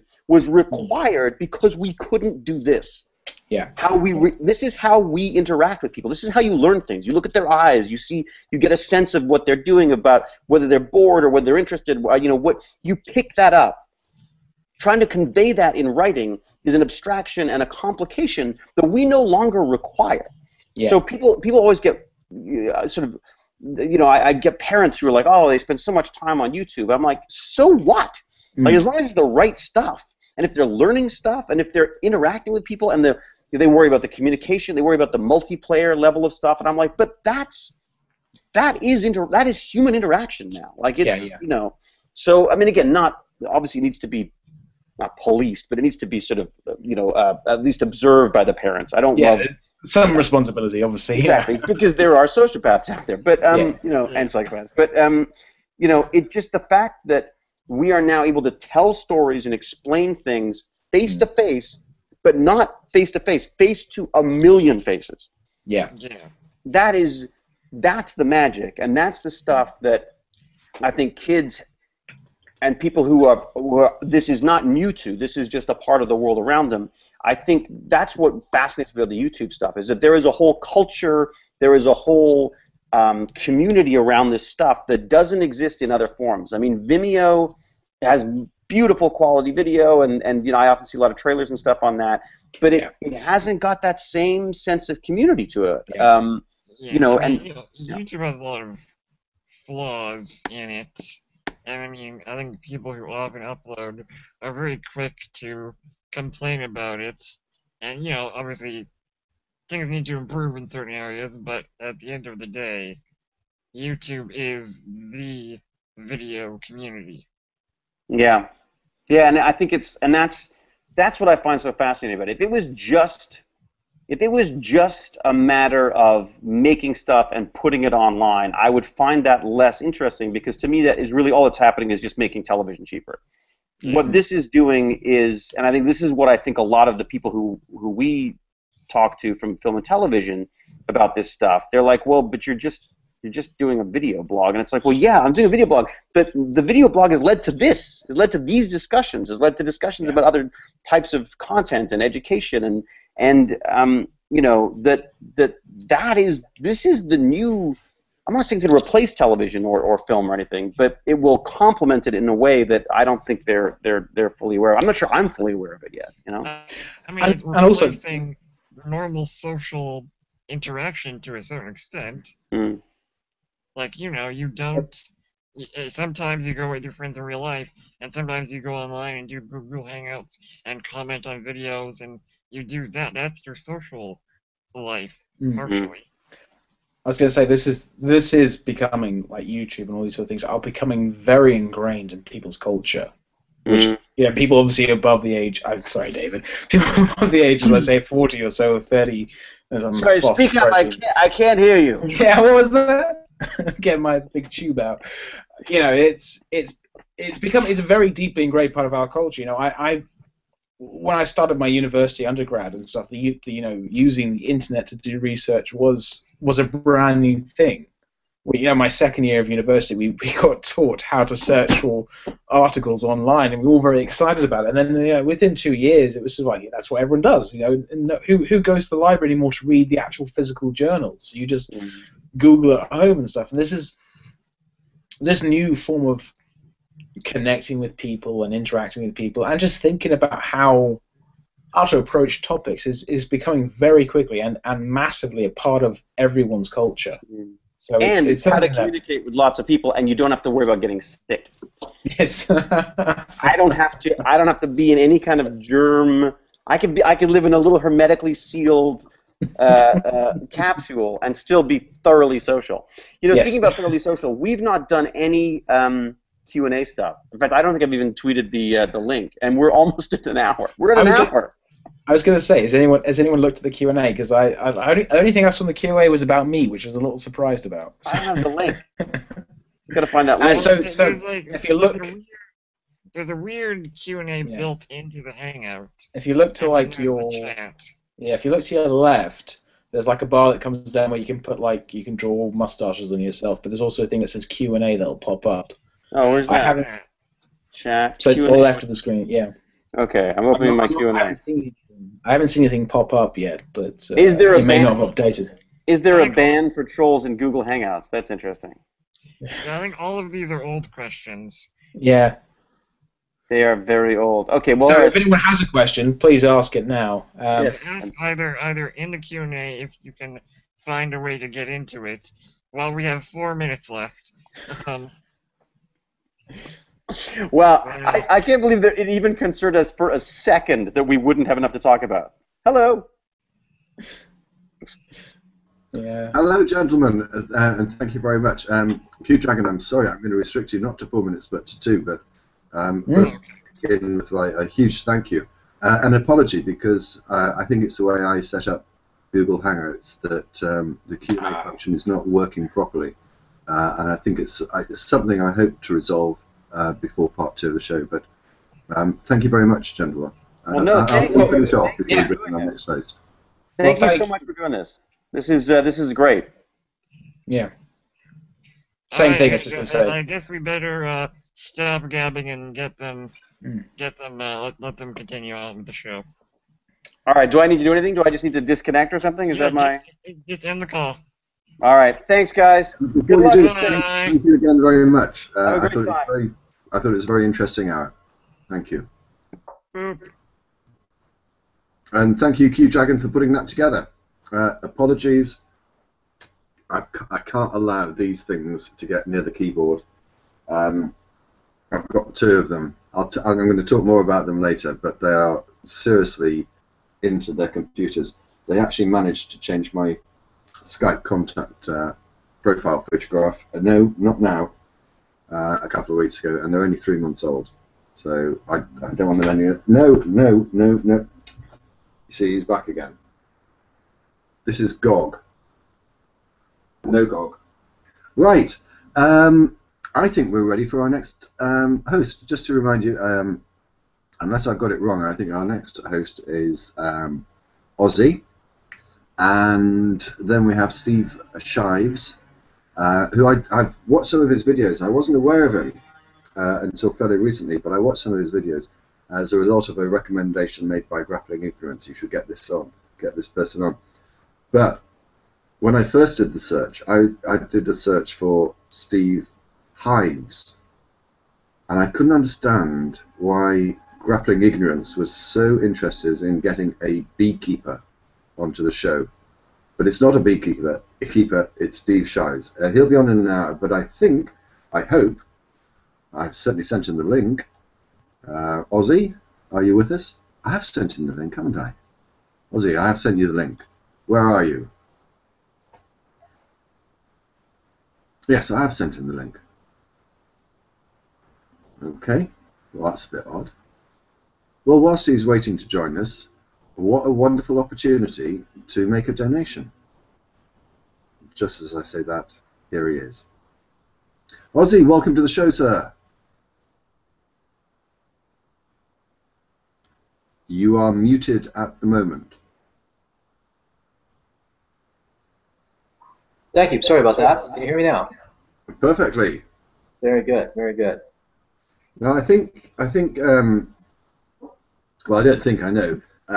Pretty much the only reason I'm here for your hour is because you have fears that your internet connection may fail during the course of the hour, and someone needs to step in.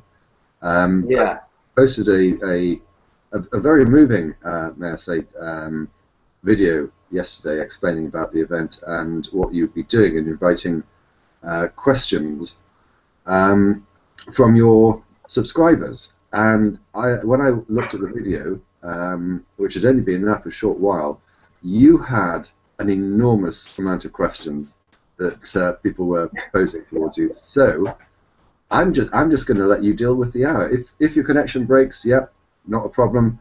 But over to you, Ozzy, and thank you very much for contributing. Oh, thank you very much, DPR. Yeah, for those who are watching. Oh, hi, Drag. Wait, oh, this is okay. I was wondering why I was saying that Ozzy was calling me. I was like, oh, we're going to talk to Ozzy. Okay, this is your section. I'm going to leave now. Yeah. Okay. Get out of here, Drag. All right. You're upstaging me, man. For those who don't know me, my name is Ozymandias Ramses II, and I'm a YouTuber, and I'm also an occasional stand-in guest panelist on the Magic Sandwich Show. So some people will know me already.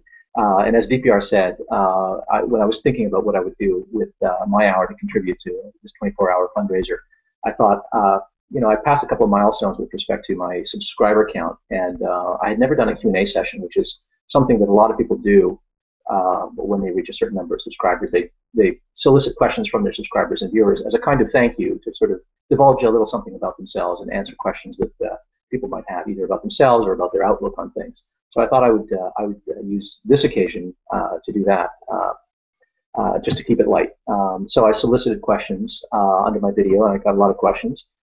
Some of them philosophical, some of them about the atheist community, some of them from theists, some of them from atheists, and some of them more than a little personal. But I'm going to try to be as candid as I can and blast through as many questions as I can. So I'm afraid when it comes to the philosophical questions, I'm not going to be able to sort of dive as deep as I would like, because I really want to press through as many questions as possible. I have the questions that I'm going to interrupt you already because I think you're being too modest in the way you're selling yourself. I want it to be known because it has been known publicly by Matt himself. Most of the people who are watching, I suspect, are familiar with the debate that Matt Dillahunty had with Saiten Brudenkate. And in a Skeptic Fence show within the last couple of weeks, although I was privy to this information, Matt made it public that you were one of the people that he consulted about how to conduct the debate and what sort of arguments would be raised and how they should be countered. So I think you need to big yourself up a little bit about that. So now I've done that for you. Just out of curiosity, I'll ask the first question. Sure. No doubt you watched the debate. Did it go in the way that you imagined it would? And did you recognise in Matt's arguments some of your advice? Yes and yes. The first thing that has to be said, though, is that Matt Dillahunty really knew the kinds of arguments that he wanted to put forth, and it's not like I sort of hand-fed him any arguments or anything like that. I mean, the man thinks for himself, and he really didn't need my assistance. What happened was he'd seen some of my videos on presuppositionalism. He liked what he saw, and he sent me a thank you, simply a thank you saying, you cleared up a couple of things for me. I think I might have made a mistake here or there if I hadn't seen your video, so thank you very much. That's all he did, and so I extended a hand and said, hey, listen, if you want a sounding board for your ideas prior to the debate, feel free to hit me up anytime for a hangout or something. So we had a conversation, a hangout, and then we had a few email exchanges. And so, yeah, I think he took on board some of the things that I had suggested, but it has to be said that he knew what he wanted to say and the kinds of arguments that he wanted to present. I mean, he's by no means a novice in dealing with presuppositionalism. So while I did recognize certain differences in emphases as a consequence of our discussion, I don't want anyone to come away thinking that Matt Dillahunty was sort of is beholden to me for how the debate went. And as for how the debate unfolded, I literally knew what he was going to say. I knew what his opening statement was going to be, and I saw the draft of his opening statement and his rebuttal, which he prepared in advance. I've seen various drafts of it. He was kind enough to share that with me and asked for my input.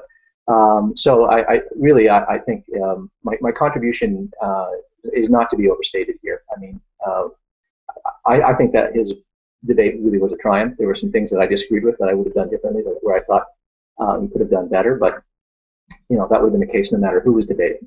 But yeah, I was very satisfied with the debate. It went pretty much the way I expected it, and certainly what Matt Dillahunty had to say was exactly what I had expected, because I knew literally exactly what he was going to say beforehand.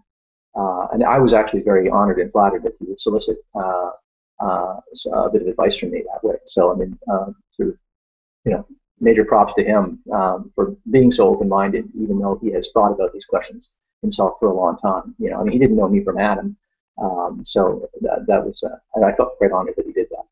So thank you, DPR, for that. So with respect to the questions, let's see. Should I start with something heavy or something light? Why don't I start with something light? The first question that I'm asked, I get this oddly enough. It comes from a friend, Shanna Rocky. She's another YouTuber. Her question is, do you ever wear pants? Yes, I wear pants. And the reason that someone would ask me if I wear pants is because I have divulged in some hangouts that often when I'm making my videos and in a hangout, I am not wearing pants. I'm just sitting in my underwear. And this was sort of immortalized in a Sci-10 Atheist video where you get to see me caricatured rather grotesquely in my tidy whities. So yes, I wear pants when I go out. When I come home, they tend to come off. So there's a light question. A heavier question is from Daniel Lysander. My question would be regarding your own way to atheism, or if you were raised without religion, and what made you interested in the topic. And another person asked a similar question. Ozzy, one thing I've been curious about is what were the arguments or experiences that led you away from your Jehovah's Witness background? Was it a realization, logical arguments? What in particular pushed you over into atheism specifically? I know most of the time it's a gradual process. Was this the case for you? Well, obviously, as the second questioner reveals, I have a Jehovah's Witness upbringing. I was not a Jehovah's Witness, but my mother was very much enamored and impressed with the theology of the Jehovah's Witness. She was not herself baptized, so we were not growing up officially Jehovah's Witnesses. We didn't have to go door to door, for instance. We were not baptized. But we grew up with the theology of the Jehovah's Witnesses. So I was, in fact, a creationist, a fundamentalist, a Bible-believing, fairly Bible-worshipping Christian, and fairly rigid in my theology, as you would expect. I tumbled out of my faith starting around the age of 16, and by the age of 17 or 18, I was actually fully prepared to call myself an atheist. And the reasons are, I wish I could boast that the reasons were purely rational, that I just sort of looked at evidence and the arguments for my theology didn't make sense. But no, I mean, I denied evolution. I would argue with my teachers about evolution. I literally argued with a biology teacher in high school, saying, if evolution is true, why are there still monkeys? Much to my embarrassment.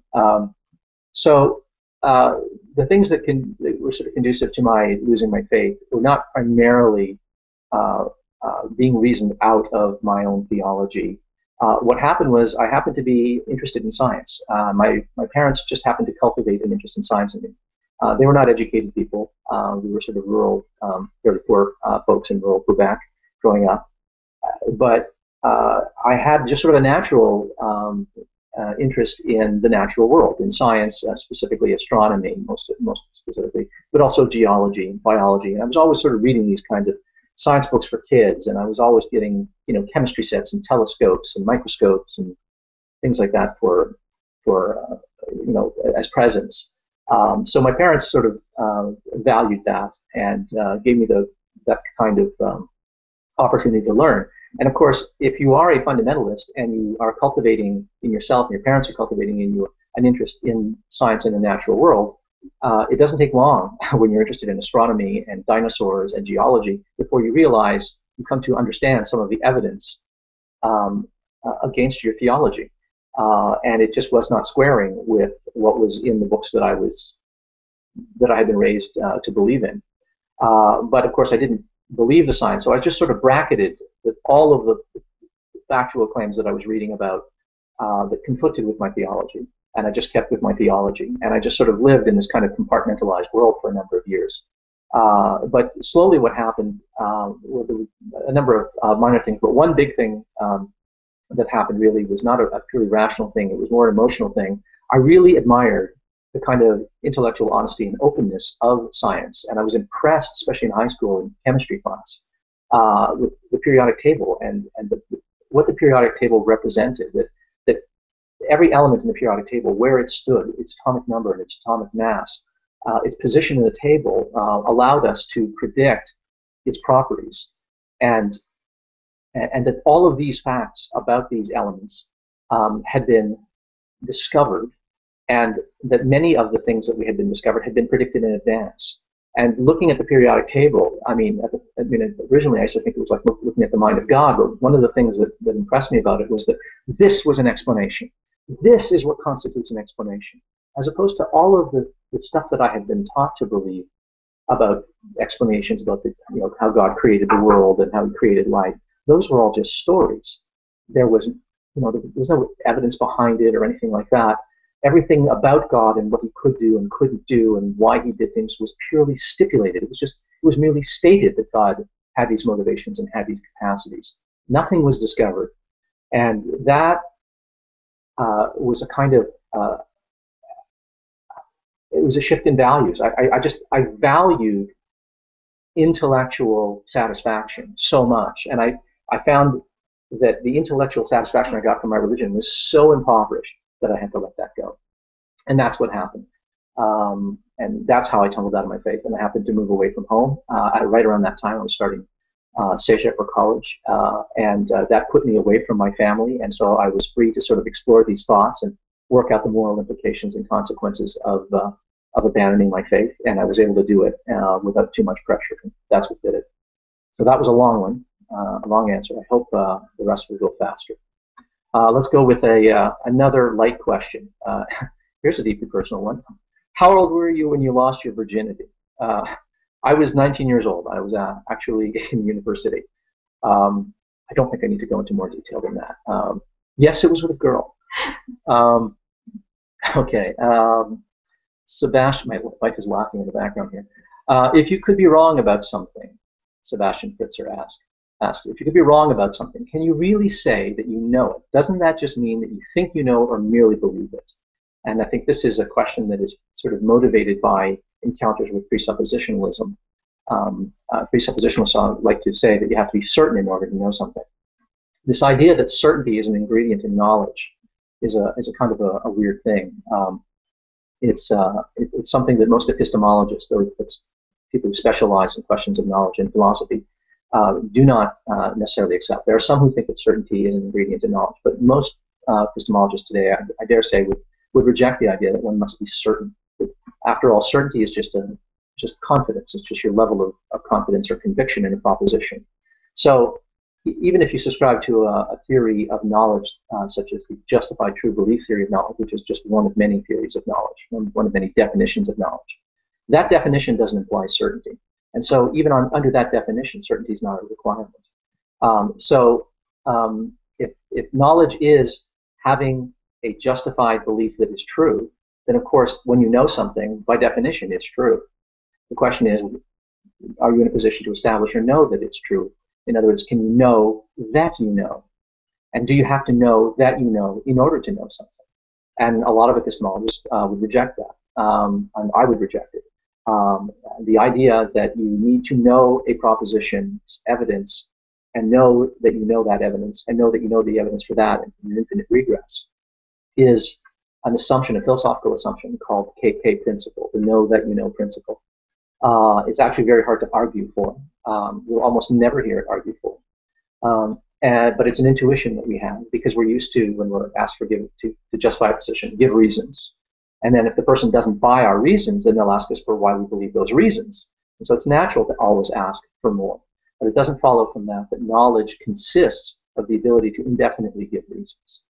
So no, I think that it is, you cannot be wrong about something when you know it by definition, but it does not follow that you have to always be able to give an indefinite, literally infinite series of justificatory reasons for a belief in order to know it. That, I think, is a non sequitur. It does not follow from any definition of knowledge worth wanting or that would be defensible. Okay, how about another easy one? Black Floyd 94. Before you became interested in science and philosophy, what did you want to be when you grew up? I wanted to be an astronomer, desperately. I was sort of a backyard astronomer and stargazer from, I don't know, about the age of 7. I was up there with binoculars and then later telescopes. So that's what I wanted to be. Unfortunately, I'm very, very bad at mathematics, and my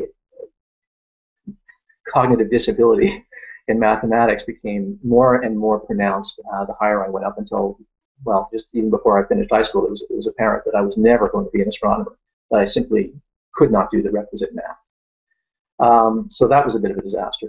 So I had to switch gears. I was interested in science, and I was interested in the history of science. I had no time for philosophy. I thought it was just a waste of time and bunk.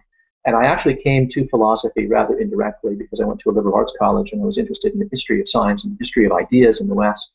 And I studied a lot of history of science. And when you study a lot of history of science, you end up learning a lot of the philosophy of science. And so my interest in the nature of the mind, philosophy of mind, and the philosophy of science is what sort of steered me into a study of philosophy.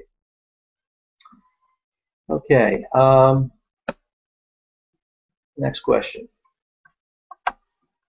Prometheus Light asked a number of questions, but here's one. Do you think that abandoning religion can bring about bad consequences to humanity, regardless of the fact that religion is indeed a delusion?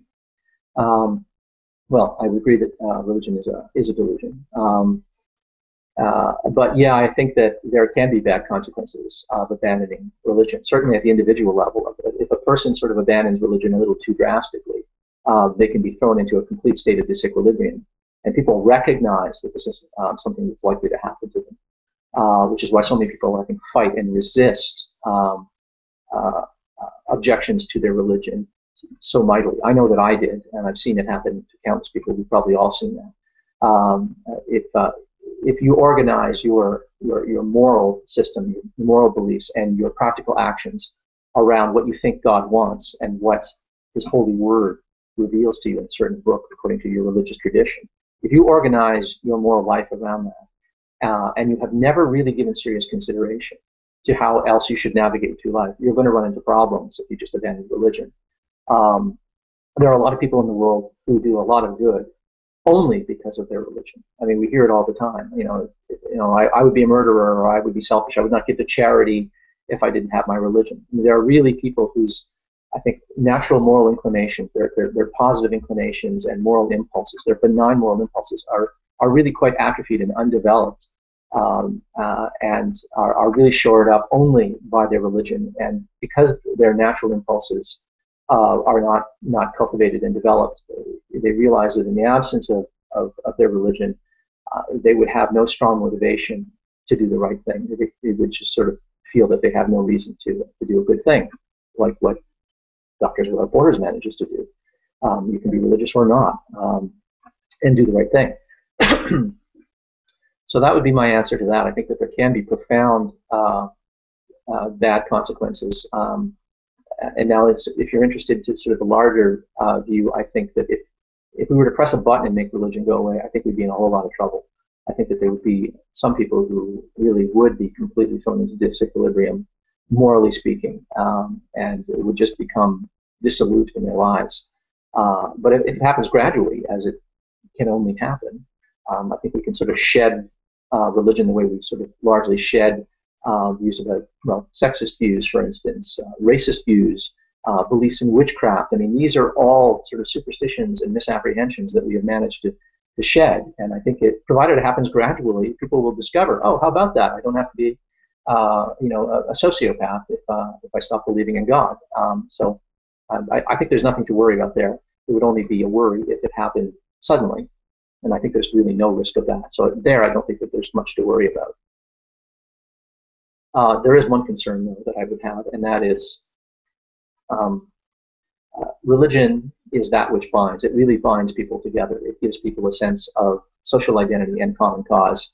And if we don't have secular alternatives and values in place, then there is a danger, a risk of social atomization, where everyone is sort of out for themselves. And that is a concern that I have, actually. Doesn't keep me up at night.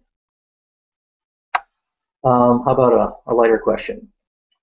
Rational Agenda asks, you've let us in a little on your academic background, but you chose not to pursue that is philosophy, as a career. I think I recall you saying something about moving into the field of construction. So the question is, seeing as you obviously still have a keen interest in philosophy and the philosophy of science, why the choice that you made? Well, I never moved into the field of construction. I was pursuing an academic career. I wanted to be a philosophy professor. I went to grad school for it, enrolled in a master's program and then a PhD program, but I quit before obtaining a PhD. So I don't, in fact, have advanced degrees in philosophy, although I went a long way, and I had the privilege of teaching undergraduates when I was a graduate student.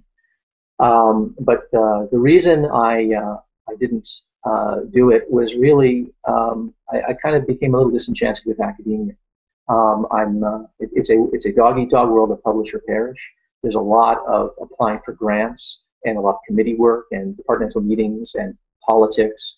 And the closer I got to the brass ring, the less enchanting it seemed to me. Even though I love teaching, that sort of the daily grind of academia seemed a little less appealing to me. And perhaps more importantly was a sort of a personal failure on my part. I'm not a very disciplined person, and in order to be a successful academic, you have to be disciplined. There's no one sort of insisting that you hand in a paper or that you write an article, or that's not happening. You have to do it on your own. You have to develop your own research program. You have to pursue it. You have to keep abreast of what's going on in your field. You have to write. You have to publish. And I was never that self-disciplined. I always needed the sort of the carrot and the stick of, either a bad grade or an A+ or something like that to keep me going. I needed the threat of the disapproval of my professors and the approval and the approbation of my professors to sort of keep me going. And as you move up in grad school, there's less and less of that, and there's more and more onus on you to do that. And I am not that kind of self-disciplined person to sort of go to a library on my own and start my own research program and stuff like that. I can dabble, but to do it systematically and really quite intensively, as is required in academia, I couldn't do it. And I realized I'm just not cut out for this. I'm going to be one of these professors who, manages to get a job somewhere, but isn't doing anything in the field and is like years behind and is reading from his, moldering, dusty, yellow lecture notes from 20 years ago. And I didn't want to be that guy. So I chose to leave. And I went into different fields. I went into market research, where I was a trainer. I worked in the tech field, where I was a trainer. And in 2005, I retired early through some good financial planning on my wife's part and some good fortune. So I have not, in fact, had to work since 2005. So I'm not, I don't know where the construction came from. There must have been some misunderstanding. I've never worked in construction. I worked as a landscaper as a grad student, as an undergraduate, but that's it. Okay, perhaps another serious question. Mere Christian Logos asks, is Jesus of Nazareth a historical myth? This is not asking, is Jesus the anointed one or the Christ or otherwise the theological Jesus a myth. I'm asking, was there a poor Jew who lived in the 1st century that we know as Jesus? Is Jesus historical, pure myth, or something other? I really don't know the answer to that. There was a time when I would have said, oh, absolutely, he's a historical figure. But I mean, I have read the works of Richard Carrier and Robert M. Price, and they have really given me pause to sort of reconsider the state of the evidence. I am no longer so convinced, and it's as a consequence of the paucity of evidence, but more importantly, sort of a closer reading of the New Testament, specifically our oldest witness, Paul. The epistles of Paul, specifically the authentic letters of Paul. There are some that are questionable, or in fact regarded as Deutero-Pauline or pseudepigraphal. But the ones that are sort of considered authentically Paul, there's a real problem there. Paul just doesn't seem to talk about Jesus like he's a flesh and blood person. He says he was born of woman. Okay, that's true, and he says that he was crucified. He was tried and crucified and died and rose on the 3rd day. But when he talks about him rising, he talks about him rising as a living spirit. And when he talks about his encounter with Jesus, he talks about what seems like a vision. And when he talks about Jesus appearing to other people, he uses the same word, appearances. And he just doesn't seem to talk anything about the life of Jesus, the ministry of Jesus, the words of Jesus, the sayings of Jesus, even where he should be saying, hey, remember what Jesus said in making an argument. He doesn't do that because other theological reasons. And so I think it's very possible that Jesus is a kind of back-formed, reconstructed character based on a different kind of conception of God and a Savior, possibly a pagan influenced God. I think that there might be some syncretism going on here between the pagan world and the Jewish world. But there's also some good evidence in the form of the Gospels, some kernels there that might actually date back to such a man, a Galilean Jew, an apocalyptic preacher. So I'm also a little more inclined, I have to say, to the thesis that Bart Ehrman puts forward. In fact, he's written a book recently about Jesus, not so much his historicity, but who Jesus was and how could this Galilean Jew have come to have been seen as a god by a sect of followers. I'm actually a little more inclined towards that way. But the answer is, honestly, I don't know. I think it's more probable he existed. Okay, a like question.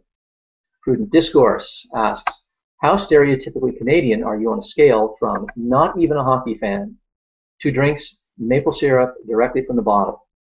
Well, I will drink maple syrup directly from the bottle, and I'm not even a hockey fan. So I'm at both ends of the scale, sorry to say. But I think I'm pretty thoroughly Canadian.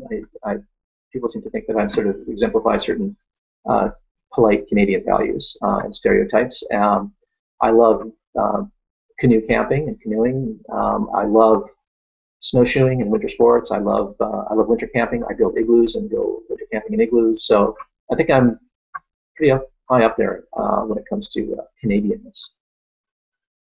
Another light one. Would you describe yourself as an introvert or an extrovert? Well, I'm kind of mild-mannered and fairly soft-spoken, but I would consider myself, I have to say, extrovert. Even though I do feel shy in social circumstances, I'm not shy about public speaking, and I like people, and I sort of seek out the company with people. So I'd have to say I'm an extrovert. Heavier question. Demon Norse asks, well, it's a hard one. Why do atheists and faith heads alike completely ignore environmental issues and continue to blather on and on about curing this and that disease, thus allowing the exploding human population to increase even further, ultimately exacerbating the situation?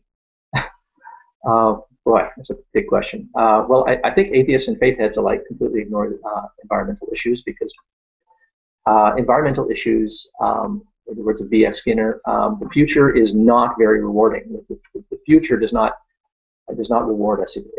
What's the future ever done for us? We have a hard time taking the future seriously.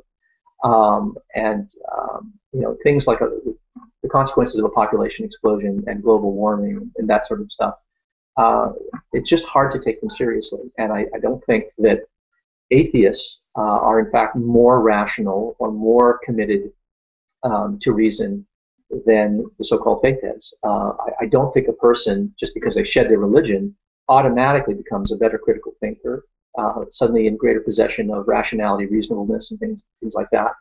I think that these are values and virtues that you have to learn and cultivate in yourself. What I think tends to happen is a lot of people fall out of their faith in part because they discover certain, scientific facts, historical facts, and that sort of allows them to reconsider things, and that is an ingredient in the abandonment of their faith. And so our tendency is, I think, a kind of intellectual conceit to assume that we atheists are necessarily more rational. But I don't think that's true. I don't see a lot of evidence of it. I see a lot of dogmatism and irrationality within sort of the atheist community, and just sort of the average atheist out there on the street who's not part of, who doesn't even self-identify as part of any atheist community or secular movement. So I hope that answers the question. I think really what it comes down to is we're just not very rational, and we just don't take the future seriously.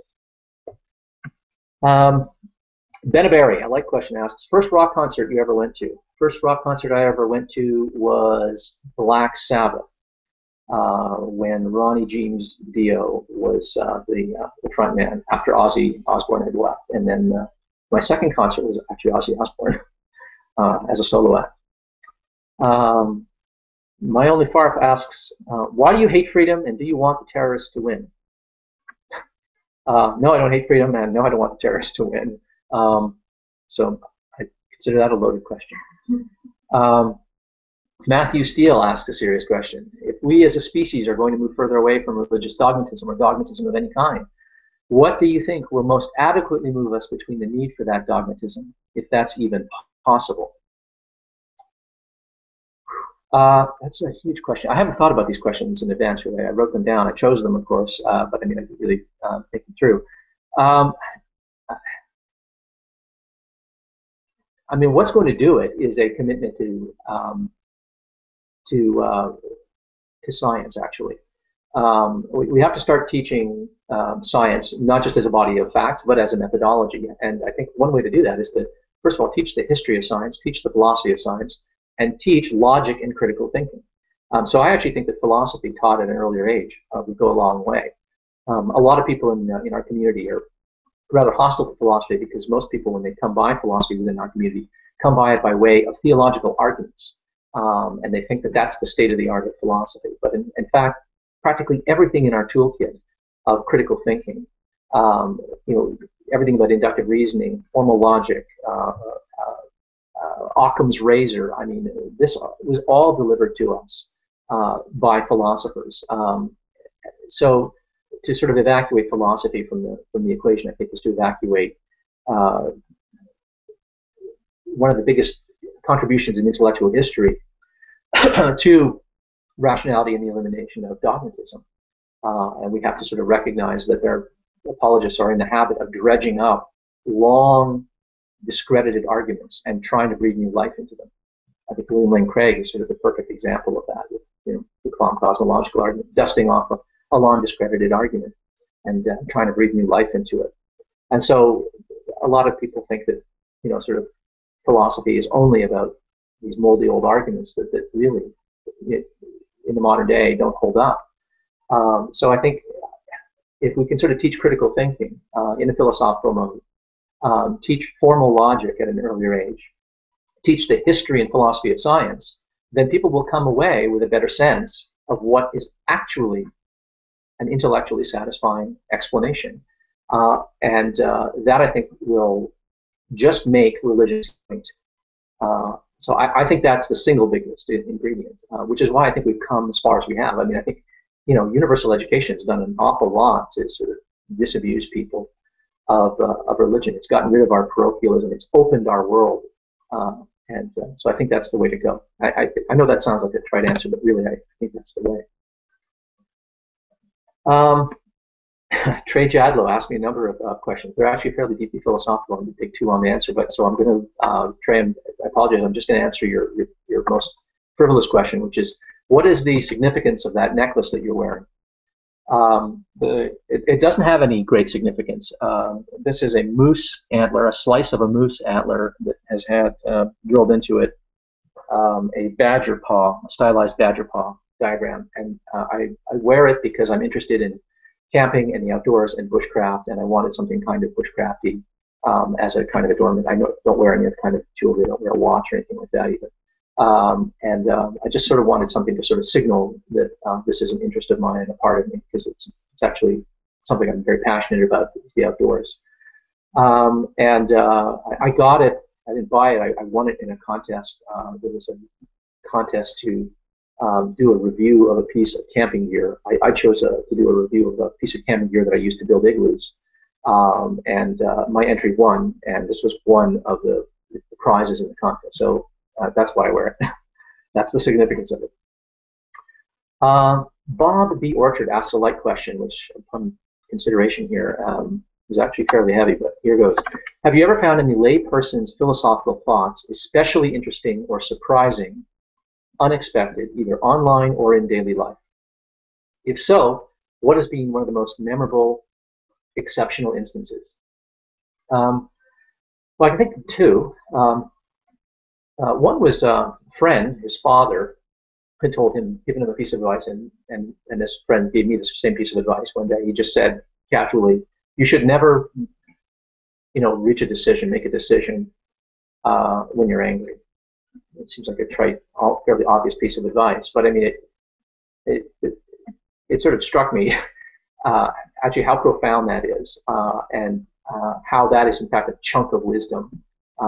And anyone who, I think, wants to self-identify as rational and a critical thinker and a skeptic, I mean, really ought to be able to not act on emotion, and not say things on emotion, and not respond to arguments just on emotion because they strike you as BS and stuff like that, and immediately launch into your script or something like that.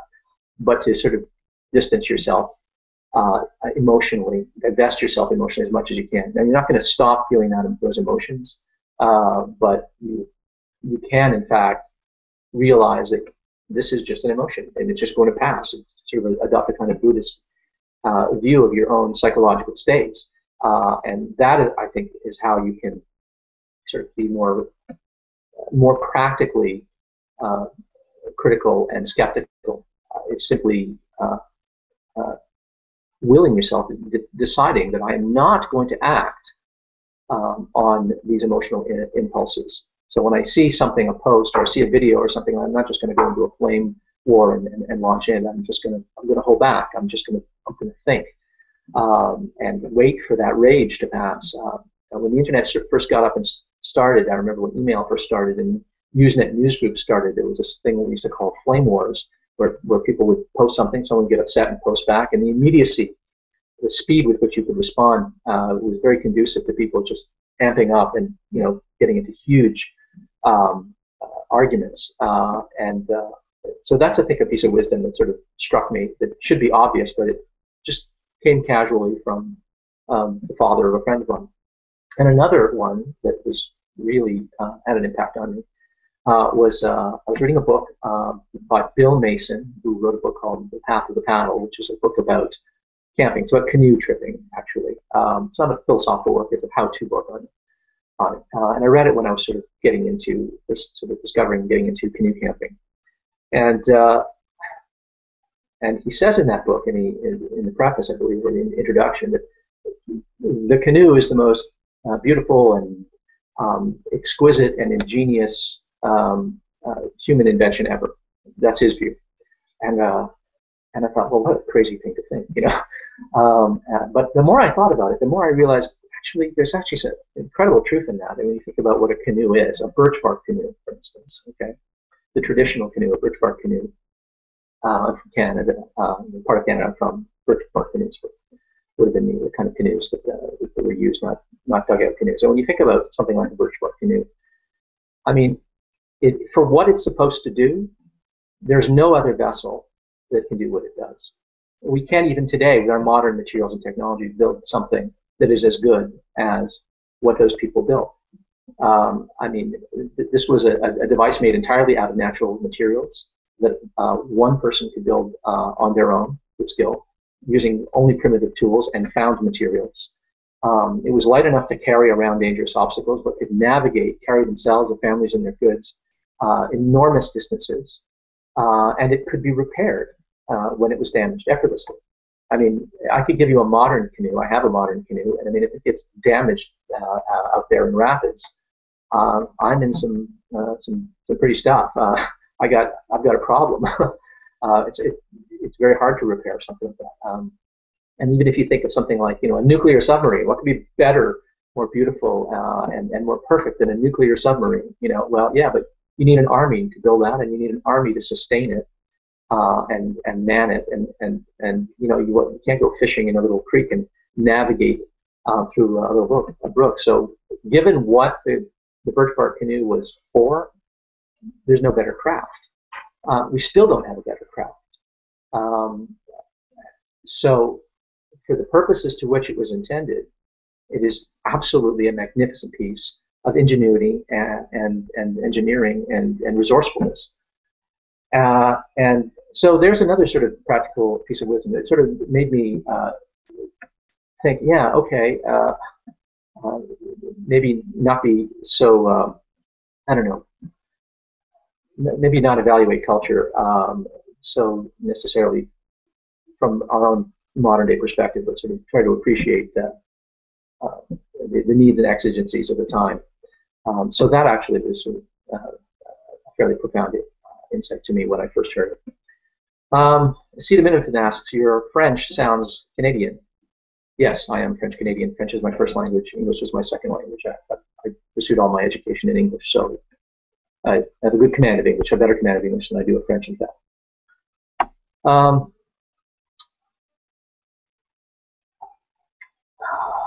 MJT532 asks, when people ask atheists, what would it take you to believe? Often you hear ridiculous scenarios like God rearranging the stars or something that will never happen. So I'm wondering if there are any reasonable scenarios that would convince you. The question is actually a little longer than that, but I've shortened it to that.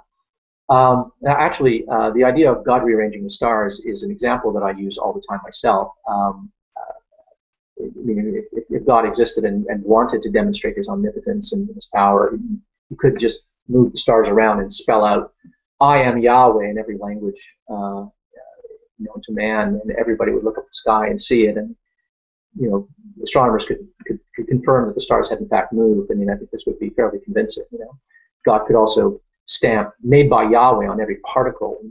The physicists could reveal to us, hey, guess what? Suddenly every particle says "made by Yahweh." I think that would stand as very good evidence, fairly conclusive evidence that, yep, we're in the presence of Yahweh. We better start rethinking what we think about God and whether he exists. But what about something more practical? Now people will say that those are preposterous suggestions, obviously. Well, they're only preposterous because your God wouldn't do those things. And because gods don't do those things. But if we lived in a world of where Yahweh was performing the kinds of miracles as described in the Old Testament, or the Olympian gods were performing in the epics of Homer, that is exactly the kind of thing that we would expect to find and could find. It's only because we live in a world where everyone knows that's not going to happen. Just like, God doesn't care about amputees. He never regrows and regenerates a limb, apparently, even though animals can regenerate a limb. Just like I actually don't think that is a ridiculous scenario, a ridiculous request. But if you want something more mundane, archaeologists and historians could discover the Ark on Mount Ararat. We could discover that, in fact, there was a Garden of Eden. We could find something that answers to the Garden of Eden. We could find evidence of the ruins of the Tower of Babel. We could find evidence of a mass exodus of Jews out of Egypt in the desert who'd spent years wandering. We don't find this kind of evidence. We could find evidence of a worldwide flood. Real geological evidence. What we find in the Quran, what we find in the Bible, these stories, we could have found evidence of those things. And then those books would stand revealed as history and prophetic. But they don't. And that's one of the reasons why I don't believe, and I'm not convinced. They read like myth, and we have falsified too many of the claims. There wasn't an exodus, for instance. There's no evidence of a worldwide flood. There's just so it is absolutely possible in principle for me to be convinced that Yahweh is real and that the Old Testament God is real, but we don't find that evidence. Okay, how am I doing for time? Running out of time. Got to get through these. What type of music do you listen to? And more specifically, what? No one cares about what music I listen to. I'm not going to get into that. You mentioned that you do not have children, nor do you plan on having any in the future. When did you come to make this decision, and why? Too personal? You did say anything. That's not too personal. I made the decision that I didn't want to have children in my early 20s. I've been with my wife for 28 years. And we both agreed when I was about the age of 26 that we didn't want to have kids.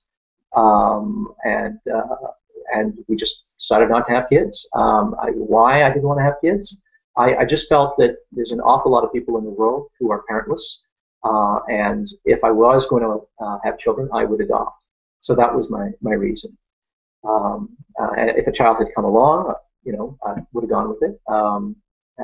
There was actually a time in my wife's life where she changed her mind and said, yeah, I think I want kids. And I said, okay, we can do it. And then she changed her mind again and said, no, the biological clock has stopped ticking. So we decided against it. So we went with plan A. So that's why we decided not to have kids. Gavin Smith. Oh, here's a question I get a lot. What books should newbies to philosophy read to gain an understanding? Well, if you're interested in philosophy and you don't know where to begin, this is an answer that I actually worked out in advance. I have them listed here.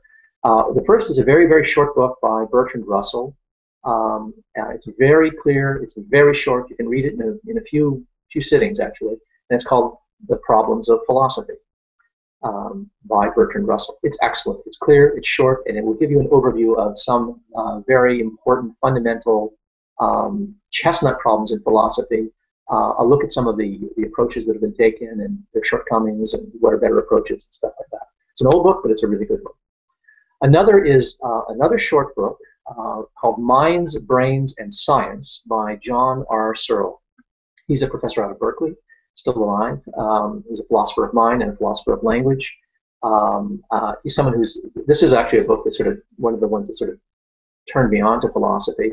It's a book that talks about philosophy of mind. It talks about the problem of strong AI and the Turing test, and could we build a computer that could think. It addresses questions like why exactly are the natural sciences able to produce better models, more predictive models, more valuable models, more robust models than the social sciences? I mean, it's not like the social sciences aren't trying to apply the methods of the natural sciences. Why do we see a kind of success in the natural sciences using the same methods that we don't see in the social sciences? So it's a book that addresses those kinds of questions, and it's actually a set of brief lectures that he read for the BBC, transcribed into a book. It's again a very short book, very easy to digest. So if you're interested in philosophy of mind, AI, and the nature of science and the social sciences, it's a great little book. Another, if you're interested in the philosophy of mind specifically, is Matter and Consciousness by Paul Churchland. This is a kind of intro college text. If you're going to take a course in the philosophy of mind, this is the kind of thing that goes through all the theories in mind. You know, the mind-body dualism, property dualism, substance dualism, functionalism, type identity theory, token identity theory, all of these theories, behaviorism, all of these theories are found there and very clearly explained. It sort of lays out the landscape. Another book, especially if you're interested in philosophy of science, that I would recommend, and it's not the last word on the subject, but it's a really good place to start, is a book by Thomas Kuhn, many will have heard of, called The Structure of Scientific Revolutions. It's excellent. It was highly influential. If you've heard the word paradigm bandied about, this is where that word really took off and came into vogue. So The Structure of Scientific Revolutions looks at the history of science and the philosophy of science and examines the logic, the engine of how science proceeds. And then if you want a big historical overview, again, another book by Bertrand Russell is The History of Western Philosophy. I'd recommend that one with enthusiasm. It's very highly biased, but it doesn't matter. When you're starting, you've got to start somewhere, and so you might as well start with a very well-read and well-respected book, even if it has its biases. Another light question. If you had the chance to transform into a mythological creature, which one would you choose and why? Well, I would turn into the mythological creature known as God, because if I did that, then I could turn into anything else if I wanted to. So there. I hope that's not cheating. But, otherwise, I don't know. Serious question from Making It Explicit. MIE asks, on the scale between Cartesian representationalism and foundationalism and Rortian anti-representationalism and anti-foundationalism, where do you stand? Okay, well that's a question that's asking about theories of representation. What goes on in the mind? Is the mind, for instance, a representation of reality? And foundationalism has to do with, do you think that knowledge is based on a foundation, or is knowledge more like a web of belief? That kind of thing. So where do I stand? Well, with respect to the issue, I'm a representationalist when it comes to thought, mind, and intentionality, and I'm an anti-foundationalist when it comes to epistemology and knowledge. So I guess in a way that puts me smack in the middle, but I hope that answers the question. David Campbell asks, what are your thoughts on the rapid interest in kayaking versus canoeing in Ontario? Will the iconic canoe truly disappear from summer traditions? No, the kayaks are fun, but if you want to go camping, you need a canoe. You need to carry gear, and you want to bring your family, you want to bring a pet, and kayaking is great fun, and it's easy recreation. You sort of move faster through the water, but try portaging a kayak. It sucks. You can't carry much gear in a kayak, so no, the canoe is not going anywhere as a recreational vessel. If anyone's interested in going camping, you do it in a canoe. You do it in a kayak, you're just making your life difficult. Spiderbite asks, oh, geez, this is a really good one. Something I've been wondering for a while and been unable to really find an answer due to being a layman.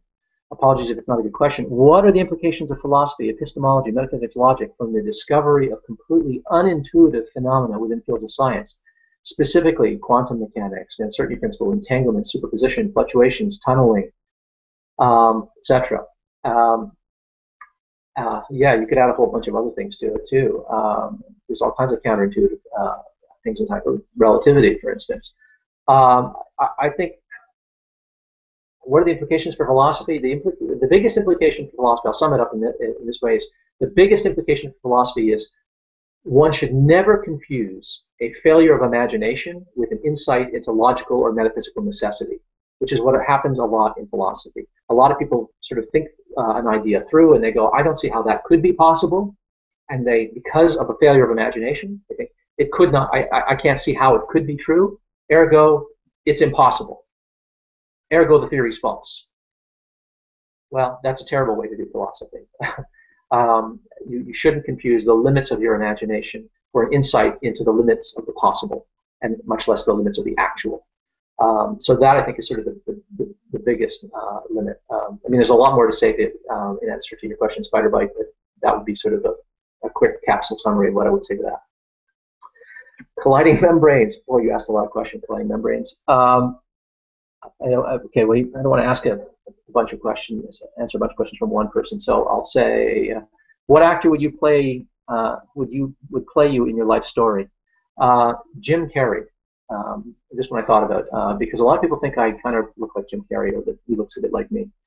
I used to see it when I was younger, not so much now.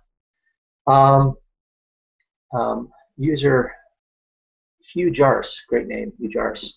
I've got one for you, Ozzy. When it comes to the question of whether or not there is a God, do atheists have the burden of proof? I heard Matt Dillahunty use a courtroom analogy to say that he finds God not guilty of existing, and other atheists say that they simply are not making a claim at all. So no evidence or proof is required. What's your take on this? I'm going to actually make a video about this question. I think that, in fact, anyone who believes that there are no gods, it doesn't matter how you define atheism. It doesn't matter if you define atheism as a lack of a belief in God or the belief that there is no God. The question is, if you believe there is no God, forget the definition of atheism. If you believe there is no God, then that is a position on the question of the existence of God, and you do bear a burden of evidence. It is, in fact, a very light burden of justification. It's very easy to discharge, and I intend to make a video on this. So strictly speaking, yes, we do have a burden of justification for atheism, as I see it. It's nothing odious, and it does not discharge the other person of their burden. It's not. There's this misapprehension that people have that if you admit that you have a burden, you're discharging the other person of having a burden. It's not like in an argument, only one person has a burden of justification. Everyone has a burden of justification for every position that they hold and every claim that they make, period. It doesn't matter if it's positive or negative.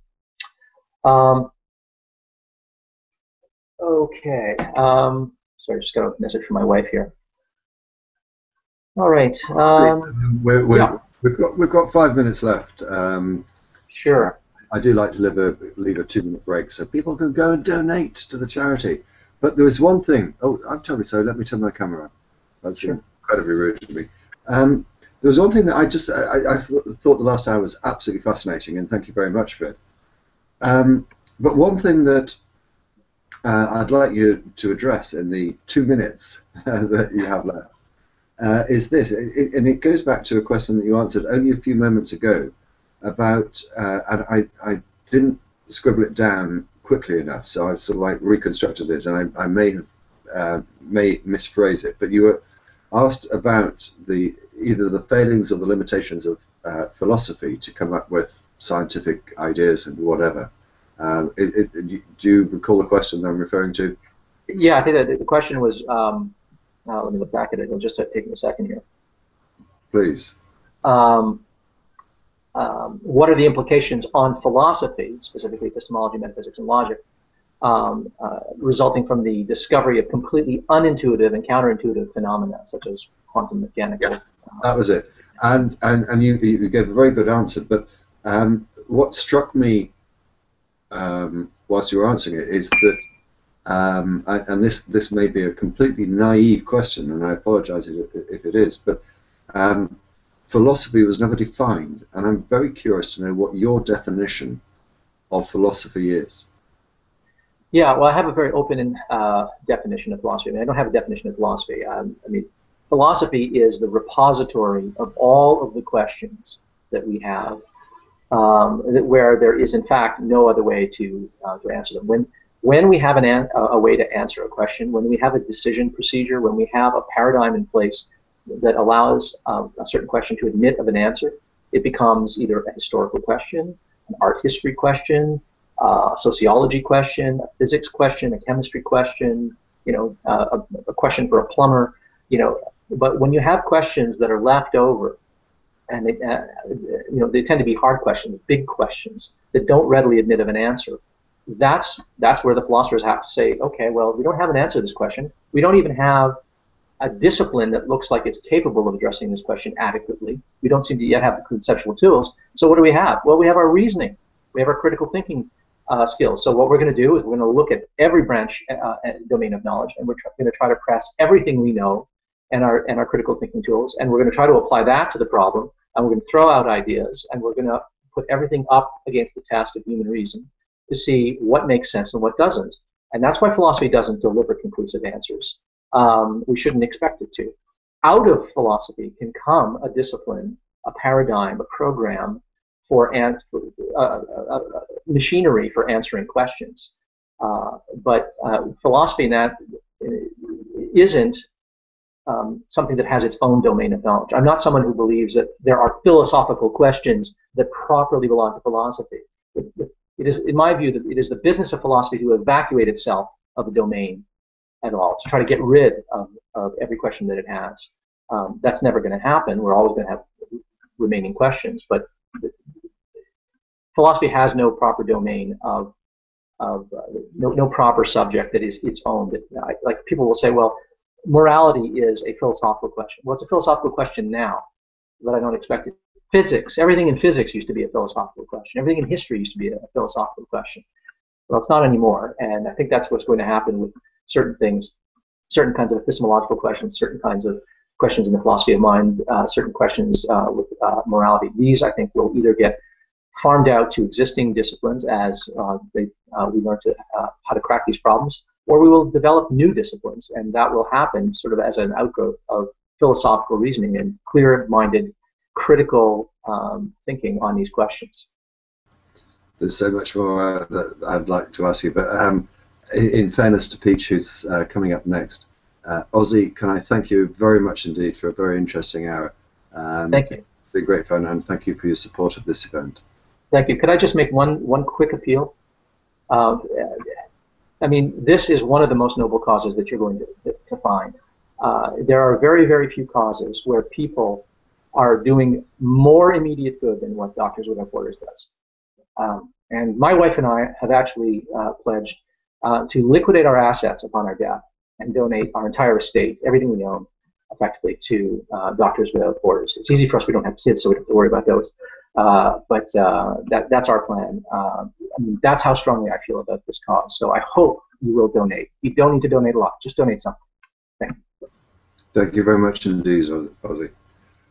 Peach, you've got the link. You're in the room. Welcome, and thank you very much for participating. I, again, will slip into the murky background and allow you to take over. Thank you. Oh, there we go. You are there. Okay. Over to you, Peach. Thank you very much. Okay. Just want to make sure that I'm doing this correctly because I haven't done a Google Plus Hangout thing and I don't even remember how long. Well, we can see you and we can hear you, so far so good. Great.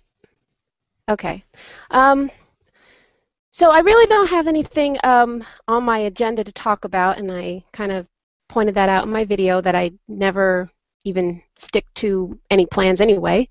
So I guess the first thing I'm going to say is let's check how much we have coming in at the Just Giving link, because I'm going to remind everybody throughout my hour to keep donating. So we're at 557.39 pounds, I believe that's the correct symbol there.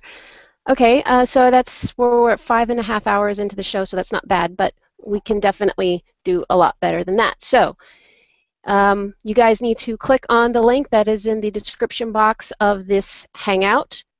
There's two of links, actually. There's one for the Just Giving, and then there's another one, but I can't check how much is coming in through that one because I think it goes straight to a PayPal account.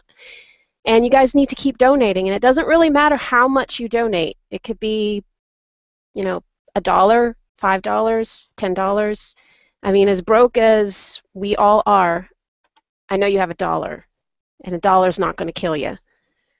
Just saying, because I know all about being broke. Okay, so the thing that has really confused me, especially about Google Plus, is that it's very hard to watch any kind of interaction with the audience, and Google really didn't really make that easy for us. There's no live chat. There's a question and answers thing, but then people who click on the Hangout, or excuse me, people who click on the YouTube feed have to join a Hangout, and then they can submit questions if they can actually find it. So I had an idea. I figured that maybe to kind of make this a little bit easier, we could just do a Twitter hashtag instead for my hour. And if you guys wanted to submit any questions or comments for me to address during my hour, perhaps just send them to hashtag MSF chat, and we'll see how that goes, because right now it feels like I'm just talking to myself, and this is a little awkward. So yeah, while I'm waiting for people to start interacting, I'm going to once again remind you all why we're here. This is the Doctors Without Borders charity event. dprjones does this every year. Doctors Without Borders is one of the most amazing organizations I've ever heard of. They basically send medical medical personnel and training to places that are definitely in need of it more than other places, such as war-torn countries, developing countries, places where they really don't have any real healthcare system except for Doctors Without Borders. So it's definitely worth your donations. Okay, so what else do we have to talk about as far as that? I was reading a little bit about it lately, and places like, for example, many African countries where, well, I guess right now Ebola is definitely a huge problem, but HIV/AIDS has been ravaging the entire continent, it seems, for the better part of 3 decades. A lot of those countries rely on Doctors Without Borders to provide immediate health care, training for medical professionals in those areas. So it's definitely something worth to consider, because I'm sure you guys just donated your last $100 to the Ice Bucket Challenge, ALS it was, which is pretty cool, you know. But I know you have $1 in your pocket that is burning, that can be donated to this. So get on that. Let's see. Let me see what else I can check as far as interacting.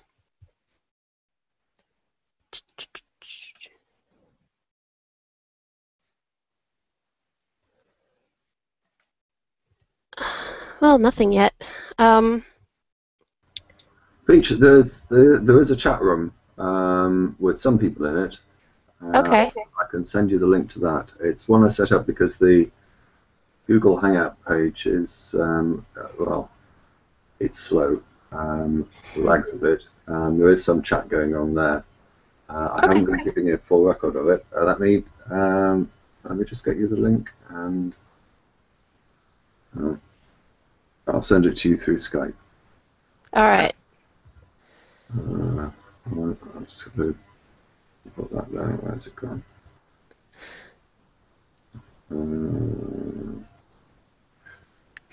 This really is one of the irritating things about Hangouts, and as I say, I thought we'd got this sorted to a degree, but obviously not.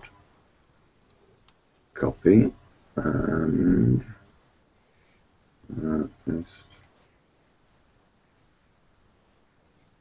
that's not it. What? No, hang on. This isn't awkward.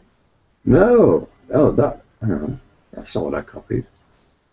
Let's try that. Yeah, this I just don't know quite what can be done about it. Copy that. Is that better? Peach. I don't know what I sent you before. Yeah, there we go. That's a chat room, but there's a live chat going on, and I see, amongst other people in there, Dark Matter's already here. Oh, okay, I see it. Yeah, have you got that? Okay. All right.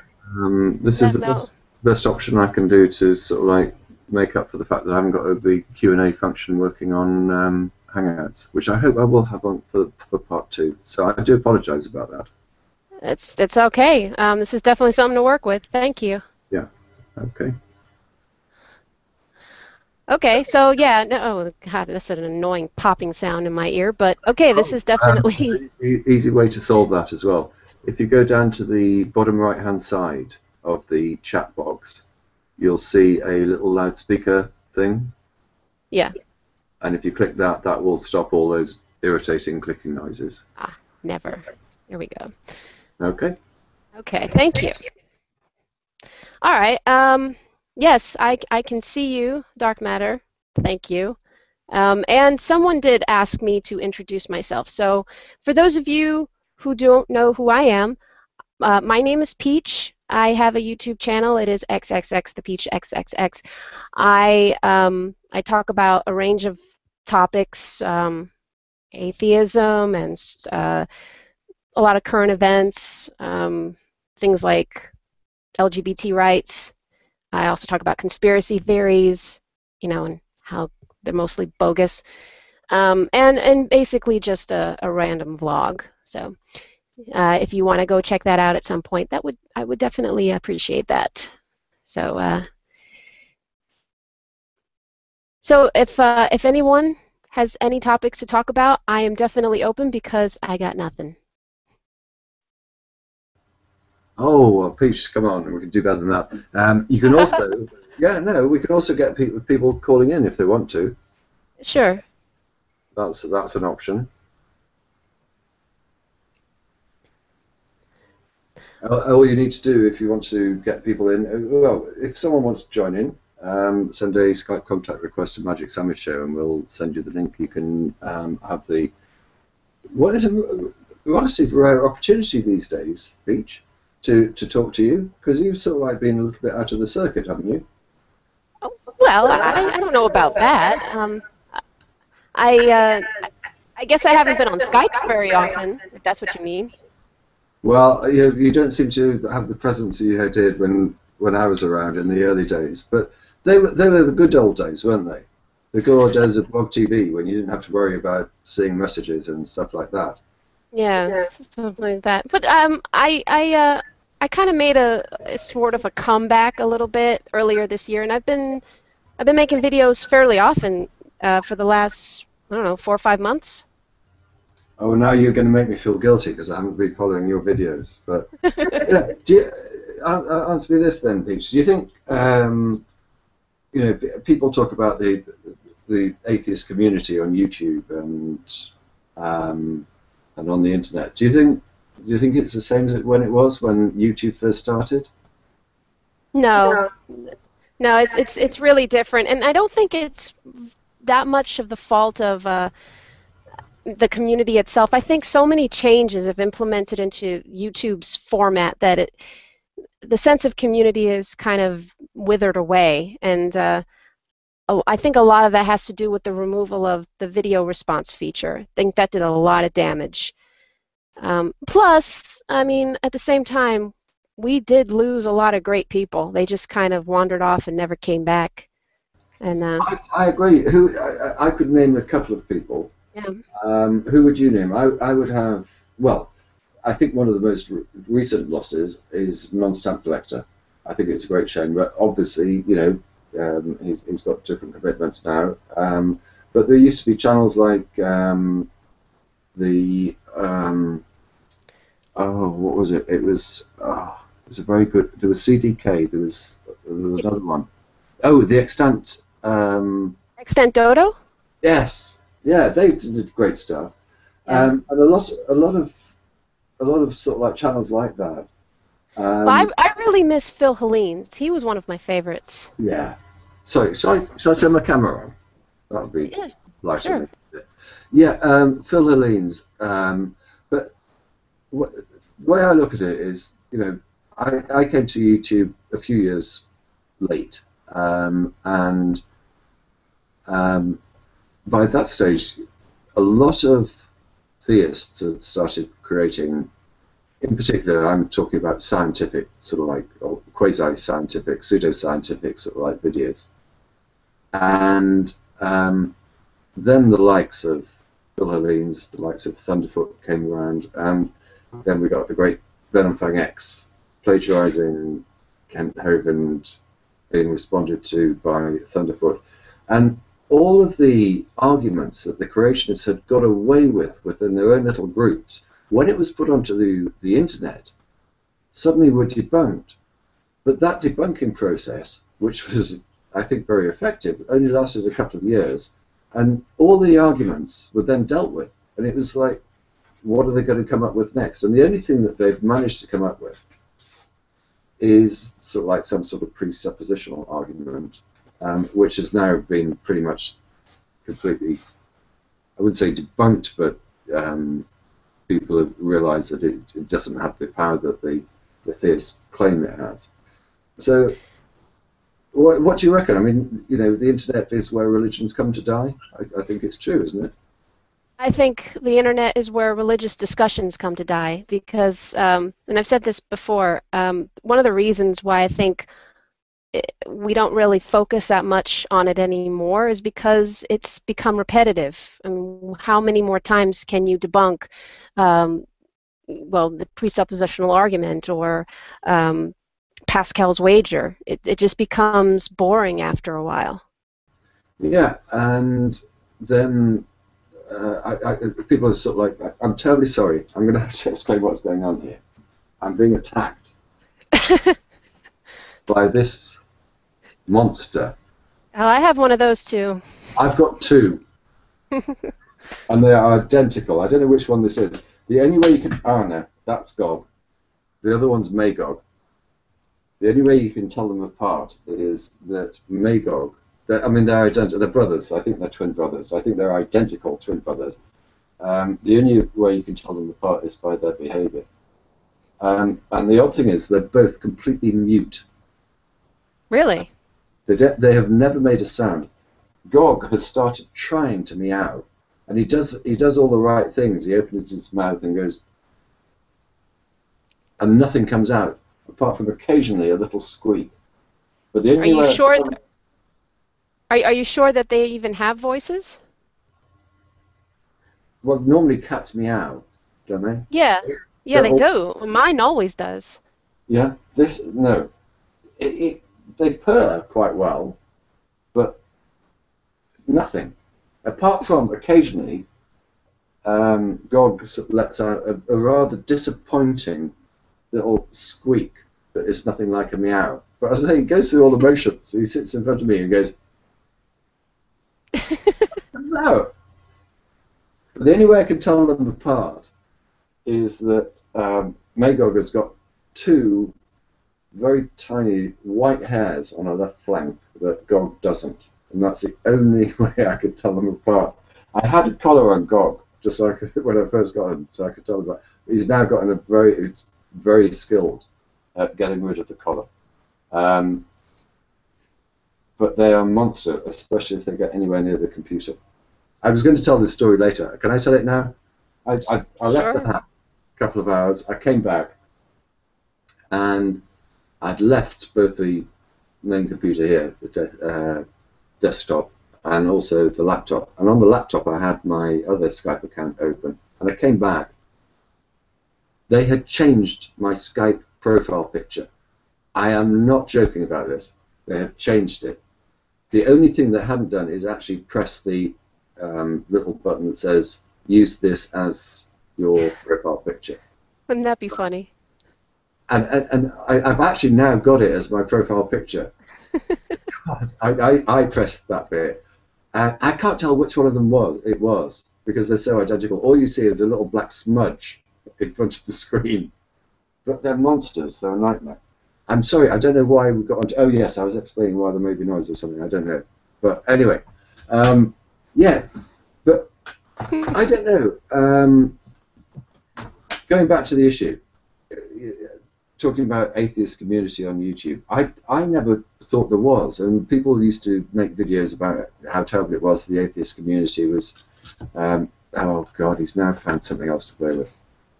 He is just here. Trust me. He's just below camera line. You'll probably see his tail. Yeah, there's a tail. I'm not sure there ever was an atheist community, by which I mean a sort of like organisation, a collective of people that were working together for a common purpose.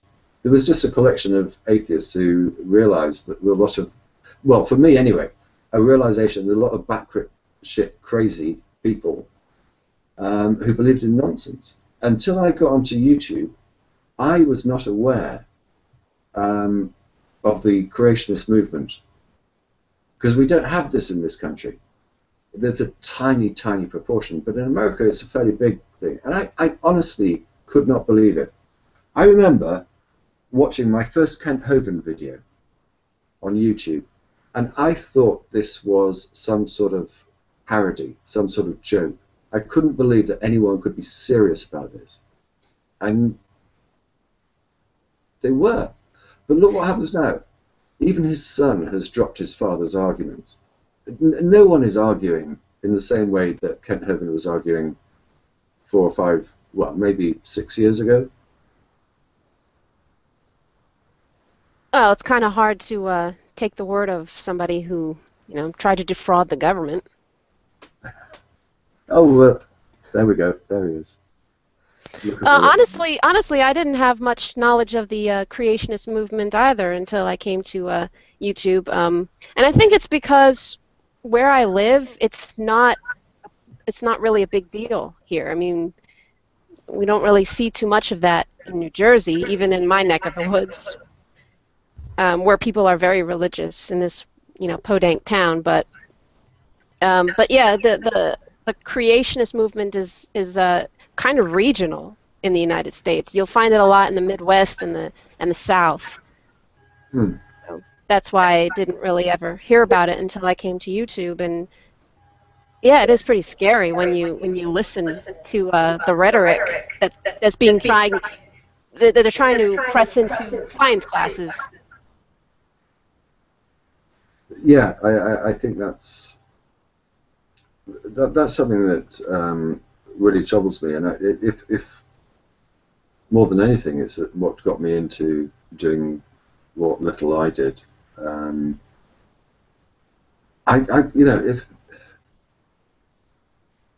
If the intellectual basis and the technological basis of America goes down the pan, then the Western world goes down the pan. That's the way I see it. And if you're going to teach in your classrooms absolute bullshit and crap, then there ain't much hope for the future of America. That was my main concern, I guess. Yeah, kind of my mind as well. and I guess that did help to attract me to the YouTube atheist community. And I did always kind of think of it as a community, not because we had this goal that we were working toward, but just because we're a group that kind of gravitated toward each other based on this one factor. Did I mute myself? No. No, I didn't. Okay. I thought I did for a second there. But yeah, so that did attract me to the community, and yeah, that part kind of went away because maybe Christians just couldn't or weren't willing to put up with the atheist rebuttals anymore. So we started arguing amongst each other on other topics, a lot of social topics or political topics, and a lot of people don't like the direction that's gone because they call it infighting, but in some ways it's made it a little bit better, and in some ways it's made it worse because, like I said, a lot of people, maybe they just didn't have any interest in that, and a lot of great people just quit YouTube, and that did help to make it. I'm not going to avoid the word that shall not be mentioned. I'm going to come back to that in a second. But I think that, or I suspect that a lot of the people that would sort of like started doing videos to counteract the sort of like nonsense, the religious nonsense, or in particular the creationist nonsense and other religious crap, or scientific crap, reached the conclusion that I kind of reached a couple of years ago, and that was that I've got nothing more to contribute to this. I've done my bit. I can't think of any argument or any position that I want to take that I want to make a YouTube video on, and it's partly because the quality and standard of people making videos has just gone through the roof. I mean, look at someone like Dark Matter. I mean, his videos are brilliant, and he makes the same sort of points that I would make, but he does it in a way that I think I couldn't even match the way in which he's made that point. So I'm sort of like left thinking, what have I got left to offer? And this isn't sort of like false humility. It's genuine. I just don't know. I don't know what I would make a video about. And I have thought about it. People have sort of like said, "Oh, come on, DPI, you should make a video. You can get back into making videos." And I think, yeah, okay. What about? Every topic that I would like to comment on has been addressed, and addressed in a way, in my view, better than I could do it myself. So I just don't see the point. And I don't know. I imagine that channels like CDK, Extant Dodo, they probably thought, amongst other things, we've made our point. There's only so many times you can make this point. Yeah. Now, I've had the same problem as you do. I mean, that's kind of why I stopped making videos for a number of months. What am I going to talk about now? There's nothing. Everything's been said, and it's been said a lot better than I could possibly put into words. So I kind of just tried to expand my my variety of topics. Just kind of move aside atheism for a bit and talk about other things, and that kind of kept me going. Just something to think about. And just to remind people, if you'd like to join the conversation, send me a Skype contract request to Magic Sandwich Show, and join the discussion, which at the moment seems to be, what the hell are Peach and I going to make videos about if we ever make another YouTube video? I'd be interested to know. Aaron was trying to talk me into this only sort of like a week ago. And I said to him, well, tell me, what am I supposed to make a video about? It's all been done. It's as I say, I'm not. I want to make videos. I've got about a dozen on the cutting room floor, so to speak, and each of them, I just thought, no, I can't be bothered with it anymore. And another aspect of it is if you're going to do something that's going to stand out these days, then it involves an enormous amount of research. If you can't put out the same crap that you put out years before. To make it worthwhile, you've got to spend a lot of time researching it, and I just don't know whether I've got the time and commitment to do it anymore. I wish I could find something that would inspire me, but I haven't for the last couple of years. I have the same problem. I just try to make time for it. I try to pick something out, and I set aside a day when I'm going to plan to record it. Like, obviously, the weekend is the best time for me. And I spend the rest of the week, you know, about an hour or two per day just to research if it requires that much. I try not to, I'm not doing very well at it, but I try not to put too much pressure on myself. But yeah, I often get kind of depressed when the end of the week comes and I still don't have a topic in mind. Yeah, well, when you get to the end of the month, the end of the year, and the end of the second year, and you're still thinking, oh, what the fuck am I going to do? That's when you think, well, maybe it's at the time I didn't bother anymore. But let's go back to the word I said would not be mentioned, because I think this is one of the things that you were touching upon. The Atheism Plus movement. That sort of like put a dividing line between parties, didn't it? What was it all about? I'm sorry? What was that all about, and which side were you on? Well, Atheism Plus was about trying to co-opt certain positions on social issues with atheism, and I thought it to be a very divisive way of looking at things, because it automatically excludes theists who hold the same positions. And it also tries to redefine the term atheism to mean more than what it is, and I don't like that either. Oh, I'm terribly sorry. I'm getting a message. I do apologize. I'm getting a message from Aaron, who's telling me I must put my earphones in. And I honestly, I completely forgot about this.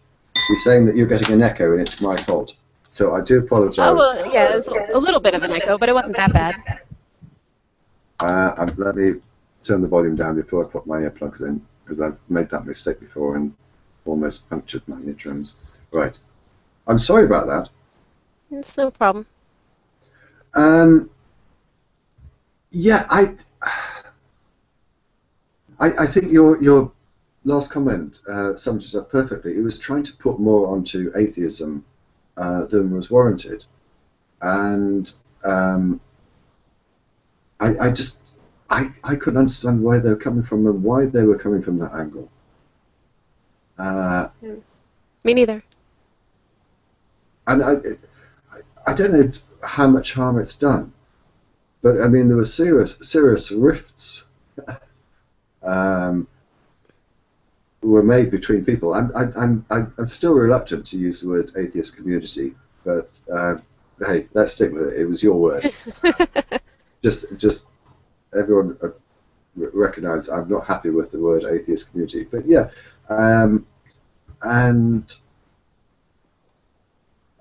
long-term effect, I don't know. Is atheism plus even really of any significance at all at the moment anymore?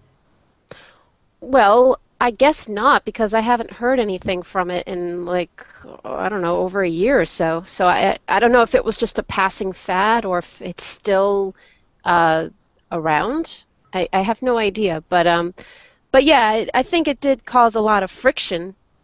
Yeah, it did for a while, and these atheism plus sort of like so far as I can see, to set itself above atheism and became very critical of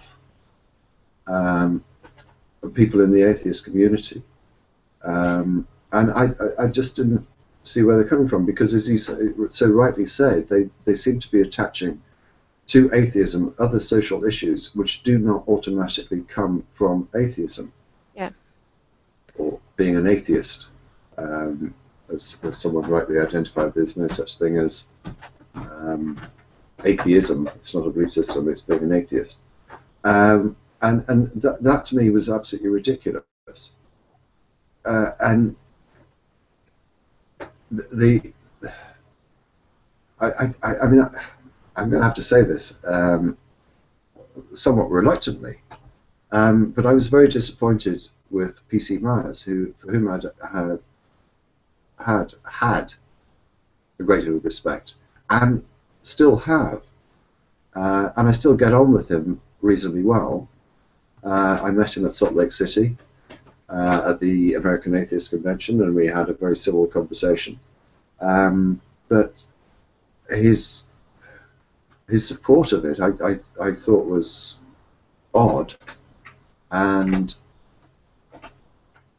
I don't know. I still don't understand quite what it was.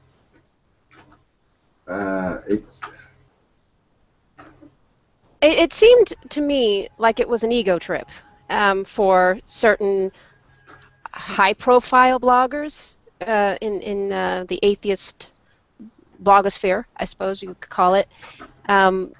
Just kind of this attempt to form a cult of personality. You know, we are starting our own group, and it's going to be us versus them. You want to be one of us. You don't want to be, you know, the jerks who don't believe as we do. And that, I think that's what left a bad taste in a lot of people's mouths. And yeah, I don't understand why PC Myers would have, you know, wanted anything to do with that. But, you know, since then, I still respect him as a biologist, I guess. But as far as other you know, online behavior, I'm not really that much of a fan anymore, if I ever was.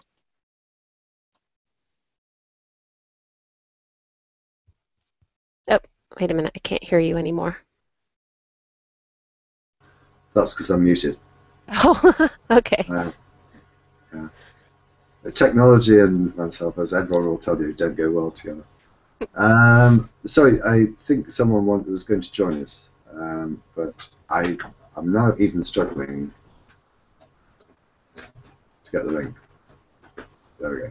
Copy link address.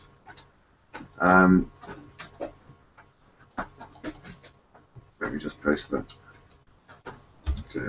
Right, Dragnauct will be joining us, and please, anyone that would like to discuss what is, as I say, it seems to be a sort of like antiquated issue now, but be interested in people's views. I haven't, as you say, I haven't seen anything from Atheism Plus for a while. But there we go. Dragnauct's with us. Do you remember? I mean, it's actually so long ago that I'm beginning to forget. As I said, beginning to remember, beginning to forget the sort of like the problems there were with Atheism Plus. But it seemed to, certainly from speeches that PC Myers gave, it seemed to necessitate some sort of positive discrimination in favor of women. I had a few issues with Atheism Plus. I really didn't pay too much attention to it until Matt Dillahunty conducted a bit of a social experiment where he went in just to understand it from a completely objective, completely neutral point of view, and that once he was ousted, it just became this drama-filled tirade where, you know, they were upset that I guess he had deceived them or had not exclaimed all of his credentials or really who he was. But that was very telling to me as to how divisive this movement is. One of the other things is that while I was... pause there, Dragnauct, because I think that you may be confusing two issues. Maybe not. It may be my recollection that's inaccurate. There was the Free Thought Blogs issue, and there was the Atheism Plus issue, and of course they were closely combined.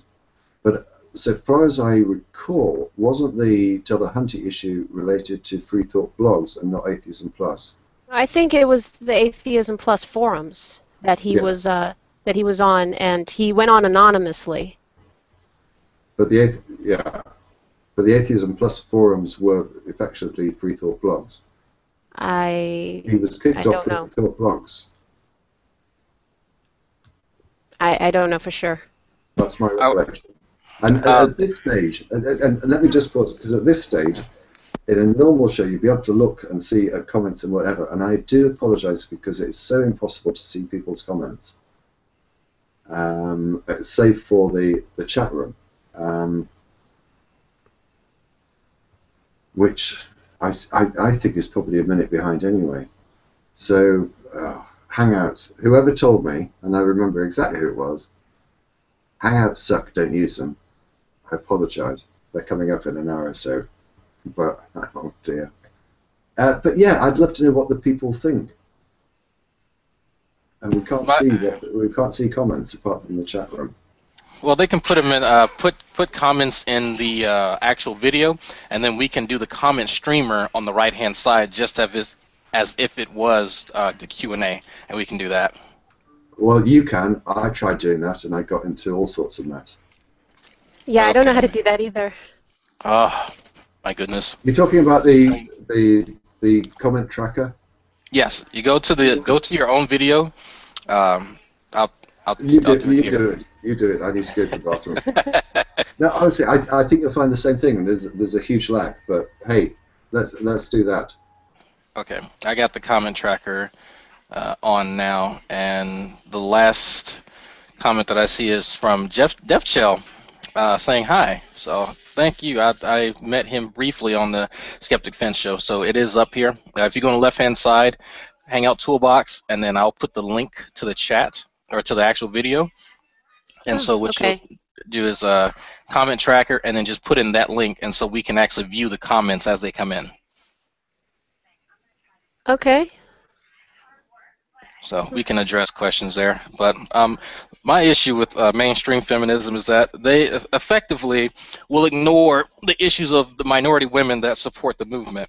And this is something that I've learned over the last few years, and I've actually witnessed. So I just found it very odd that Atheism Plus supported mainstream feminism, which regularly marginalizes minority women issues, but they were actively discriminating against people who didn't agree with them. So that's a pretty high pedestal that they wanted to hold themselves on while conducting the same activity that they were accusing other people of.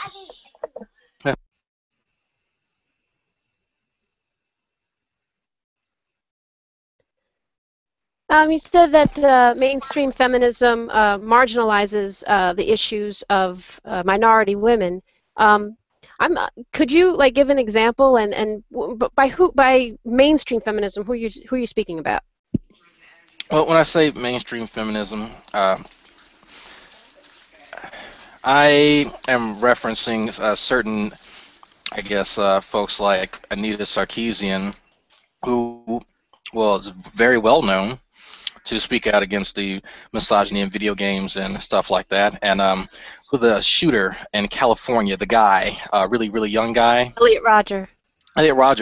Well, have no problem speaking out against the misogyny and whatnot that was expressed in his manifesto, but when it comes to the misogyny toward black females, we don't see that same type of ire being drawn.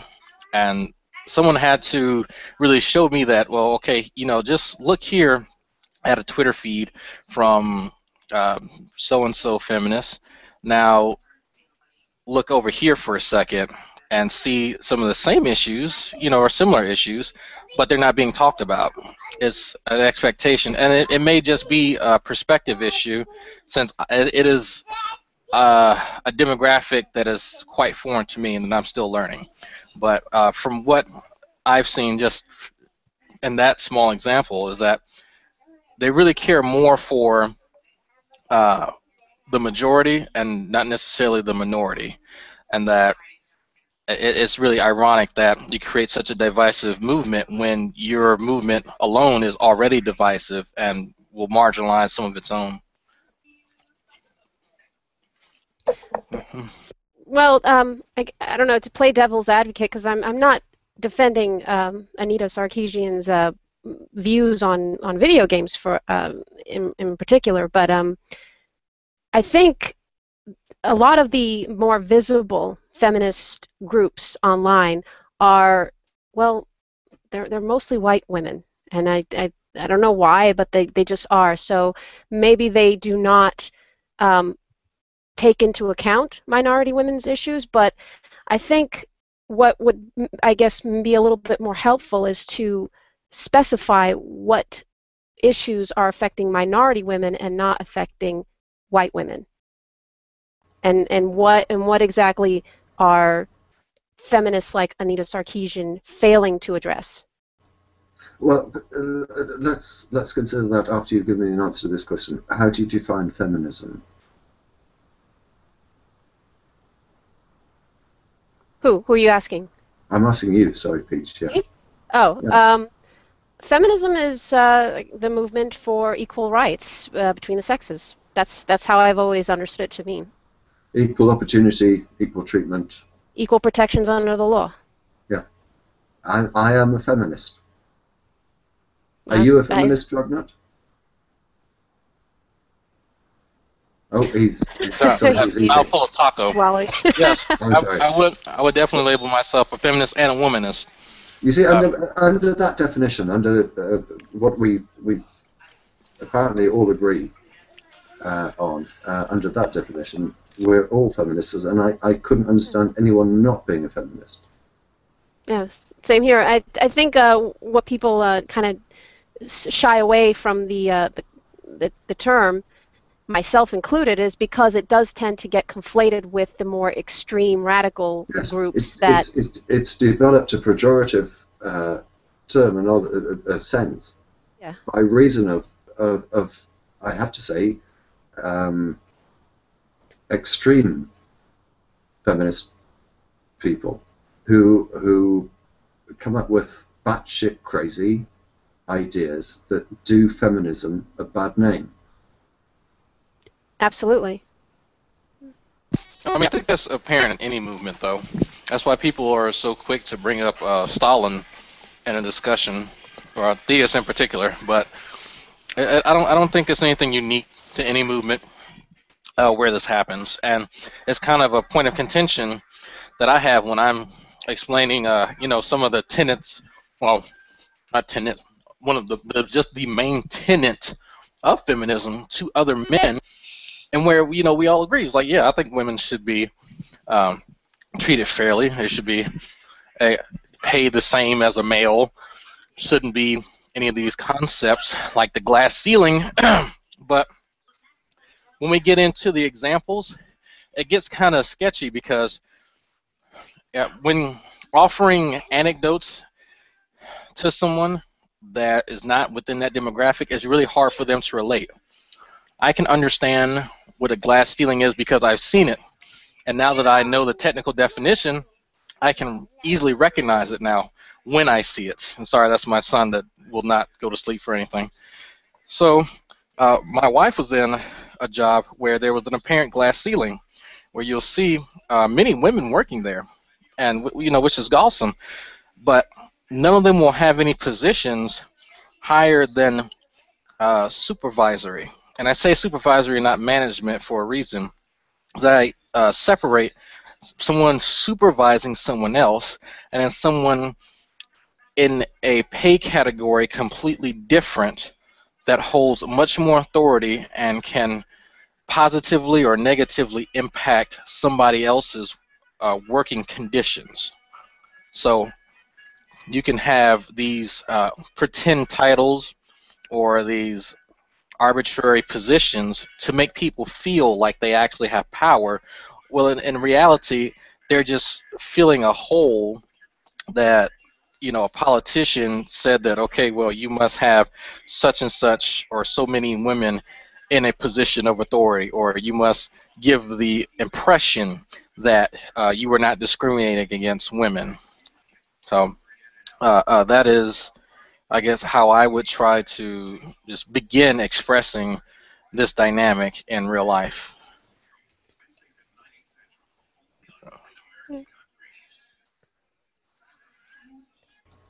Peach, did you want to talk to that?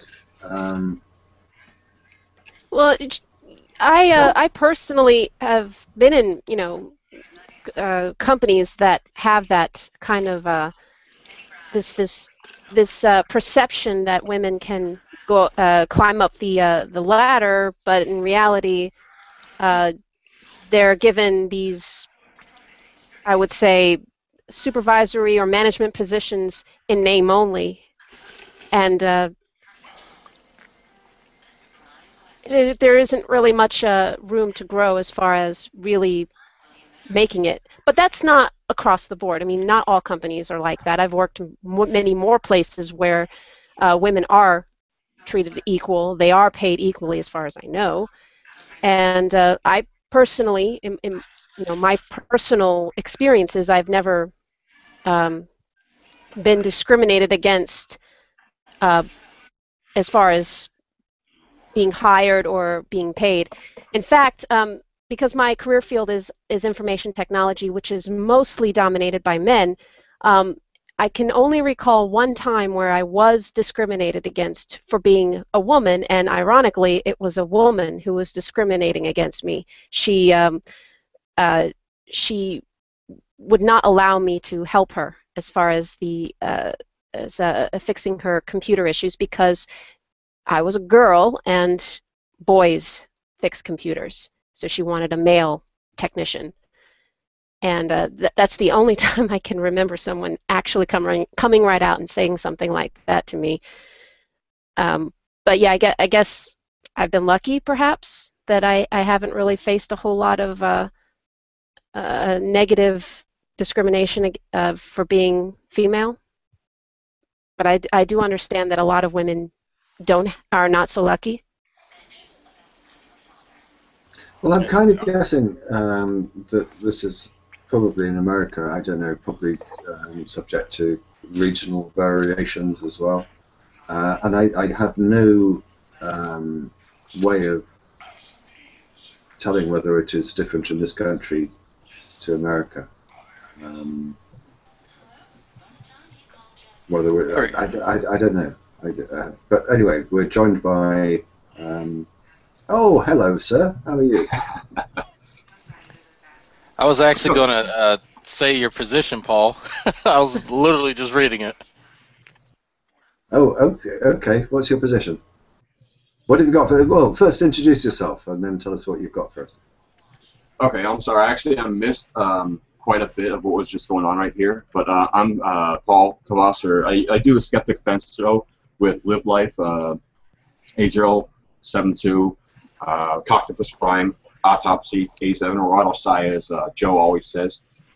I just want to join in on the discussion about atheism plus because when I started getting, I mean, I really started getting like into YouTube probably back in 2008 when Amazing Atheist was just kind of starting to take off, and it was still the old school battle between the crazy nut jobs like Venom Fane X and Shock God and the rest of them, and the atheists on YouTube.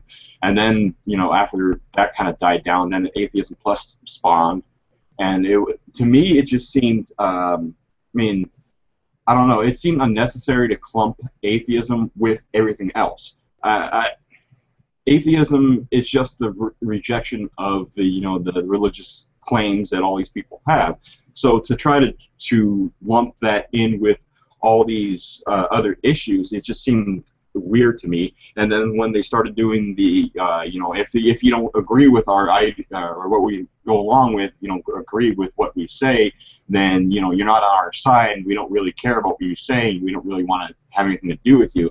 That type of shit really got to me. So I never really even tried to align with that kind of thinking because it seemed very divisive to me. I mean, extremely more so than they're not trying to change things. They're just trying to like drive a wedge even further, because you already have a small community of people, the atheists, and now you're saying, well, if you don't think the way you are, dude, then you're a bad atheist or you're a bad person and fuck you. Yeah, I think that was one of the biggest issues. It's like, well, if I start atheism black, then, you have to agree with everything that I fucking say or you're a racist. Well, how would they feel if someone did that? And I think that's ridiculous. Not everyone is going to value the issues that I find very important. Some people say, you know what, I understand where you're coming from. This is very important to you. I'm going to support you, but I'm going to support you by really just not trying to get in your way. I'm not going to really. I can't say that I can help much because I can't relate to you, which is fair. That's completely fair.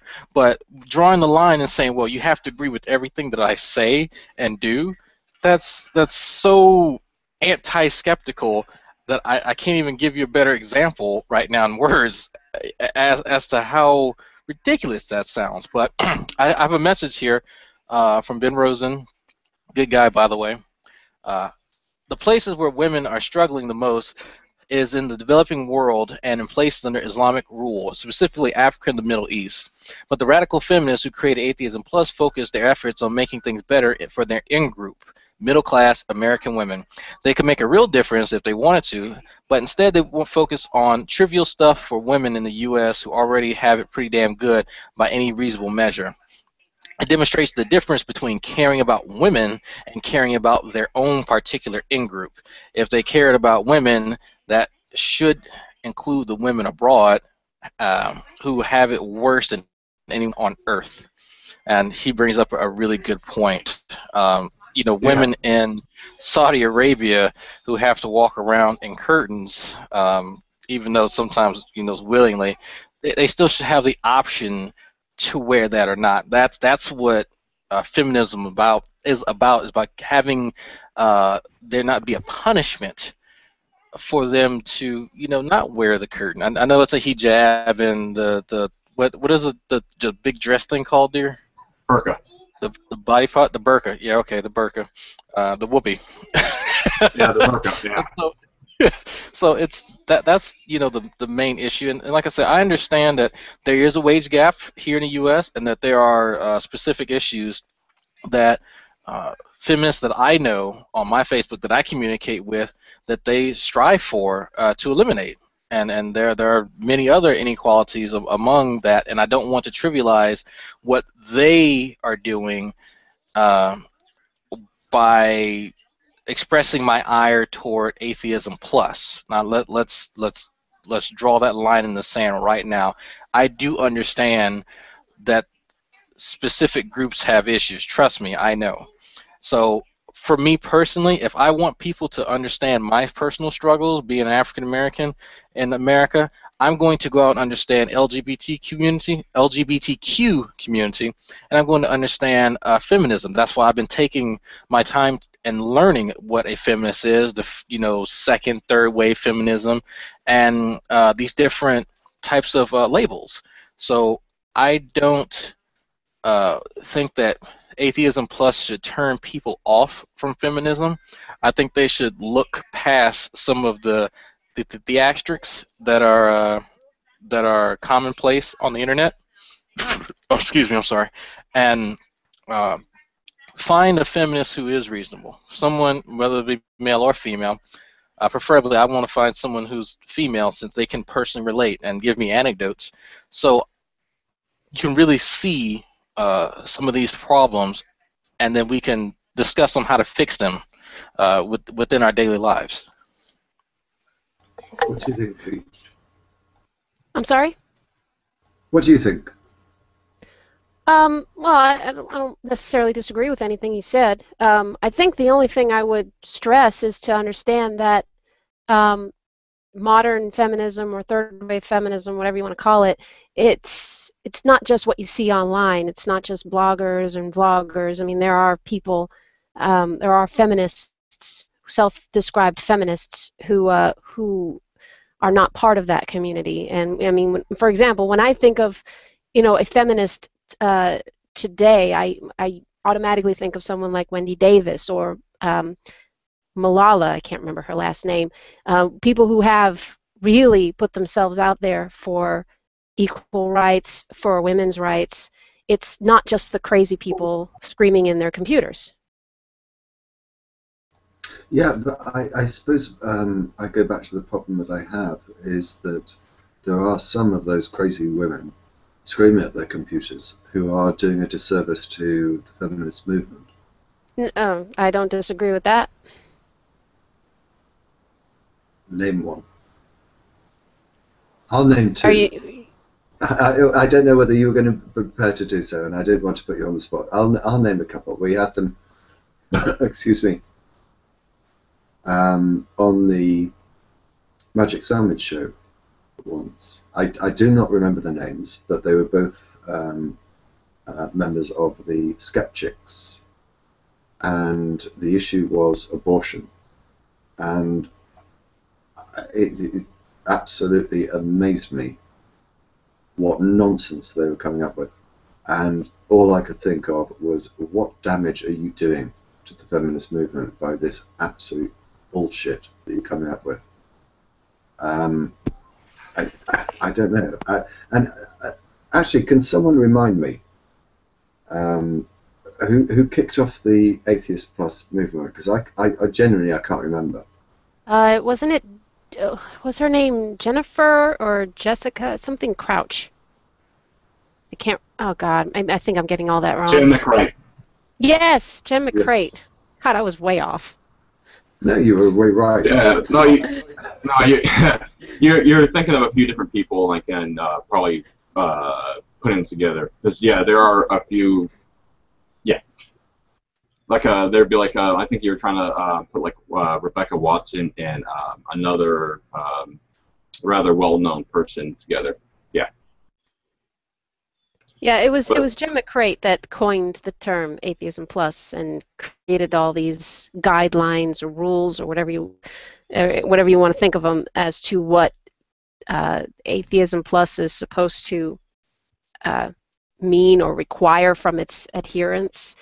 But it was oh God, Richard,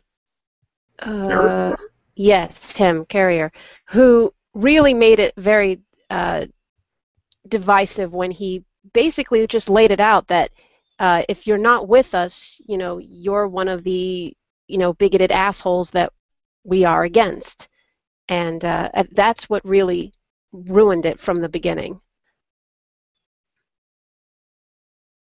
And I think it's Steve Shives' turn to come on, isn't it? Oh Lord, are we up? Oh my good Lord! It is. Wow, that hour passed so quickly. Thank you. Yes, it is. And I'll tell you what we'll do. Not out of disrespect for Steve, but I don't know whether he's got any issues or any points that he might want to raise about this. Steve, it's entirely a matter for you. It's your hour, and I know you're sharing it with Coctopus. I suspect you're watching. Would you like to come in and join this conversation, maybe just for 5 minutes or so before you go on to your own thing, or would you just like to start with a fresh blade? Steve, let me know on Skype. He's doing a show with Coctopus? I do apologise. I really dislike trespassing on other people's time. But where are you? Where are you? Where are you? Skype. He's just talking to Coctopus. It's not that important. There he is. Yay, Steve. What's up? We're good. How are you, sir? I am excellent. I just want to compliment you guys. I think this discussion on feminism has been awesome. I wish that. Oh, well, in that case, I will trespass a little bit on your time now. Please. Yeah. Tell us what your views are. I'm a feminist. And I'm a feminist in the sense that Peach defined it a few minutes ago, and that you accepted and said that you can't understand why anybody under that definition would have a problem with it. And I don't really run from the term anymore. I used to be someone who was sympathetic to feminist philosophy or feminist goals, but I balked at calling myself a feminist. And one of the things that convinced me not to do that anymore and to sort of own that term, and if somebody asked me to say, yeah, you know what, yes, I'm a feminist, was seeing how horribly so many of the really radical opponents of feminism behaved. When I got to know people who were on the far fringes of things like the men's rights movement and things like that, I realized, you know what, I want to disassociate myself with these people as much as possible, and I want to take this term of feminism as I understand it and own it. And I'm not going to say, well, I'm sympathetic to feminists, but I'm going to call myself something else. I decided, no, I'm going to call myself a feminist because I want to draw that line as clear as I possibly can. But I love the tone and all of this that you guys have been talking about. I've been watching for about the last half hour or so, and I just think it's awesome. I wish that we could have civil, reasonable conversations like this about feminism and about lots of other stuff too, more often. So glad to be here. That's very kind of you. Thank you very much for that. So it's your hour or hour and a half with Coctopus or whatever. Are you happy if we all leave you to do it? Yeah, that's fine. Yeah, you guys can. Okay, that's great. In that case, can I thank Peach very much for her contribution? You're very welcome. And also, obviously, the others that have joined us. I'll ask you, if I may, to throw yourself on your swords, so to speak, and we'll hand over to Steve. And I again will, for at least the short time, disappear into the darkness. But when Coctopus comes on, and I know he will start insulting me, I might reappear unexpectedly. But excellent. Everyone else, I was going to say the same thing. The second Coctopus was going to talk, I was going to talk over him just to be an asshole. That's awesome. Thanks. Again, thanks for letting me come on. Thank you very much, Peach. Let's leave Steve on his own. Thank you very much. Bye. Thanks, everybody. See ya. Well, hi, everybody. I thought I would start today by talking a little bit about my movie-going weekend. And Coctopus is going to join me at some point. Actually, Coctopus, if you're watching, we had talked about you jumping in at around halfway through my hour. But if you see me or hear me talking about something that you just can't help yourself, please feel free to dive right in whenever you want. I had an interesting movie-going weekend because I saw two movies that I was long overdue with seeing. There were two movies that I had heard about for months and months and months, and I hadn't had a chance to see, and I finally got to see them both. And one of them I absolutely adored, and one of them I didn't. And I'm going to spend most of my time talking about the one that I didn't. But first, last night I finally got around to seeing Guardians of the Galaxy.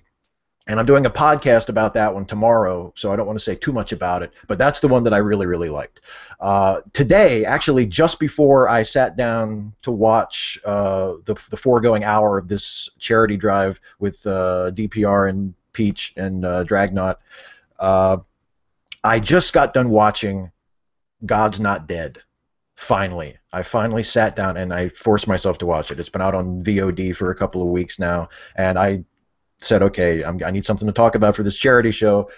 I'm going to sit down and I'm going to watch this movie. And boy, you know,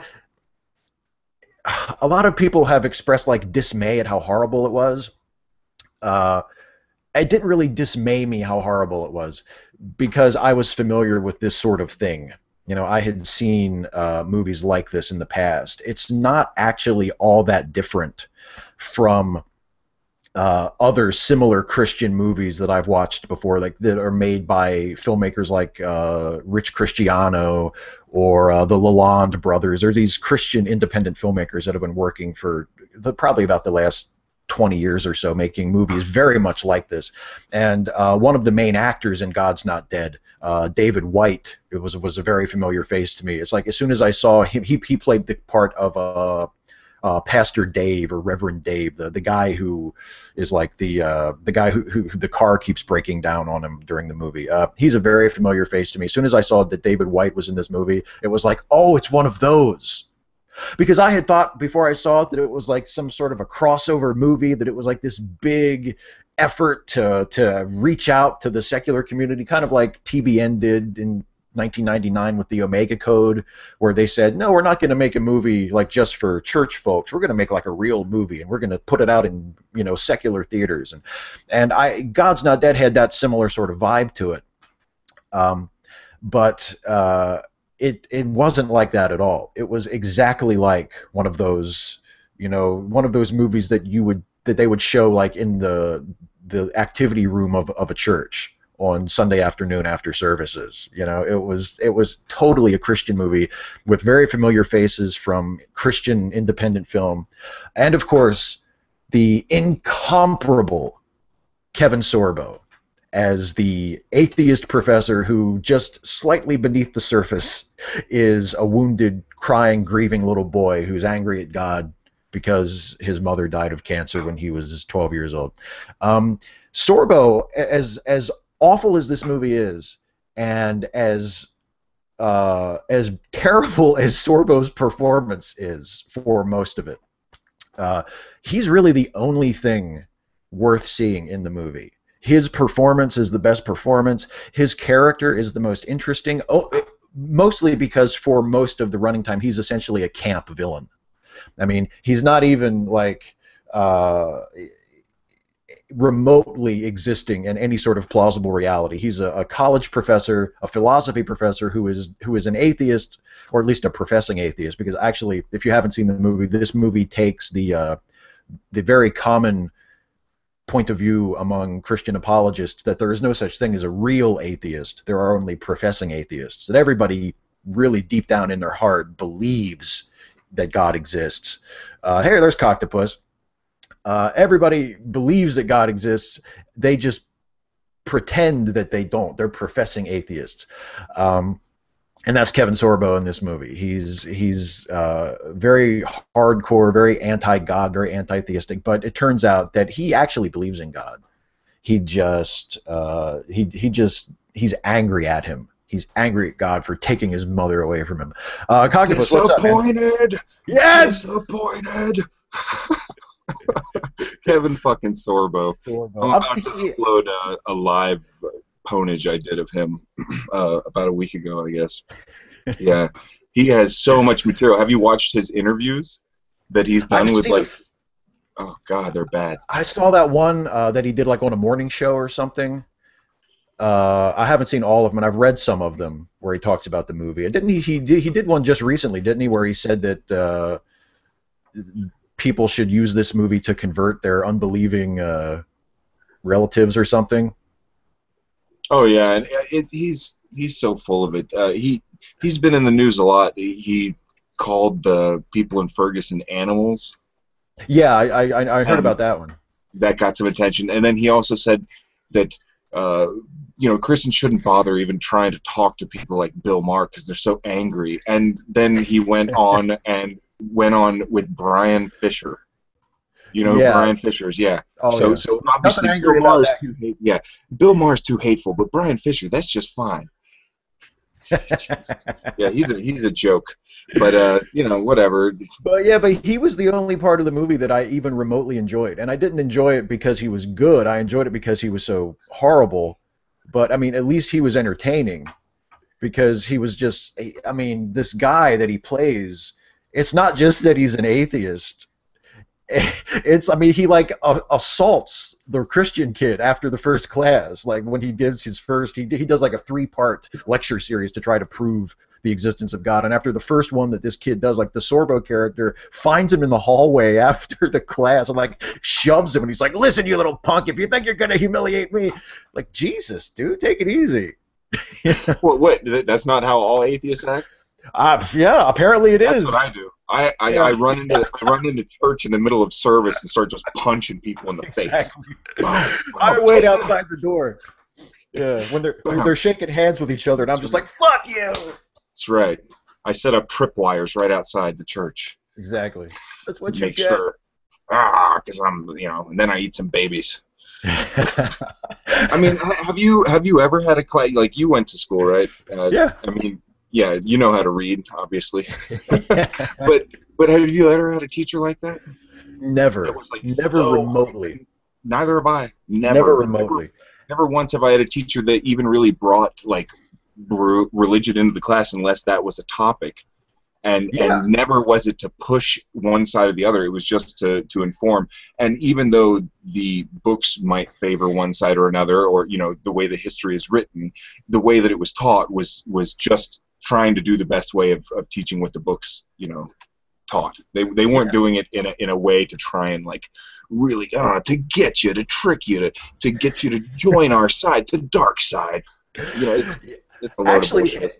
If anything, my experience was the opposite. I had actually, it wasn't even a class I took. It was just like a program I attended at the library a couple years ago. It was a philosophy seminar type of thing. And the guy who ran that was a Christian, was politically conservative. Like he said, he was registered Republican.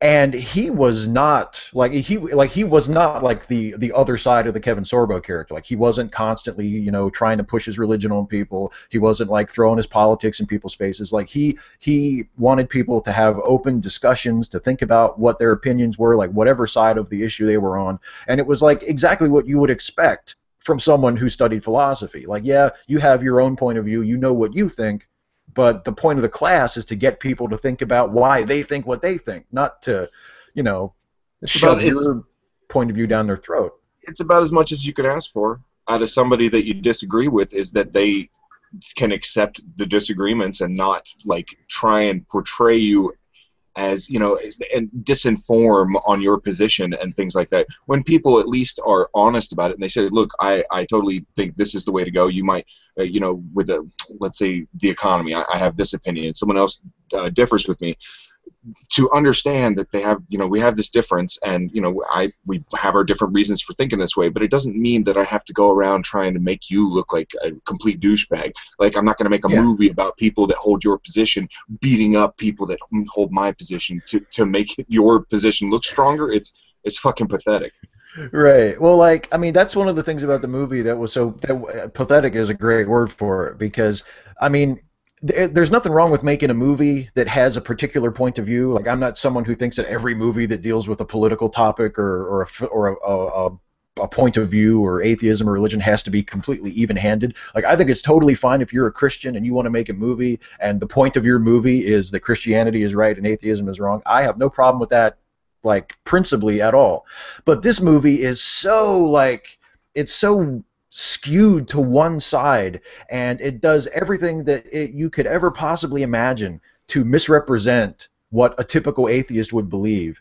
Where, I mean, the thing that I thought was funny about it was and there's all kinds of other shit that happens in this movie too. It's not just about Kevin Sorbo and this kid. It's like a Robert Altman movie by people who have no idea how to make a movie. Like, it's got all the different, interconnected characters and plots, and there's like Kevin Sorbo's girlfriend who has a mother who has dementia, and she also has a brother who's like this Wall Street scumbag who's played by Dean Cain, which I thought was cool because you have the 1990s TV Hercules and the 1990s TV Superman in the same fucking horrible movie.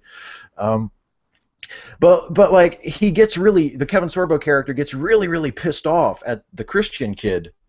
Like, every time they talk, whenever the Christian kid gives his little lectures about the existence of God, the Kevin Sorbo character always gets really fucking pissed off at him. And that was the most ridiculous part of the movie to me, because I'm like, why is he getting so angry? This kid hasn't even landed a punch yet. I mean, his argument... Keep in mind that it might not have been the way the character was written. It's just that's how shallow Kevin Sorbo's acting skills are. That's true. It might have been written that he wasn't such an angry douchebag, but Kevin Sorbo just doesn't have that ability to tone it down and act as a mild, person that disagrees, or he's got to be like, oh, I'm the bad guy, I'm the villain, so he goes all out. Right. So I'll give him the benefit of the doubt and assume that the character wasn't written that way originally. Maybe. I don't know. Yeah, it does seem like, I mean, I admit, I said in a video a couple weeks ago, back in the day, I really loved that Hercules show because it was just goofy and stupid and fun, and you didn't have to think about it. It was like, just mindless entertainment. And that, to me, is like the perfect role for Kevin Sorbo.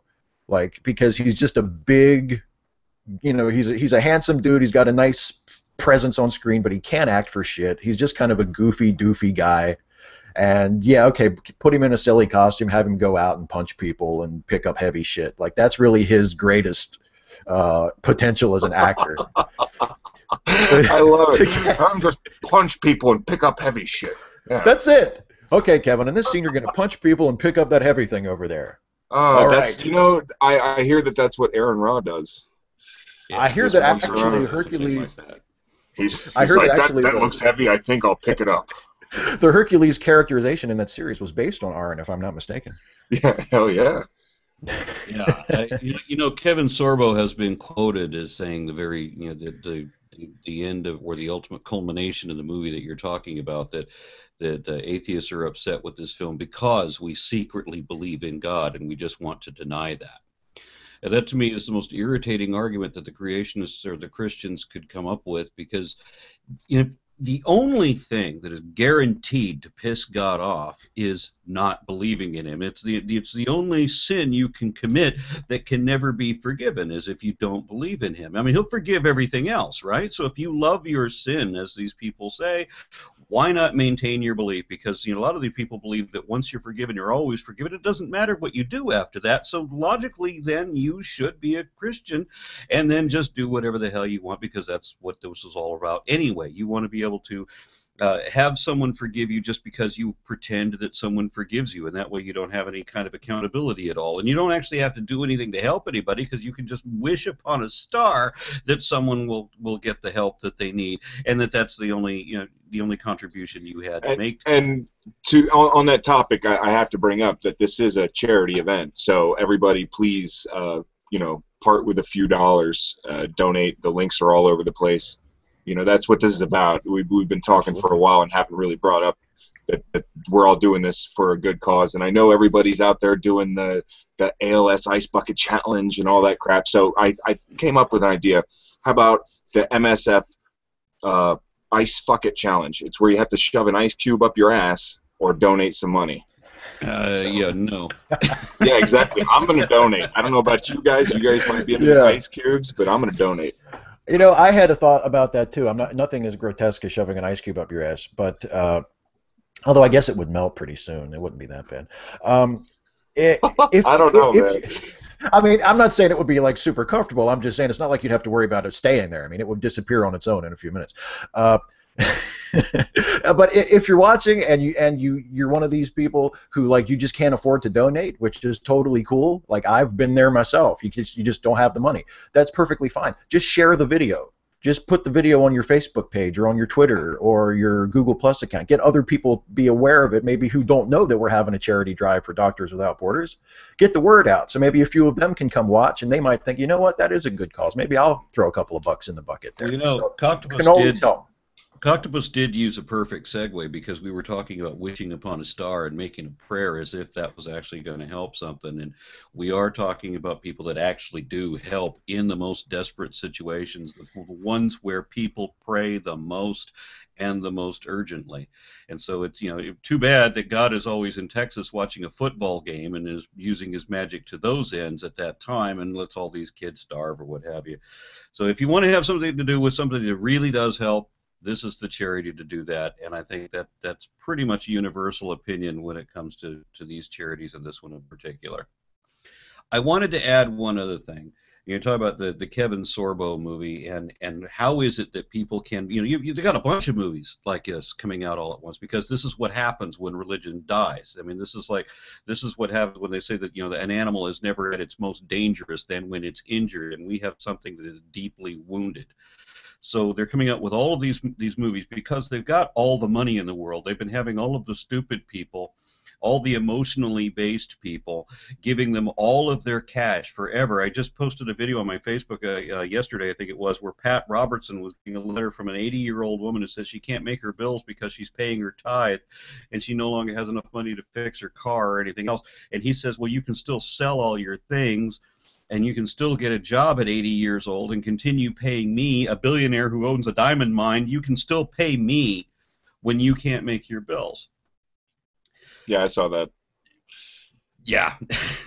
So they've got all this money. They've got all these finances, and so they're coming out with all of these movies trying to convince people to stay in the fold, because when you've got everybody giving you their tithe, you want to hang on to that racket because that's the greatest extortion there ever was. You have promises of infinite rewards that you'll never have to deliver or show that are real, and then you can back that also with a fate worse than death that you can threaten against anybody that dares to question you or tries to have a rational thought. And that's what the religion has been doing since the beginning with all of their crimes against apostasy and heretics.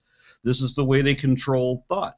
Right? This is a belief system. You have required beliefs, you have prohibited beliefs, and they want to enforce all that because it's all about the tithe, and it's all about people being minions, and it's all about people voting the way that you tell them to.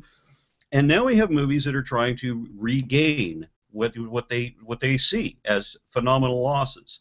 I believe it was Victor Stenger, or perhaps it was Dan Dennett a year or two ago, that said that 4% of the kids that are Christian today will still be kids as adults. 4. That's 0 in front of the 4%. And the churches realize this is going on, so they have this huge campaign to make all these movies to try to convince people to come back into the fold. I just watched the one with that Duck Dynasty guy, why they have him on Fox News, as if he knows something, as if he's some kind of authority on something.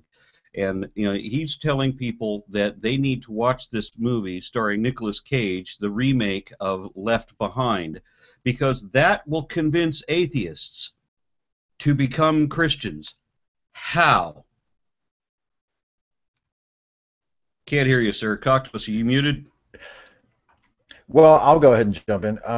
Yeah, the thing is like movies like this, like God's Not Dead, or like I imagine this Left Behind movie will be as well, because I can't imagine it being that different than the other one, the original one they did with Kirk Cameron in it. Those movies won't do anything to persuade a thoughtful atheist, someone who knows why he or she is an atheist, because those movies are pitched to people who don't know the arguments. I mean, that one of the things I said to Coctopus earlier before you joined us was that all these arguments that they were having back and forth in the God's Not Dead movie, none of the arguments from either side were any good. Like the arguments that Sorbo was using to defend his atheism were complete garbage. The ones that the Christian kid was using to put forth the existence of God were complete garbage. It was like sub-William Lane Craig stuff. And anybody who's done any research of their own or any thought of their own to determine, well, gee, I'm an atheist. Why am I an atheist? What do I think about the arguments against my position? They wouldn't be moved by any of it at all. So for Duck Dynasty guy to say, no, take your atheist friends to see this movie, he's paying this movie a far greater compliment than it deserves. It's not going to do anything. You got to remember the Duck Dynasty guy is one of the producers of this movie. Oh, sure. So that's obviously the reason he's really telling people to see it. But there are a whole lot of people who aren't producing this movie and aren't going to be part of the profit margin that tell people to go watch things like this because they think that it'll convince us. How could this movie, how could Nicolas Cage in this movie convince me that to unlearn everything I know about the origins of the Bible and everything I know about all the logical inconsistencies, absurdities, and atrocities and contradictions that are throughout that compendium of fables? How is that going to convince me that snakes talk? How is that going to make me think that magic works? How is that going to make me think that you can change genetics by putting stripes on a stick and putting it in front of two cows when they're mating? How am I supposed to be deluded into believing any of this insanity? And I'm always told that I'm not supposed to use insanity when I'm describing religion, but I'm thinking if it's unreasonable, it's irrational, it's delusional, and demented with no attachment to reality, yeah, that's insane. And if I'm calling a movie insane, then obviously I'm not talking about a pathogens or a chemical condition. They say that the word what? Yeah, they say that if you talk to God, that's religion. If God talks back, then you're crazy. So I mean that makes a little bit more sense. That's a good way to separate the two. But yeah, I totally agree. But you have to keep in mind that these movies are totally aimed towards people that already buy into it. They just want to reinforce what they already believe. It's like it's right on par with saying, oh, well, you want to why don't you take an atheist over to the Creation Museum? There's nothing there. It's all tried out terrible bullshit that doesn't work, and it's there just to promote and get money from the sheep. And atheists regularly take field trips to the Creationist Museum for a laugh. That's the reason that we go. I would like to go. The only problem that I have with going to the Creationist Museum is that Ken Ham gets my money. That's my only issue. If somebody would give me a coupon where none of my money ends up in the pocket of Ken Ham, I'd go there every day for a laugh. Well, you know, the thing about that I always think about as a movie person when I watch movies like this is how much better non-religious people, or at least not, you know, people who aren't attempting to put a religious message into the film, how much better filmmakers like that are at making religious movies than the religious folks themselves. I mean, you watch a movie like God's Not Dead or like Left Behind, the original version, and I would go ahead and I'll just go out on a limb and say the Nicolas Cage version is going to be the same sort of thing. And you compare that to a movie like there's a really great film of the Jesus story called the Gospel According to St. Matthew that was made, an Italian movie made back in the 60s. By a great filmmaker named Pier Paolo Pasolini, who was an atheist and was gay and was an anarchist, and but he made this movie about the Jesus story, and it's beautiful and brilliant, and it tells it as a story, as a myth, as something that you're not expected to watch and run right out to church. You know, same thing with Martin Scorsese's Last Temptation of Christ. Compare that movie to Mel Gibson's The Passion. You know, where one is very clearly trying, the Mel Gibson movie is very clearly trying to guilt trip you into Christianity, and the other is exploring, you know, the emotional and the philosophical ramifications that we find in the story and treating it as literature, not as scripture. Look at a movie like Noah from earlier this year, which I thought was a really good movie that was not interested at all in trying to convince anyone in the audience that any of these events actually happened. It was treating it as mythology, as a fantasy, as an adventure story, and it succeeded tremendously. I thought it was a really good movie. And then you look at what Christians are doing with their own stories, and it just seems so paltry and so weak and so just unimpressive, you know? And I don't know, and I think it's because what they care the most about is the message. You know, they don't care about the story, or like if you look at God's Not Dead, all of the characters are cliches, all of the characters are types. You know, there's always in these Christian movies, there's always the people who are immigrants, especially immigrants from non-English speaking countries, who are either imbued with this unshakable faith that, you know, improves all the other characters' lives, or they come to know Jesus through the acts of one of the white people, and you know. There's like Kevin Sorbo, the atheistic professor guy. There's Dean Cain's character, who's like the Wall Street scumbag who eventually comes to see that his life in pursuit of material gain has been wasted. Like, there are these types of characters in all of these sorts of movies, and it's really, to me, it's a little telling to see, like, when you give a Christian the money and the resources to make a movie about a story that they claim is like the most important thing to them in the world, and they churn out cookie-cutter, formulaic crap like this over and over and over again, and then they ask for our applause for it. You know? Yeah. Well, you know, Nick Cage did a movie recently, and I had to look up the title because I couldn't remember, and I never saw the film, called Drive Angry, where he returns from hell, and somehow or other he returns from hell with a hot rod. And something about the movie features all of these great cars, a 57 Chevy Bel Air, the fuel-injected model, and it has a 69 Dodge Charger, and and a 72 Chevelle SS. Some really choice cars in there, and then some drop-dead gorgeous honey and hot pants. These were the things that I would want to see about this movie. It did not, the advertisements at least, weren't able to convince me that there's actually a hell just because Nick Cage is in a movie where, you know, portraying hell. I ride a motorcycle. You know, I've always considered myself to be a biker type. I've seen Ghost Rider. That didn't convince me that there's a hell either, you know, and that was another Nick Cage movie. For whatever reason, I don't think that that's your man, because he hasn't convinced me with either of his previous attempts. But then I've also seen Kevin Sorbo's Hercules, and I still don't believe there's Hercules. So I think getting that guy maybe... Blasphemer! Blasphemer! I know! I don't believe in Hercules. What's the matter with me? Maybe maybe that's my problem. I'll tell you what I believe. Xena Warrior Princess, man. You know, she had Lucy Lawless, Xena Warrior Princess, had probably one of the highest honors bestowed on her as any actress ever, because you know how many people have portrayed Hercules, right? You know, we've got lots and lots of people. Steve Reeves, you know, portrayed Hercules, but Xena Warrior Princess, no, one person has ever portrayed her. That's it. It was never an animated thing. It was just Lucy Lawless, right? So then they discover this, what initially they called a planet outside of the orbit of Pluto. And this ultimately is why Pluto isn't a planet anymore.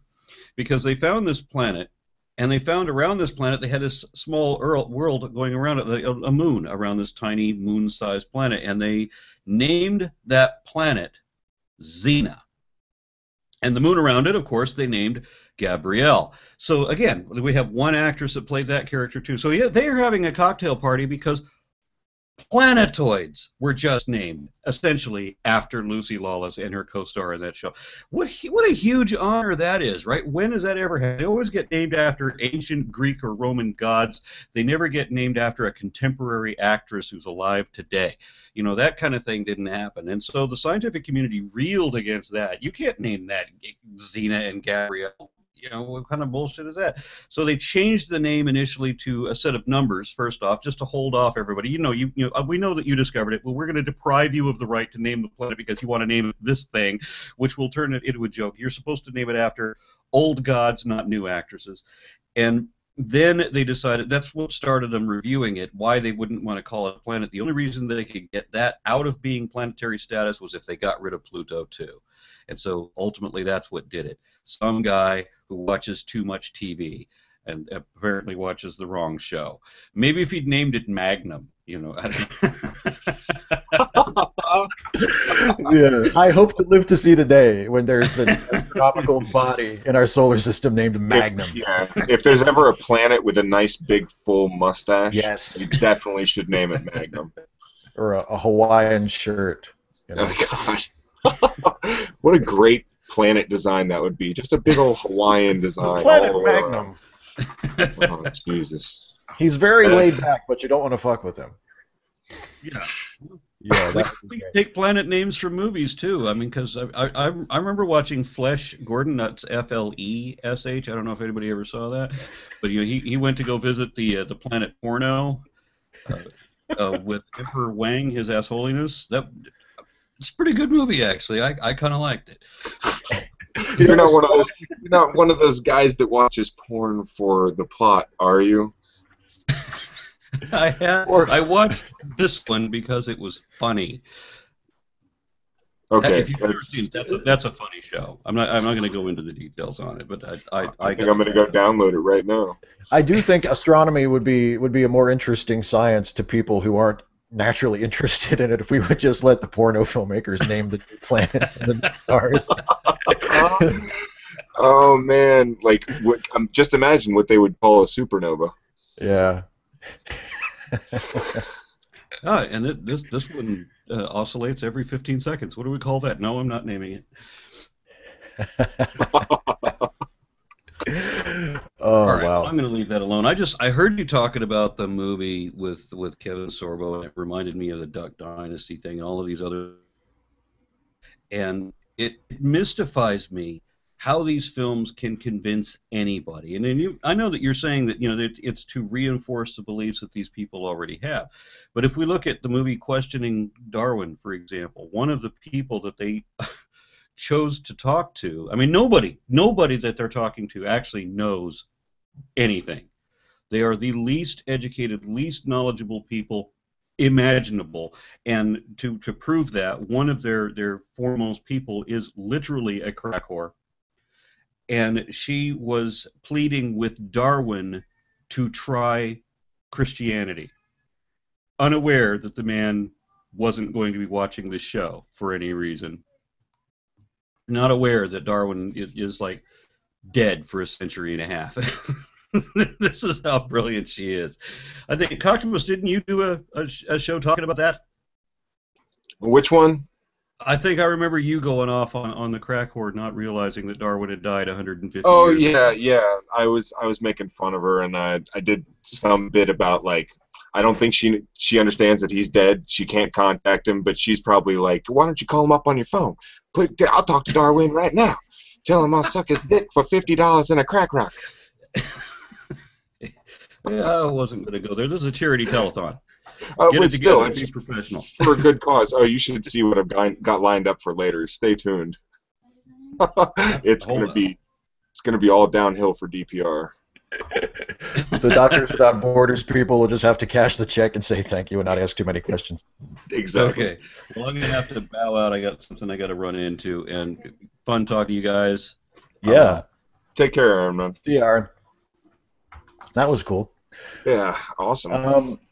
Yeah, well, you know, I mean, what he brought up a second ago, that reminds me of something too, because I get the impression, you know, when I read these apologetics books that I do, I get the impression that the people who write them, on the rare occasion that they do actually cite a book written by someone who doesn't already agree with them, I get the feeling that they didn't really read the book, that they just have like an intern or a volunteer, and they just say, okay, here's a bunch of Richard Dawkins books, pull me some quotes, you know, and they don't actually sit down and read or make any attempt to understand the book themselves, you know, because like what he said a minute ago about all the people in the Questioning Darwin movie are all people who don't know shit about evolution. When you read like The Case for Christ, Lee Strobel says, I'm gonna talk to the experts, and I'm gonna put the evidence out there, and I'm gonna, you know, prove objectively whether Jesus existed and he was the Son of God or not. And yet every single person he talks to is someone who is an evangelical Christian. And even when they talk about people who disagree with them, like he doesn't go interview one of those people. Like he did a whole chapter about the Jesus Seminar, and he doesn't go out and find a member of the Jesus Seminar. And especially at the time when he was writing that book, the Jesus Seminar dudes were not that hard to find. Like they would go on TV for anything. They would talk to anybody. They were not like hard to get an interview with. And yet he didn't talk to the Jesus Seminar guys personally about his problems or his disagreements. He found some guy who wrote a book about what jerks and assholes the Jesus Seminar guys were, and he talked to him instead and tried to pretend that that was like his version of giving the other side equal time. You know, it's like it's part of the mentality. It sounds like Fox News, really. Yeah, exactly. Like we're gonna take someone that that totally, you know, doesn't get the point, and we're gonna say that they represent the other side pretty much, so we can just trounce all over them, or not even have to deal with their argument because we're not dealing with someone that can even give the arguments. You know, we're dealing with someone that can just sit there and blather, and we can walk all over them, because in fact their arguments, like most of the as far as I'm concerned, conservative Republican arguments, especially socially, are terrible.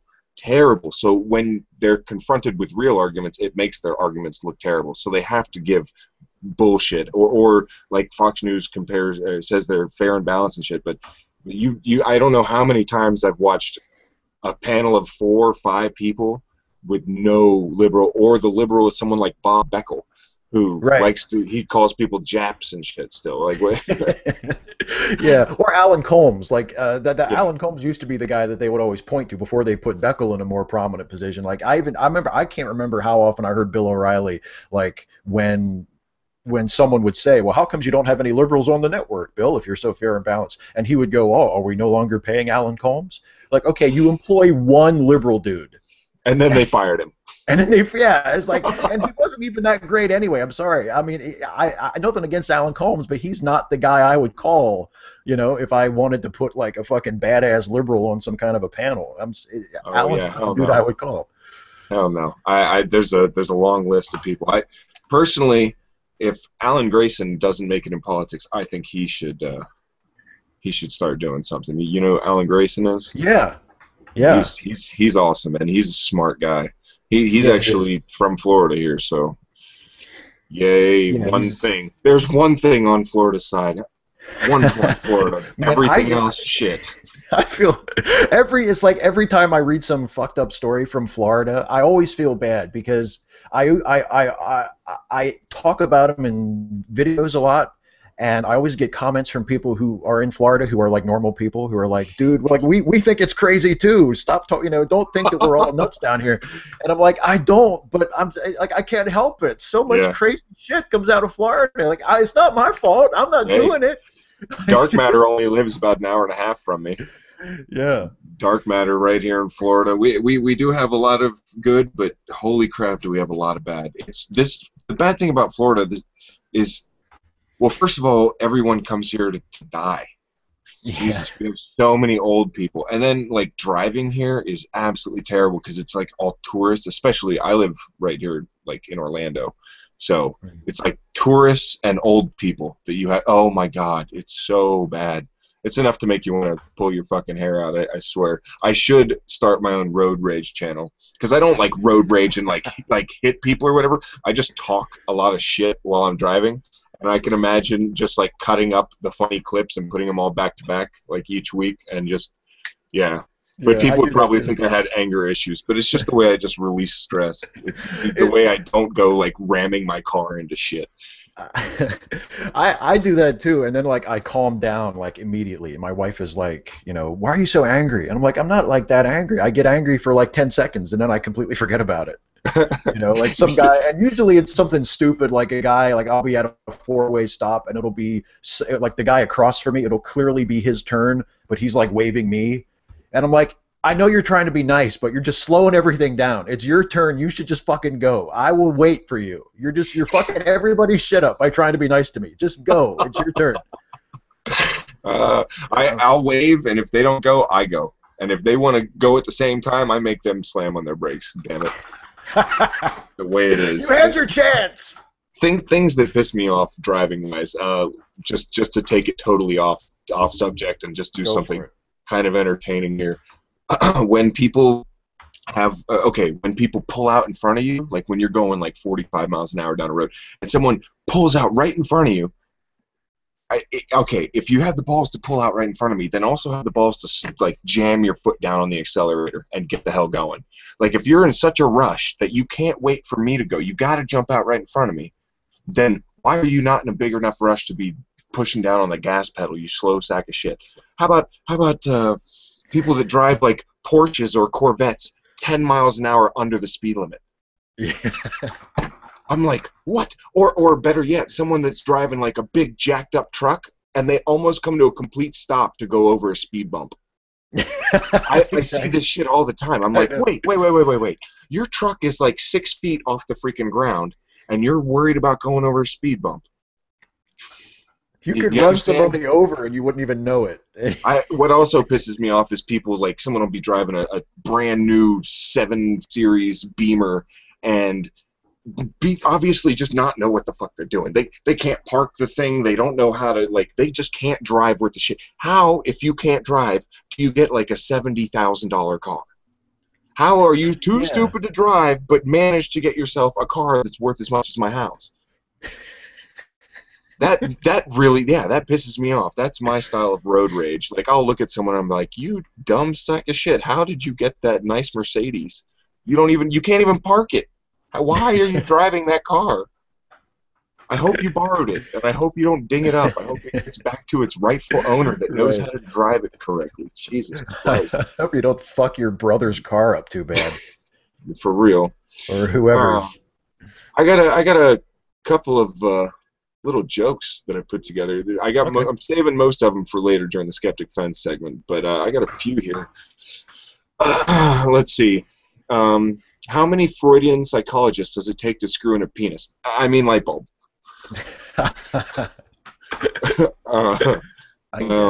What do you call a cheap circumcision? I don't know. A ripoff. Oh, I love it. Did you hear about the wizard who walked into a gay bar and disappeared with a poof?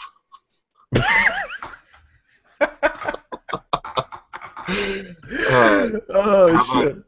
Did you hear about the psychic midget that robbed a bank? Now there's a small medium at large. That's so fucking bad. That's the point. Oh, God, I love it. The worse the jokes are, the better, I think. Oh, yeah. All right, here's a really bad one then. Fun fact. It's always hard to explain puns to kleptomaniacs because they're always taking things literally.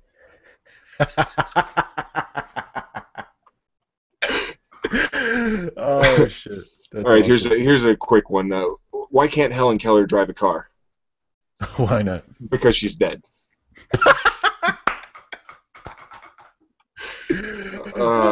Okay, what did the agnostic dyslexic insomniac do? What? Remember, he's the agnostic dyslexic insomniac, so he stayed up all night wondering if there was a dog.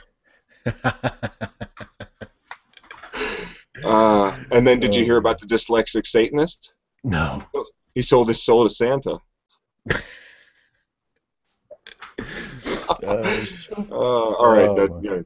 If you want more, lots more jokes coming up for the Skeptic Fence segment, but those are just a few to warm you up. That was just a taste, you folks watching at home. That was just a taste. And one last one, since you like the really bad ones. Have you heard about the corduroy pillow? No. It's making headlines. I love it. There was one I heard a little while ago. I thought it was a joke about actors. I think I heard it from a friend of mine who's an actor, actually. It's how many actors does it take to change a light bulb? 100. 1 to actually change it, and 99 to wait till he leaves and then say they all could have done it better. I've got a light bulb screwing joke. Okay. How many mice does it take, or how many mice does it take to screw in a light bulb? How many? 2, and it's a tight fit.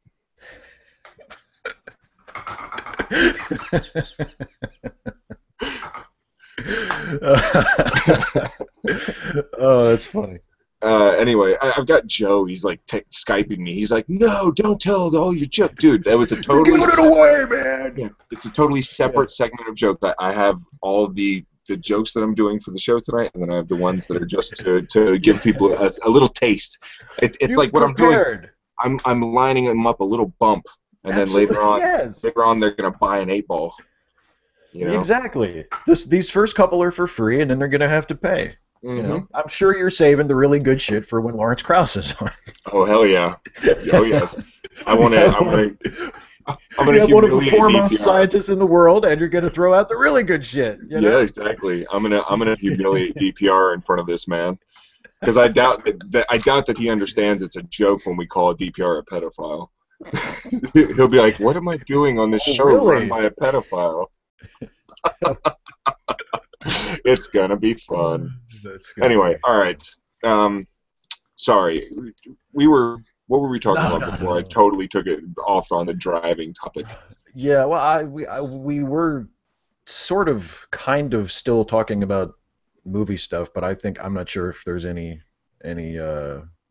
left in that. I'm looking at the in the Q&A box here. There's a couple of questions. One is from Radical Bacon, who comments on my stuff a lot. And she says about the movie, the Kevin Sorbo movie. So, Steve, were you disappointed? Yeah, I think I was. Disappointed. I was disappointed. So funny. I knew that it was going to be bad. Like I expected it was. I knew it was going to be a bad movie going in. If it had been good, I would have been shocked. But it wasn't bad in an entertaining way, like I hoped it would be. Like I said when I first started talking about it, it was pretty much just like every other like shitty independent Christian movie that I've seen. You know, it wasn't like, I mean, it was bad, and if a bunch of us got together and watched it and gave it like the Mystery Science Theater treatment, we could have a great time with it. But it wasn't like, you know, just so awesomely bad that it was entertaining by itself. And I was kind of hoping for something like that. What did you think about Noah? I really liked Noah. I thought Noah was really good, and it certainly made him look like a psycho son of a bitch. Yes. Well, that's what I was saying about to aronra a couple minutes ago. Like when non-Christians, or at least people who don't have like a Christian agenda to push, make movies about Bible stories, a lot of times they turn out really good. The thing that makes them into dog shit movies is when they use it as propaganda, when they try to push it like to convert people to their religion. That's when you go off the rails and you're like, oh, this is, you know, why would anybody want to watch this? But you know, when you have someone who treats it like a story, then there's no reason why you couldn't make a good movie about the Noah story. I mean, you don't have to expect people to think that it actually fucking happened. Like, that would be ridiculous. I think, and what's the girl's name? Like Jennifer Connelly or something? Yeah, who played his wife. All I could think of the entire time was Requiem for a Dream. Like ass to ass, ass to ass, Yes, that's all I could think of the entire time I watched that. For some reason, she's ruined.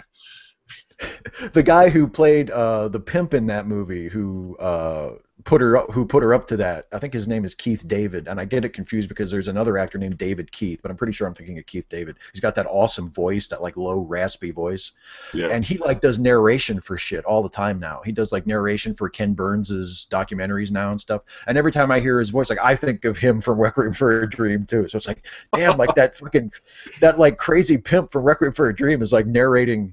You know, like the history. Oh, that's hilarious! Oh my god! What was the one that I forget what the most recent one? Oh yeah, you know what else was even more fucked up? He does wrestling documentaries. The WWE hires him to narrate wrestling documentaries. So it's like the pimp from Requiem for a Dream is like talking about wrestling in the 1990s. I'm like, wow, he said he's a wrestling fan. I didn't realize it. Oh my god! Yeah, yeah, that movie has ruined. What do they do? What do they call those documentaries? They're like, instead of behind the music, they're like behind the, I don't know, behind the elbow from the sky. Yeah, right. Behind the suplex. Beyond. Well, there was somebody made a movie called Beyond the Mat. That's kind of the same thing, but there you go. I guess you can't call it that. I don't know. The wrestling thing. Gotta say, never been a huge fan. They are like athletes. I'll give them that, and I'm sure it does hurt to like get flung around and shit, and it takes a lot of determination to like get your body up like that and then learn the moves. And for big guys like that to do the moves they do and stuff, it's really incredible. But I just don't see. I don't know. It's like soap opera for men. The way that they run that shit, and that to me just gets on my nerves. Who was the one guy? He didn't die in the ring, but he faked like he had a heart attack in the ring, and then actually died of a heart attack later.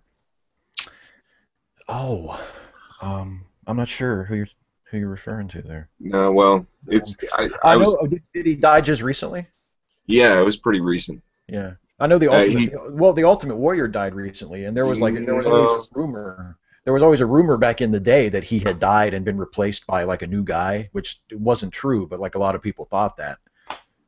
That's pretty funny. I remember Ultimate Warrior. I remember Ultimate Warrior versus Undertaker, where Undertaker knocked him out and then picked him up and threw him in a coffin and then locked the coffin shut. And then like they had a timer going on the bottom of the screen how long he was locked in the coffin. And once it got to like 7 minutes, they managed to get it open, and he had clawed the whole inside of the coffin, like was clawed up where he was trying to escape, and they had to give him oxygen and all this shit. I was like, oh my god! And I was young when that shit happened. Yeah, it is. It's actually, brother. That like storyline with the Undertaker and Ultimate Warrior led to one of my favorite like cheesy wrestling memories, because I think I was maybe 11 or 12 years old when this all happened, in 1991 I think, and the Warrior was like getting ready to fight the Undertaker, but the Undertaker was like so evil that the Warrior got Jake the Snake to help him, like to train him and get him into the mindset to face the Undertaker. And they would do like these little skits every week. It was so lame and so cheesy, but I watched them again just recently, and it's like fucking hilarious because it's so bad. Dude, Jake the Snake with Roberts, wasn't it? Jake the Snake Roberts? Jake the Snake Roberts. And the how about the Bushwhackers? Yeah. And God, there's so many of them. All that shit. Yeah, that's back from like 91. Yeah, Jake the Snake gave one of my my favorite wrestling interview ever, where he was in the ring, he had a match with the Macho Man, and after the match he had picked up Macho Man's manager, Miss Elizabeth. He picked her up by the hair and like threw her down on the mat, and like he was gonna start like getting physical with her, and then the referees ran in and like pushed him away, and he went backstage and gave this interview with Mean Gene, basically talking about like how awesome it was to shove Elizabeth around, and he was like, God, he was just such a bastard, and he was just like, but he was so happy, he was so proud of himself that he'd like smacked a woman around, and it was like, God, you see how I beat up that chick? It was awesome. Yeah, I got paid to do that. Yeah, actually, he said that. He said if he could do it again, he would pay to do it. He's like, that felt so good, I should have to pay to do that. Yeah, I would pay to do that. I'm sorry, but my favorite wrestling interview would definitely have to be with who is it? Geraldo, wasn't it? Or no, was it? Was that? Are you thinking of the one where he got like passed out? Where the guy down twice, where the dude was like, he's like, oh, it's obviously fake, and the guy's like, oh yeah, you think it's fake, and he pops him. Yeah. He's like, that's an open hand slap, and he pops him one more time, and the reporter is like, what? Blah. Was it Geraldo? I think it was Geraldo. No, it was John Stossel. Stossel, that's who it was. Yeah, Stossel. It was, and the wrestler was David Schultz, and yeah, he smacked him in the side of the head like twice. Smacked him. Oh, that's an open-handed slap, boy. You tell me that fake? That fake, boy? Well, because back in the day, before they admitted that it was fake, like their bosses told them to do that shit. Like the wrestlers were told, if anybody fucks with you and tries to tell you that it's fake, get in their face, kick their ass, show them how fake it is. So he was only doing what he was told, and he was just a big dumb redneck. He was too dumb to realize that you can't fucking beat somebody up on camera, even if they say wrestling's fake. Like, you're still not allowed to do it. Wait a second, I was under the impression that if they said wrestling was fake, I was allowed to hit them. Yeah, that's just self-defense right there. I was standing my ground. What if I was to say that baseball was fake? Is he allowed to hit me? He's not. Well, baseball is fake. That's hilarious. I used to have a friend, and now I think, looking back on it, I think he was just fucking with me at the time. But he was one of my best friends back in like junior high and high school, and he was a big wrestling fan too. And when we were little kids, before we both caught on that it was all just a show, he would say that wrestling was real and that baseball was fake. And that every time like someone hit a home run, because I would be like, how can you fake a home run? How can you like rig a baseball game so some dude's gonna hit a home run when he's supposed to? And he's like, oh, it's fake. They know how to hit certain pitches and they know what's coming. And it's like, okay, wrestling's real and baseball's fake. That's hilarious. Wow. I'm trying to think of other fake sports. Like table tennis, man. That's a fake sport. They're totally faking that. It's not even a real ball. They add that ball later. It's a digital ball. Exactly. It's just two guys swinging a thing, and then it goes back and forth, back and forth, back and forth. Later, CGI, man. Like in Forrest Gump. It's not even good CGI. It's all fuzzy and blurry. Exactly. Can't even see it. It's just like. Yeah. How could I tell what they're doing? Sports are fun. Speaking of which, my Florida State Seminoles are playing tonight. I'm a big Seminoles fan. National champions last year. It's not like I just jumped on board. I used to go to the games when I was a kid up in Tallahassee with my dad. My dad graduated there. I would have gone, but it was pointless because it's way more expensive than UCF, which is where I went, for the degree I was going for. It was just more than twice the price. I'm like, why would I pay that much extra for the same degree? I wasn't going for a degree that was very specific to Florida State, and the fact that I like Florida State football does not mean I'm willing to pay like double the tuition for the same degree. So fuck that. Plus, it would have been a lot harder to get my living arrangements sorted out and whatnot. So Orlando it was, and Orlando I still am, unfortunately. You know that Sanford, where the Zimmerman case took place, is like right there. I mean, that's right around the corner. And then, and then this recent thing with the kicking the guy out of the city council meeting. I'm sure you heard about that. Yeah. I talked about it on my next 5 Stupid Things video, actually. Yeah. There's that happens in Winter Garden, Florida. You'll never guess where I am right now. No shit. Yeah, that's where I live. That's my town. Wow. Like that city council meeting took place about 3 miles away. Like the downtown. Yeah, it's really close. So I'm going to the next one, and hopefully Dark Matter is going to try and make it there as well because he lives so close, and we actually have never met, like face to face. So. Yeah, I heard when I first read that story, there was somebody said something that like because that guy was escorted from the meeting that a bunch of people are going to make it a point to go to the next meeting and not stand up. Exactly. I think that's great. I think that's they've actually already held like an emergency meeting or whatever, and it was simply to discuss the only thing on the agenda was the invocation and pledge, and that was because of all the complaints they've gotten since this, for the Freedom from Religion Foundation and all these other, and they've gotten complaint after complaint after complaint. So I'm still gonna go. It's on the 11th. I'm gonna go, and I'm gonna sit, and we'll see if they fixed anything. Because, yeah, right.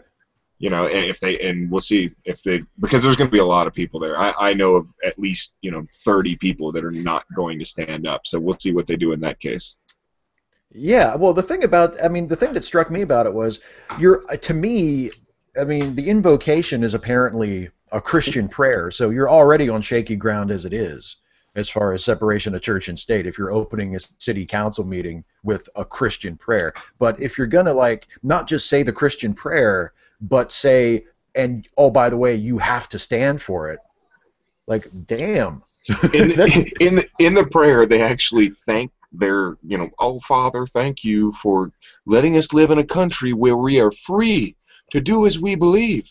And then right after that, they don't allow this other guy to do as he, believes. He's not free to just sit there. No, you must stand. So they appreciate the freedom when it's for them. When it's for anyone else, screw them. And I can't stand that double standard and that hypocrisy. That's what I really have a problem with.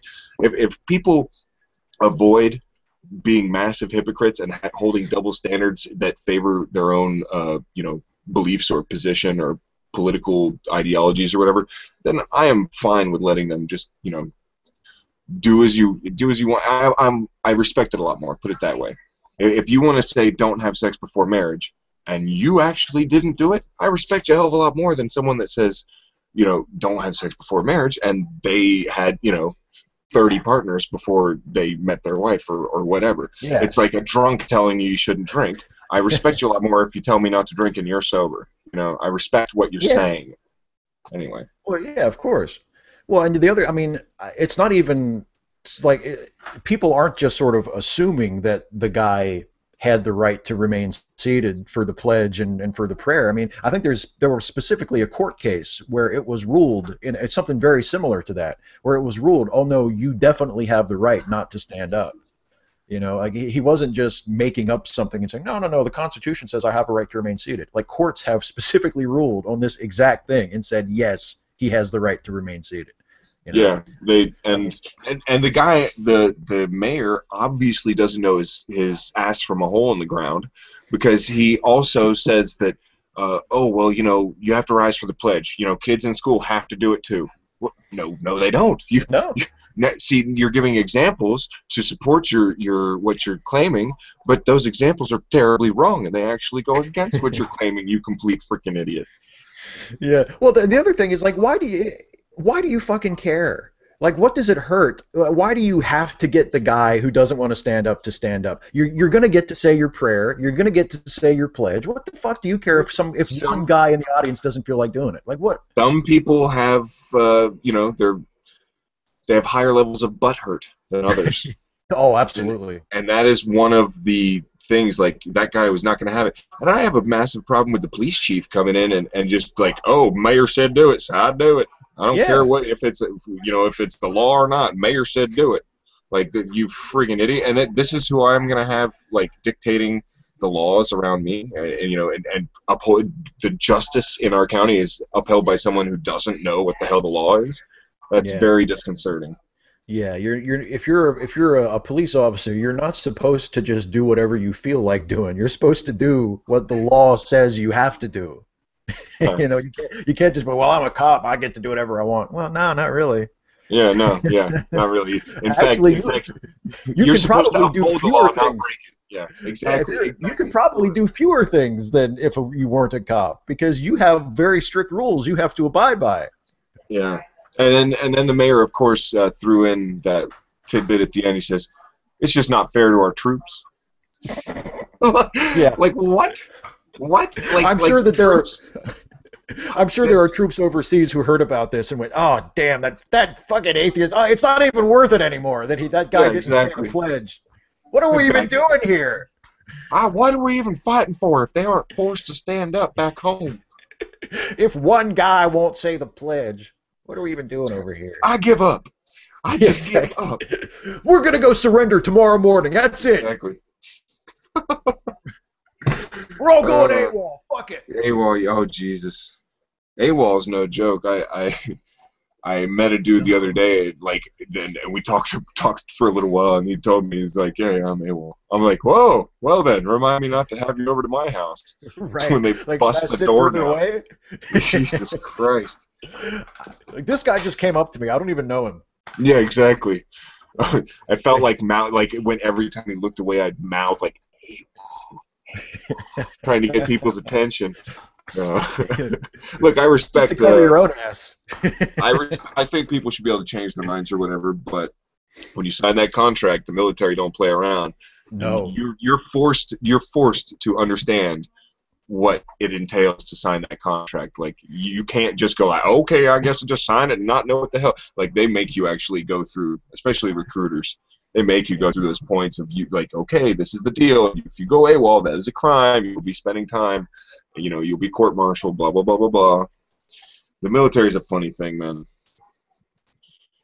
I've never been. I thought about the Coast Guard for a little while, but fuck that. Yeah, me neither. My dad was in the Navy. My grandfather was in the Navy, and now my father-in-law, my wife's dad, was a Marine.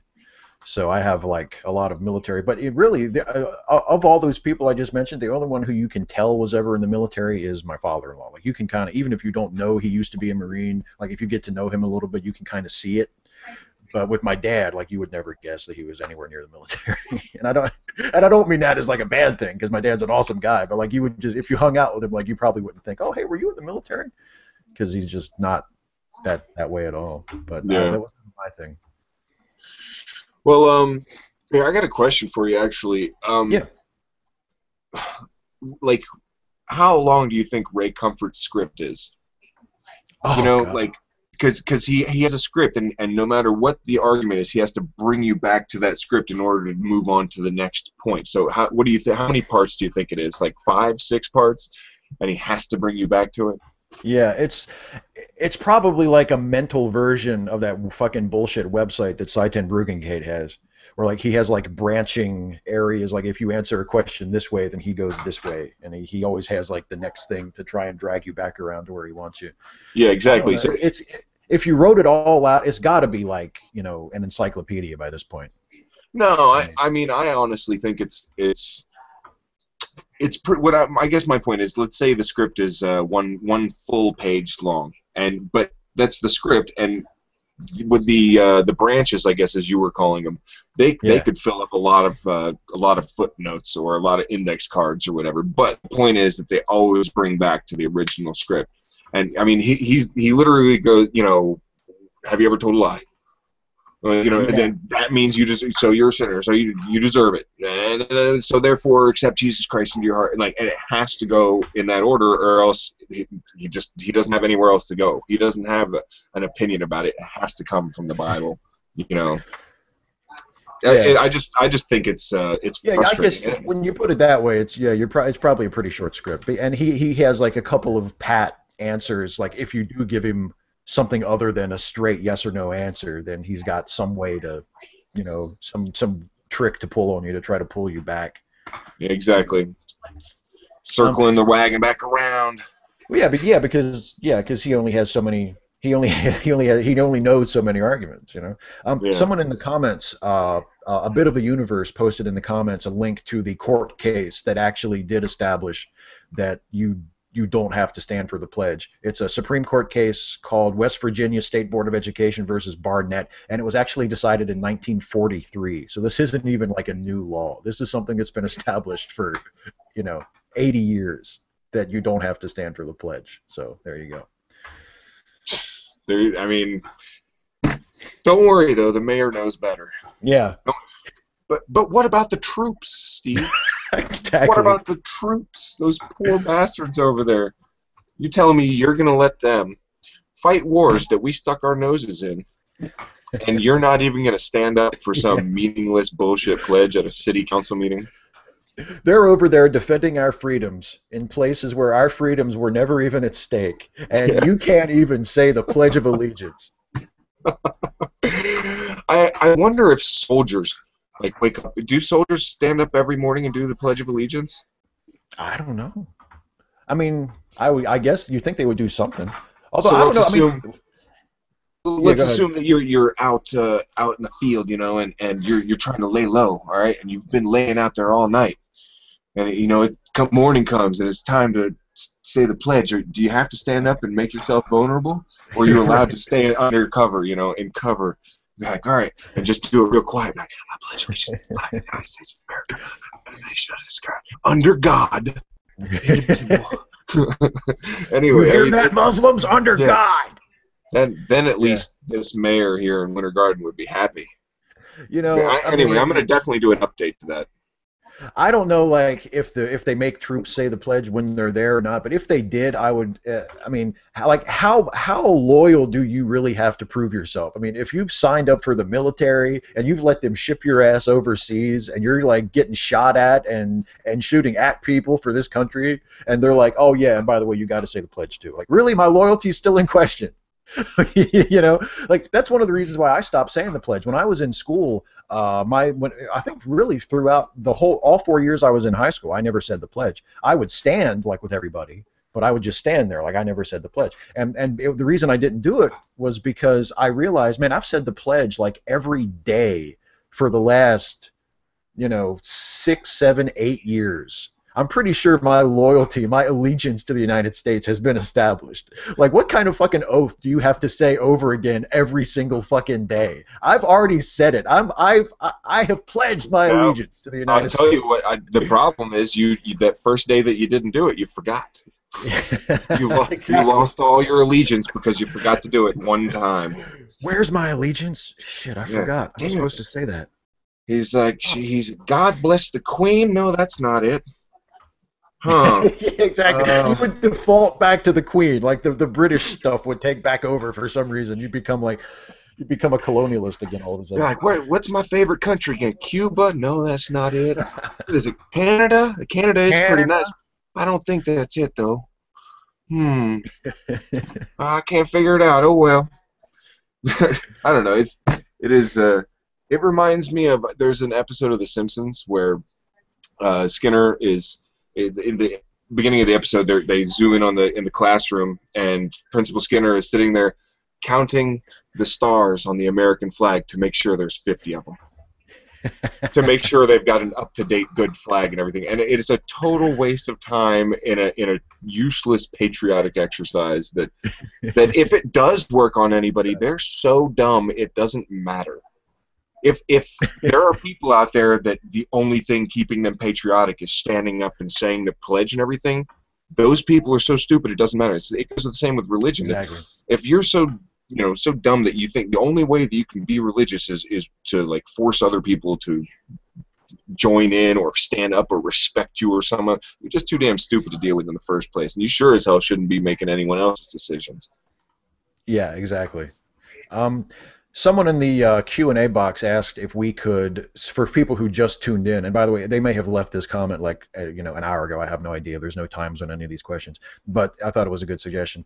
Can we refresh who is coming up on the show? So I got the schedule up here. Coctopus is on by himself, and I guess I'll hang out with him until 7:30. Actually, no, I'd rather have the room myself. Get lost, Okay, Steve. okay, No, I'll I'm totally playing.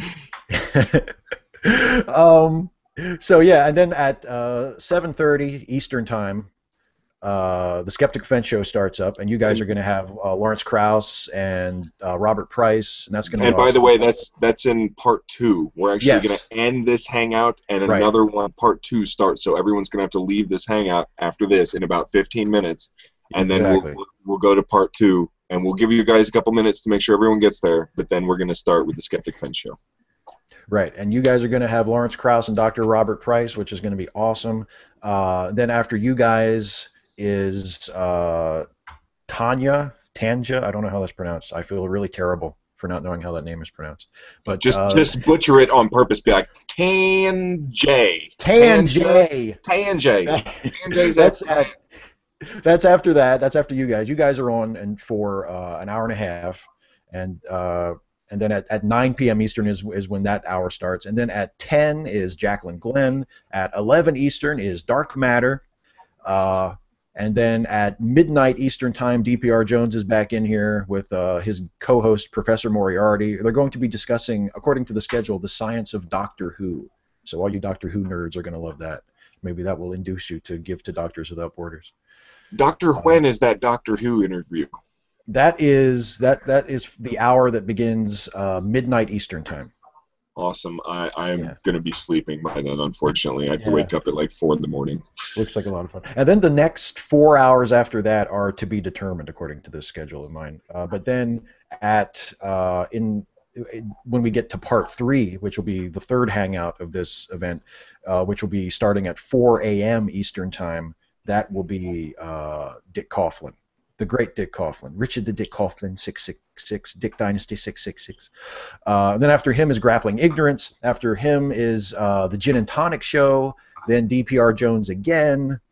Then AFA with Jarm67, Ask Egg, and Kylie Sturgis. Then Seth Andrews, the Thinking Atheist.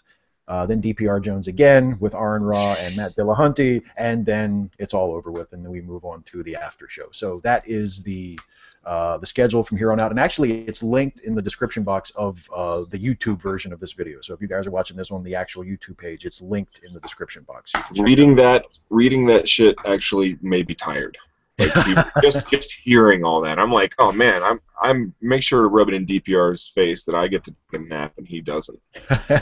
Yeah, exactly. Shit. Oh, you know how nice it's gonna be to sleep later? Oh, it's gonna be wonderful. Sleep is so awesome. But you know, that's hey, DPR asked for this.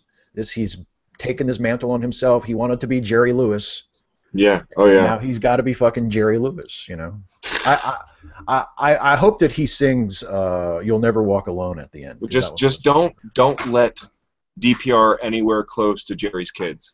Oh yeah, that's because a lot of them, especially when they're in the latter stages, like they can't even fight back. You know. Oh Jesus. It's really terrible. That's really bad. All right. Let me pimp the charity one more time here. It is MSF, Doctors Without Borders. You know, it's a great charity. They have a really high percentage of what you donate actually goes to charity. They don't, with a lot of other charities that spend a lot of money, like the ASPCA. Look, I love animals and everything, but you give them $30 or whatever, and they spend all that money sending you more literature trying to get you to donate more. Well, just take my $30 and do something with it. You know, stop. I don't. But MSF is one of those charities where a really, really large percentage of what you donate actually goes to like helping people. So you are actually making a difference. The donate links are all over the place. You have multiple options, multiple sites that you can donate to Doctors Without Borders to. Take your preference if you'd rather use PayPal or Visa or an e-check or whatever. But we really do appreciate everything. We've been doing this for a long time, and I personally really tip my hat to DPR because he does this every year. And this is no easy task to set this thing up, to get all these guests lined up, to do the schedule, and then to run for 24 hours or so straight. That's no joke. So a big round of applause for DPR Jones. Show your appreciation by making a donation. Small, medium, large, it doesn't matter. Yeah, anything helps. If you guys are watching and you think I can't afford it, I mean, if you can afford $1 is better than nothing. And like I said like an hour ago, if you really honestly just cannot afford anything, then share the video. You know, put the link to this hangout or the hangout that's going to start up right after this at 7:30 Eastern in about 10 minutes. Put it on your Facebook page, put it on your Twitter account, share it on Google+, and just let people know that we're doing this and that it's for a good cause, and maybe some of them will have a couple extra bucks in their pocket that they can donate. That's right. And this jet, it's an RC jet, is actually up on eBay, and 100% of the proceeds go to Doctors Without Borders. So I'll put a link next, on the part 2, so everyone can see. But this is, it's an actual. Have you seen this thing yet? I made a little video trying to show it off, but. It looks really cool. All right, there's the. All right, can you see the engine on there at all? Yeah. All right, ready?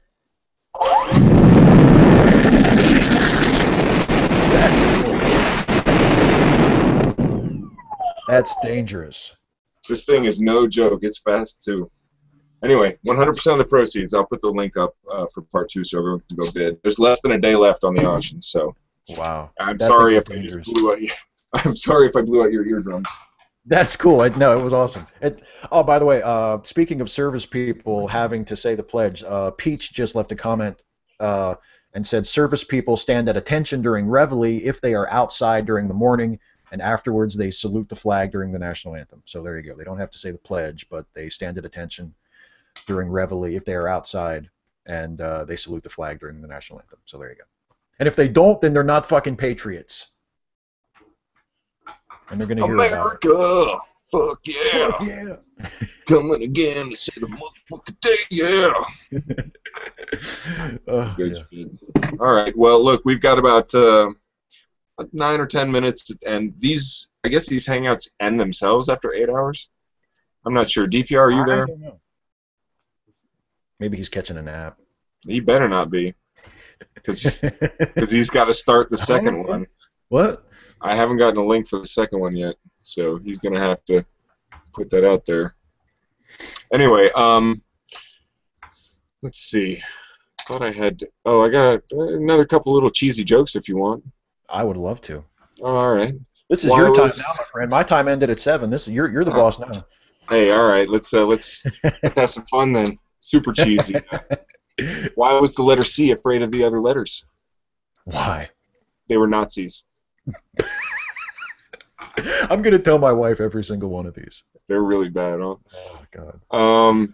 So this is actually a little bit of a true story. I was at a job interview, and they asked me, like, okay, what's your greatest weakness?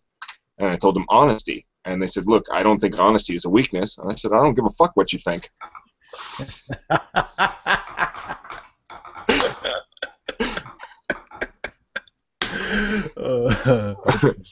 Yeah. All right.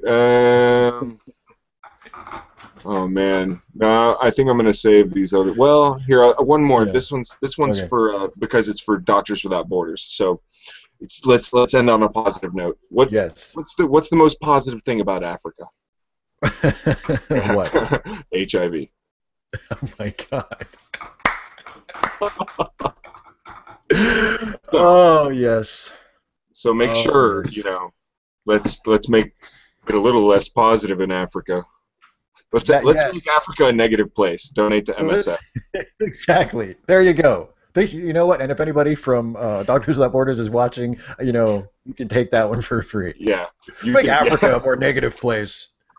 Motherfucker, isn't it negative enough already? No. We're saying like an AIDS thing. Oh. Yeah. Negative enough already. We're dying over here. No. That's not what I'm saying. It's so bad. So bad. All right. I'm gonna save the rest of these. Yeah. Well, all right. This one last one. This one's for Live Life. Because all right. So why are New Yorkers so depressed? Why? Because the light at the end of the tunnel is just New Jersey. Oh! Damn! Zing! Shots fired! Shots fired! Joe's gonna be like, you couldn't even tell that one when I was in the room. Yeah. You told it when I wasn't even there, like a coward.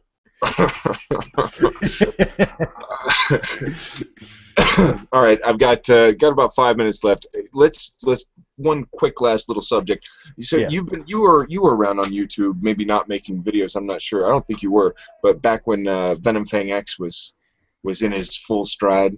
Yeah, I remember some of his stuff. You remember, like, when he got into it with Thunderfoot? Yeah. And then DPR. Well, yeah. The whole reason that DPR Jones, the joke is going that he's a pedophile, is because at the first MSF charity event, this was actually at the charity event, the very first one, we were doing it on like Blog TV, and you had so much freedom with that shit, and someone was like, I'll flash my boobs if we raise like $300 in the next 30 minutes or whatever, and they did, and so that person came on, and just it was just a picture like from here to here, like of the chest, and it was just like wham, and then down, and then they were gone, and that was it, and someone had told Venom Fang X that person was 17, Ooh. so they were underage, so he went around accusing DPR Jones of being a pedophile, a dangerous pedophile, mainly to get back, mainly to get back at DPR because DPR had like embarrassed him and made him like, gave him the ultimatum to leave YouTube or whatever. So he was like, in order to leave YouTube, he threw this hissy fit about how he didn't want to be on the same website as all these disgusting pedophiles like DPR Jones, and boom, and it was so hilarious. I made a video about it a long time ago, but we haven't let it go. It's been the ongoing joke for like 6 years now. It's so freaking hilarious, and it will be the ongoing theme for my sections of the Skeptic Fence show coming up next. So I hope hope everyone sticks around for that. I make you laugh so hard that you donate some money to a good cause. That's the idea. If you laugh at my jokes, you have to pay. I think it was the first time I was ever on Skeptic Fence with you guys, and I think DPR was in there too, and Joe just kept saying, every time DPR would start to say something, Joe would just be like, fuck you, you fucking drunk, fucking pedophile, shut the fuck up. But once I got used to it, once I got that like everybody was just fucking with everybody, it was awesome, but the first time I was like, man, he's kind of a rude host. Like, DPR, what do you say? That's hilarious. I can totally see. And by the way, the Skeptic Fence show tonight is totally not going to be like a normal show. It's going to be another like ragging on each other, just having a good time, telling jokes and screwing around. It's not the normal setup where we do news topics and then an interview. Yeah. But we will have Dr. Lawrence Price it's Robert Price, Lawrence Krauss. Robert Price, yeah. Yeah. It would be if they had gay sex and had a little boy, he would be named Robert Krauss, I guess. I don't know. Robert Krauss. Lawrence Price. One of those aren't you Dr. Krauss and Dr. Price's gay love child? Somebody should do like the Photoshop thing where you take a little bit from each of their faces and join them together for one ugly ass face, what their kid would look like. Yes. And then they could take the piss out of like William Lane Craig and Ray Comfort like at the same time. Oh man, yeah, it's gonna be fun. Yeah. But yeah, actually, that's not a bad idea. We could do a whole series of that. I think it would be fun to mix aronra with people and see what his children would look like. Yes. Just put like the eyes and Fu Manchu on everyone else's face. Everything, yes. Make it happen, people. I know there's people out there watching me. You'll make it happen. All right, I've only got a couple minutes left, so DPR, if you can hear me, please feel free to jump in and give the closing little segments before we move on to part 2. Tell us what we're supposed to do. I think he's just going to let it end on its own. Yeah, if it ends automatically, then we're cool. But if it does, if someone like... If it keeps on going, we're going to be like, dum. What are we supposed to do? We could just both leave and everybody can just look at the picture of the sandwich.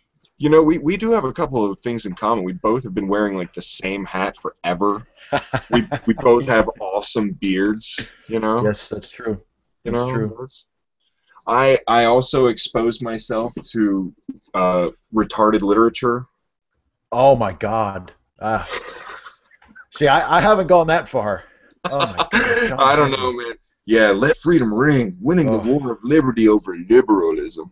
Jesus. Hey, man, I've got some Ann Coulter, too. Oh, wow. Yeah. So you're a real man. Yeah, Jesus. If that's what you want to call, so like I think the word you're looking for is masochist. Yes. Yeah. So you're a masochist. Yeah. Yeah, that's what I would call anybody who would willingly read a Sean Hannity book. Oh my God. It's rough. You have to do it like a page or two at a time. There's no sitting down and reading two chapters of that shit. Then you have to like get up and walk away and like drink a beer. Oh yeah. Okay. You have to sit there. I can't tell you, like with the Ann Coulter especially, you'll read a paragraph and you'll be like, no. I must have read that wrong. There's no way she's that stupid trying to make that bad of an argument. And so you reread it. You're like, I think she is that stupid. And you'll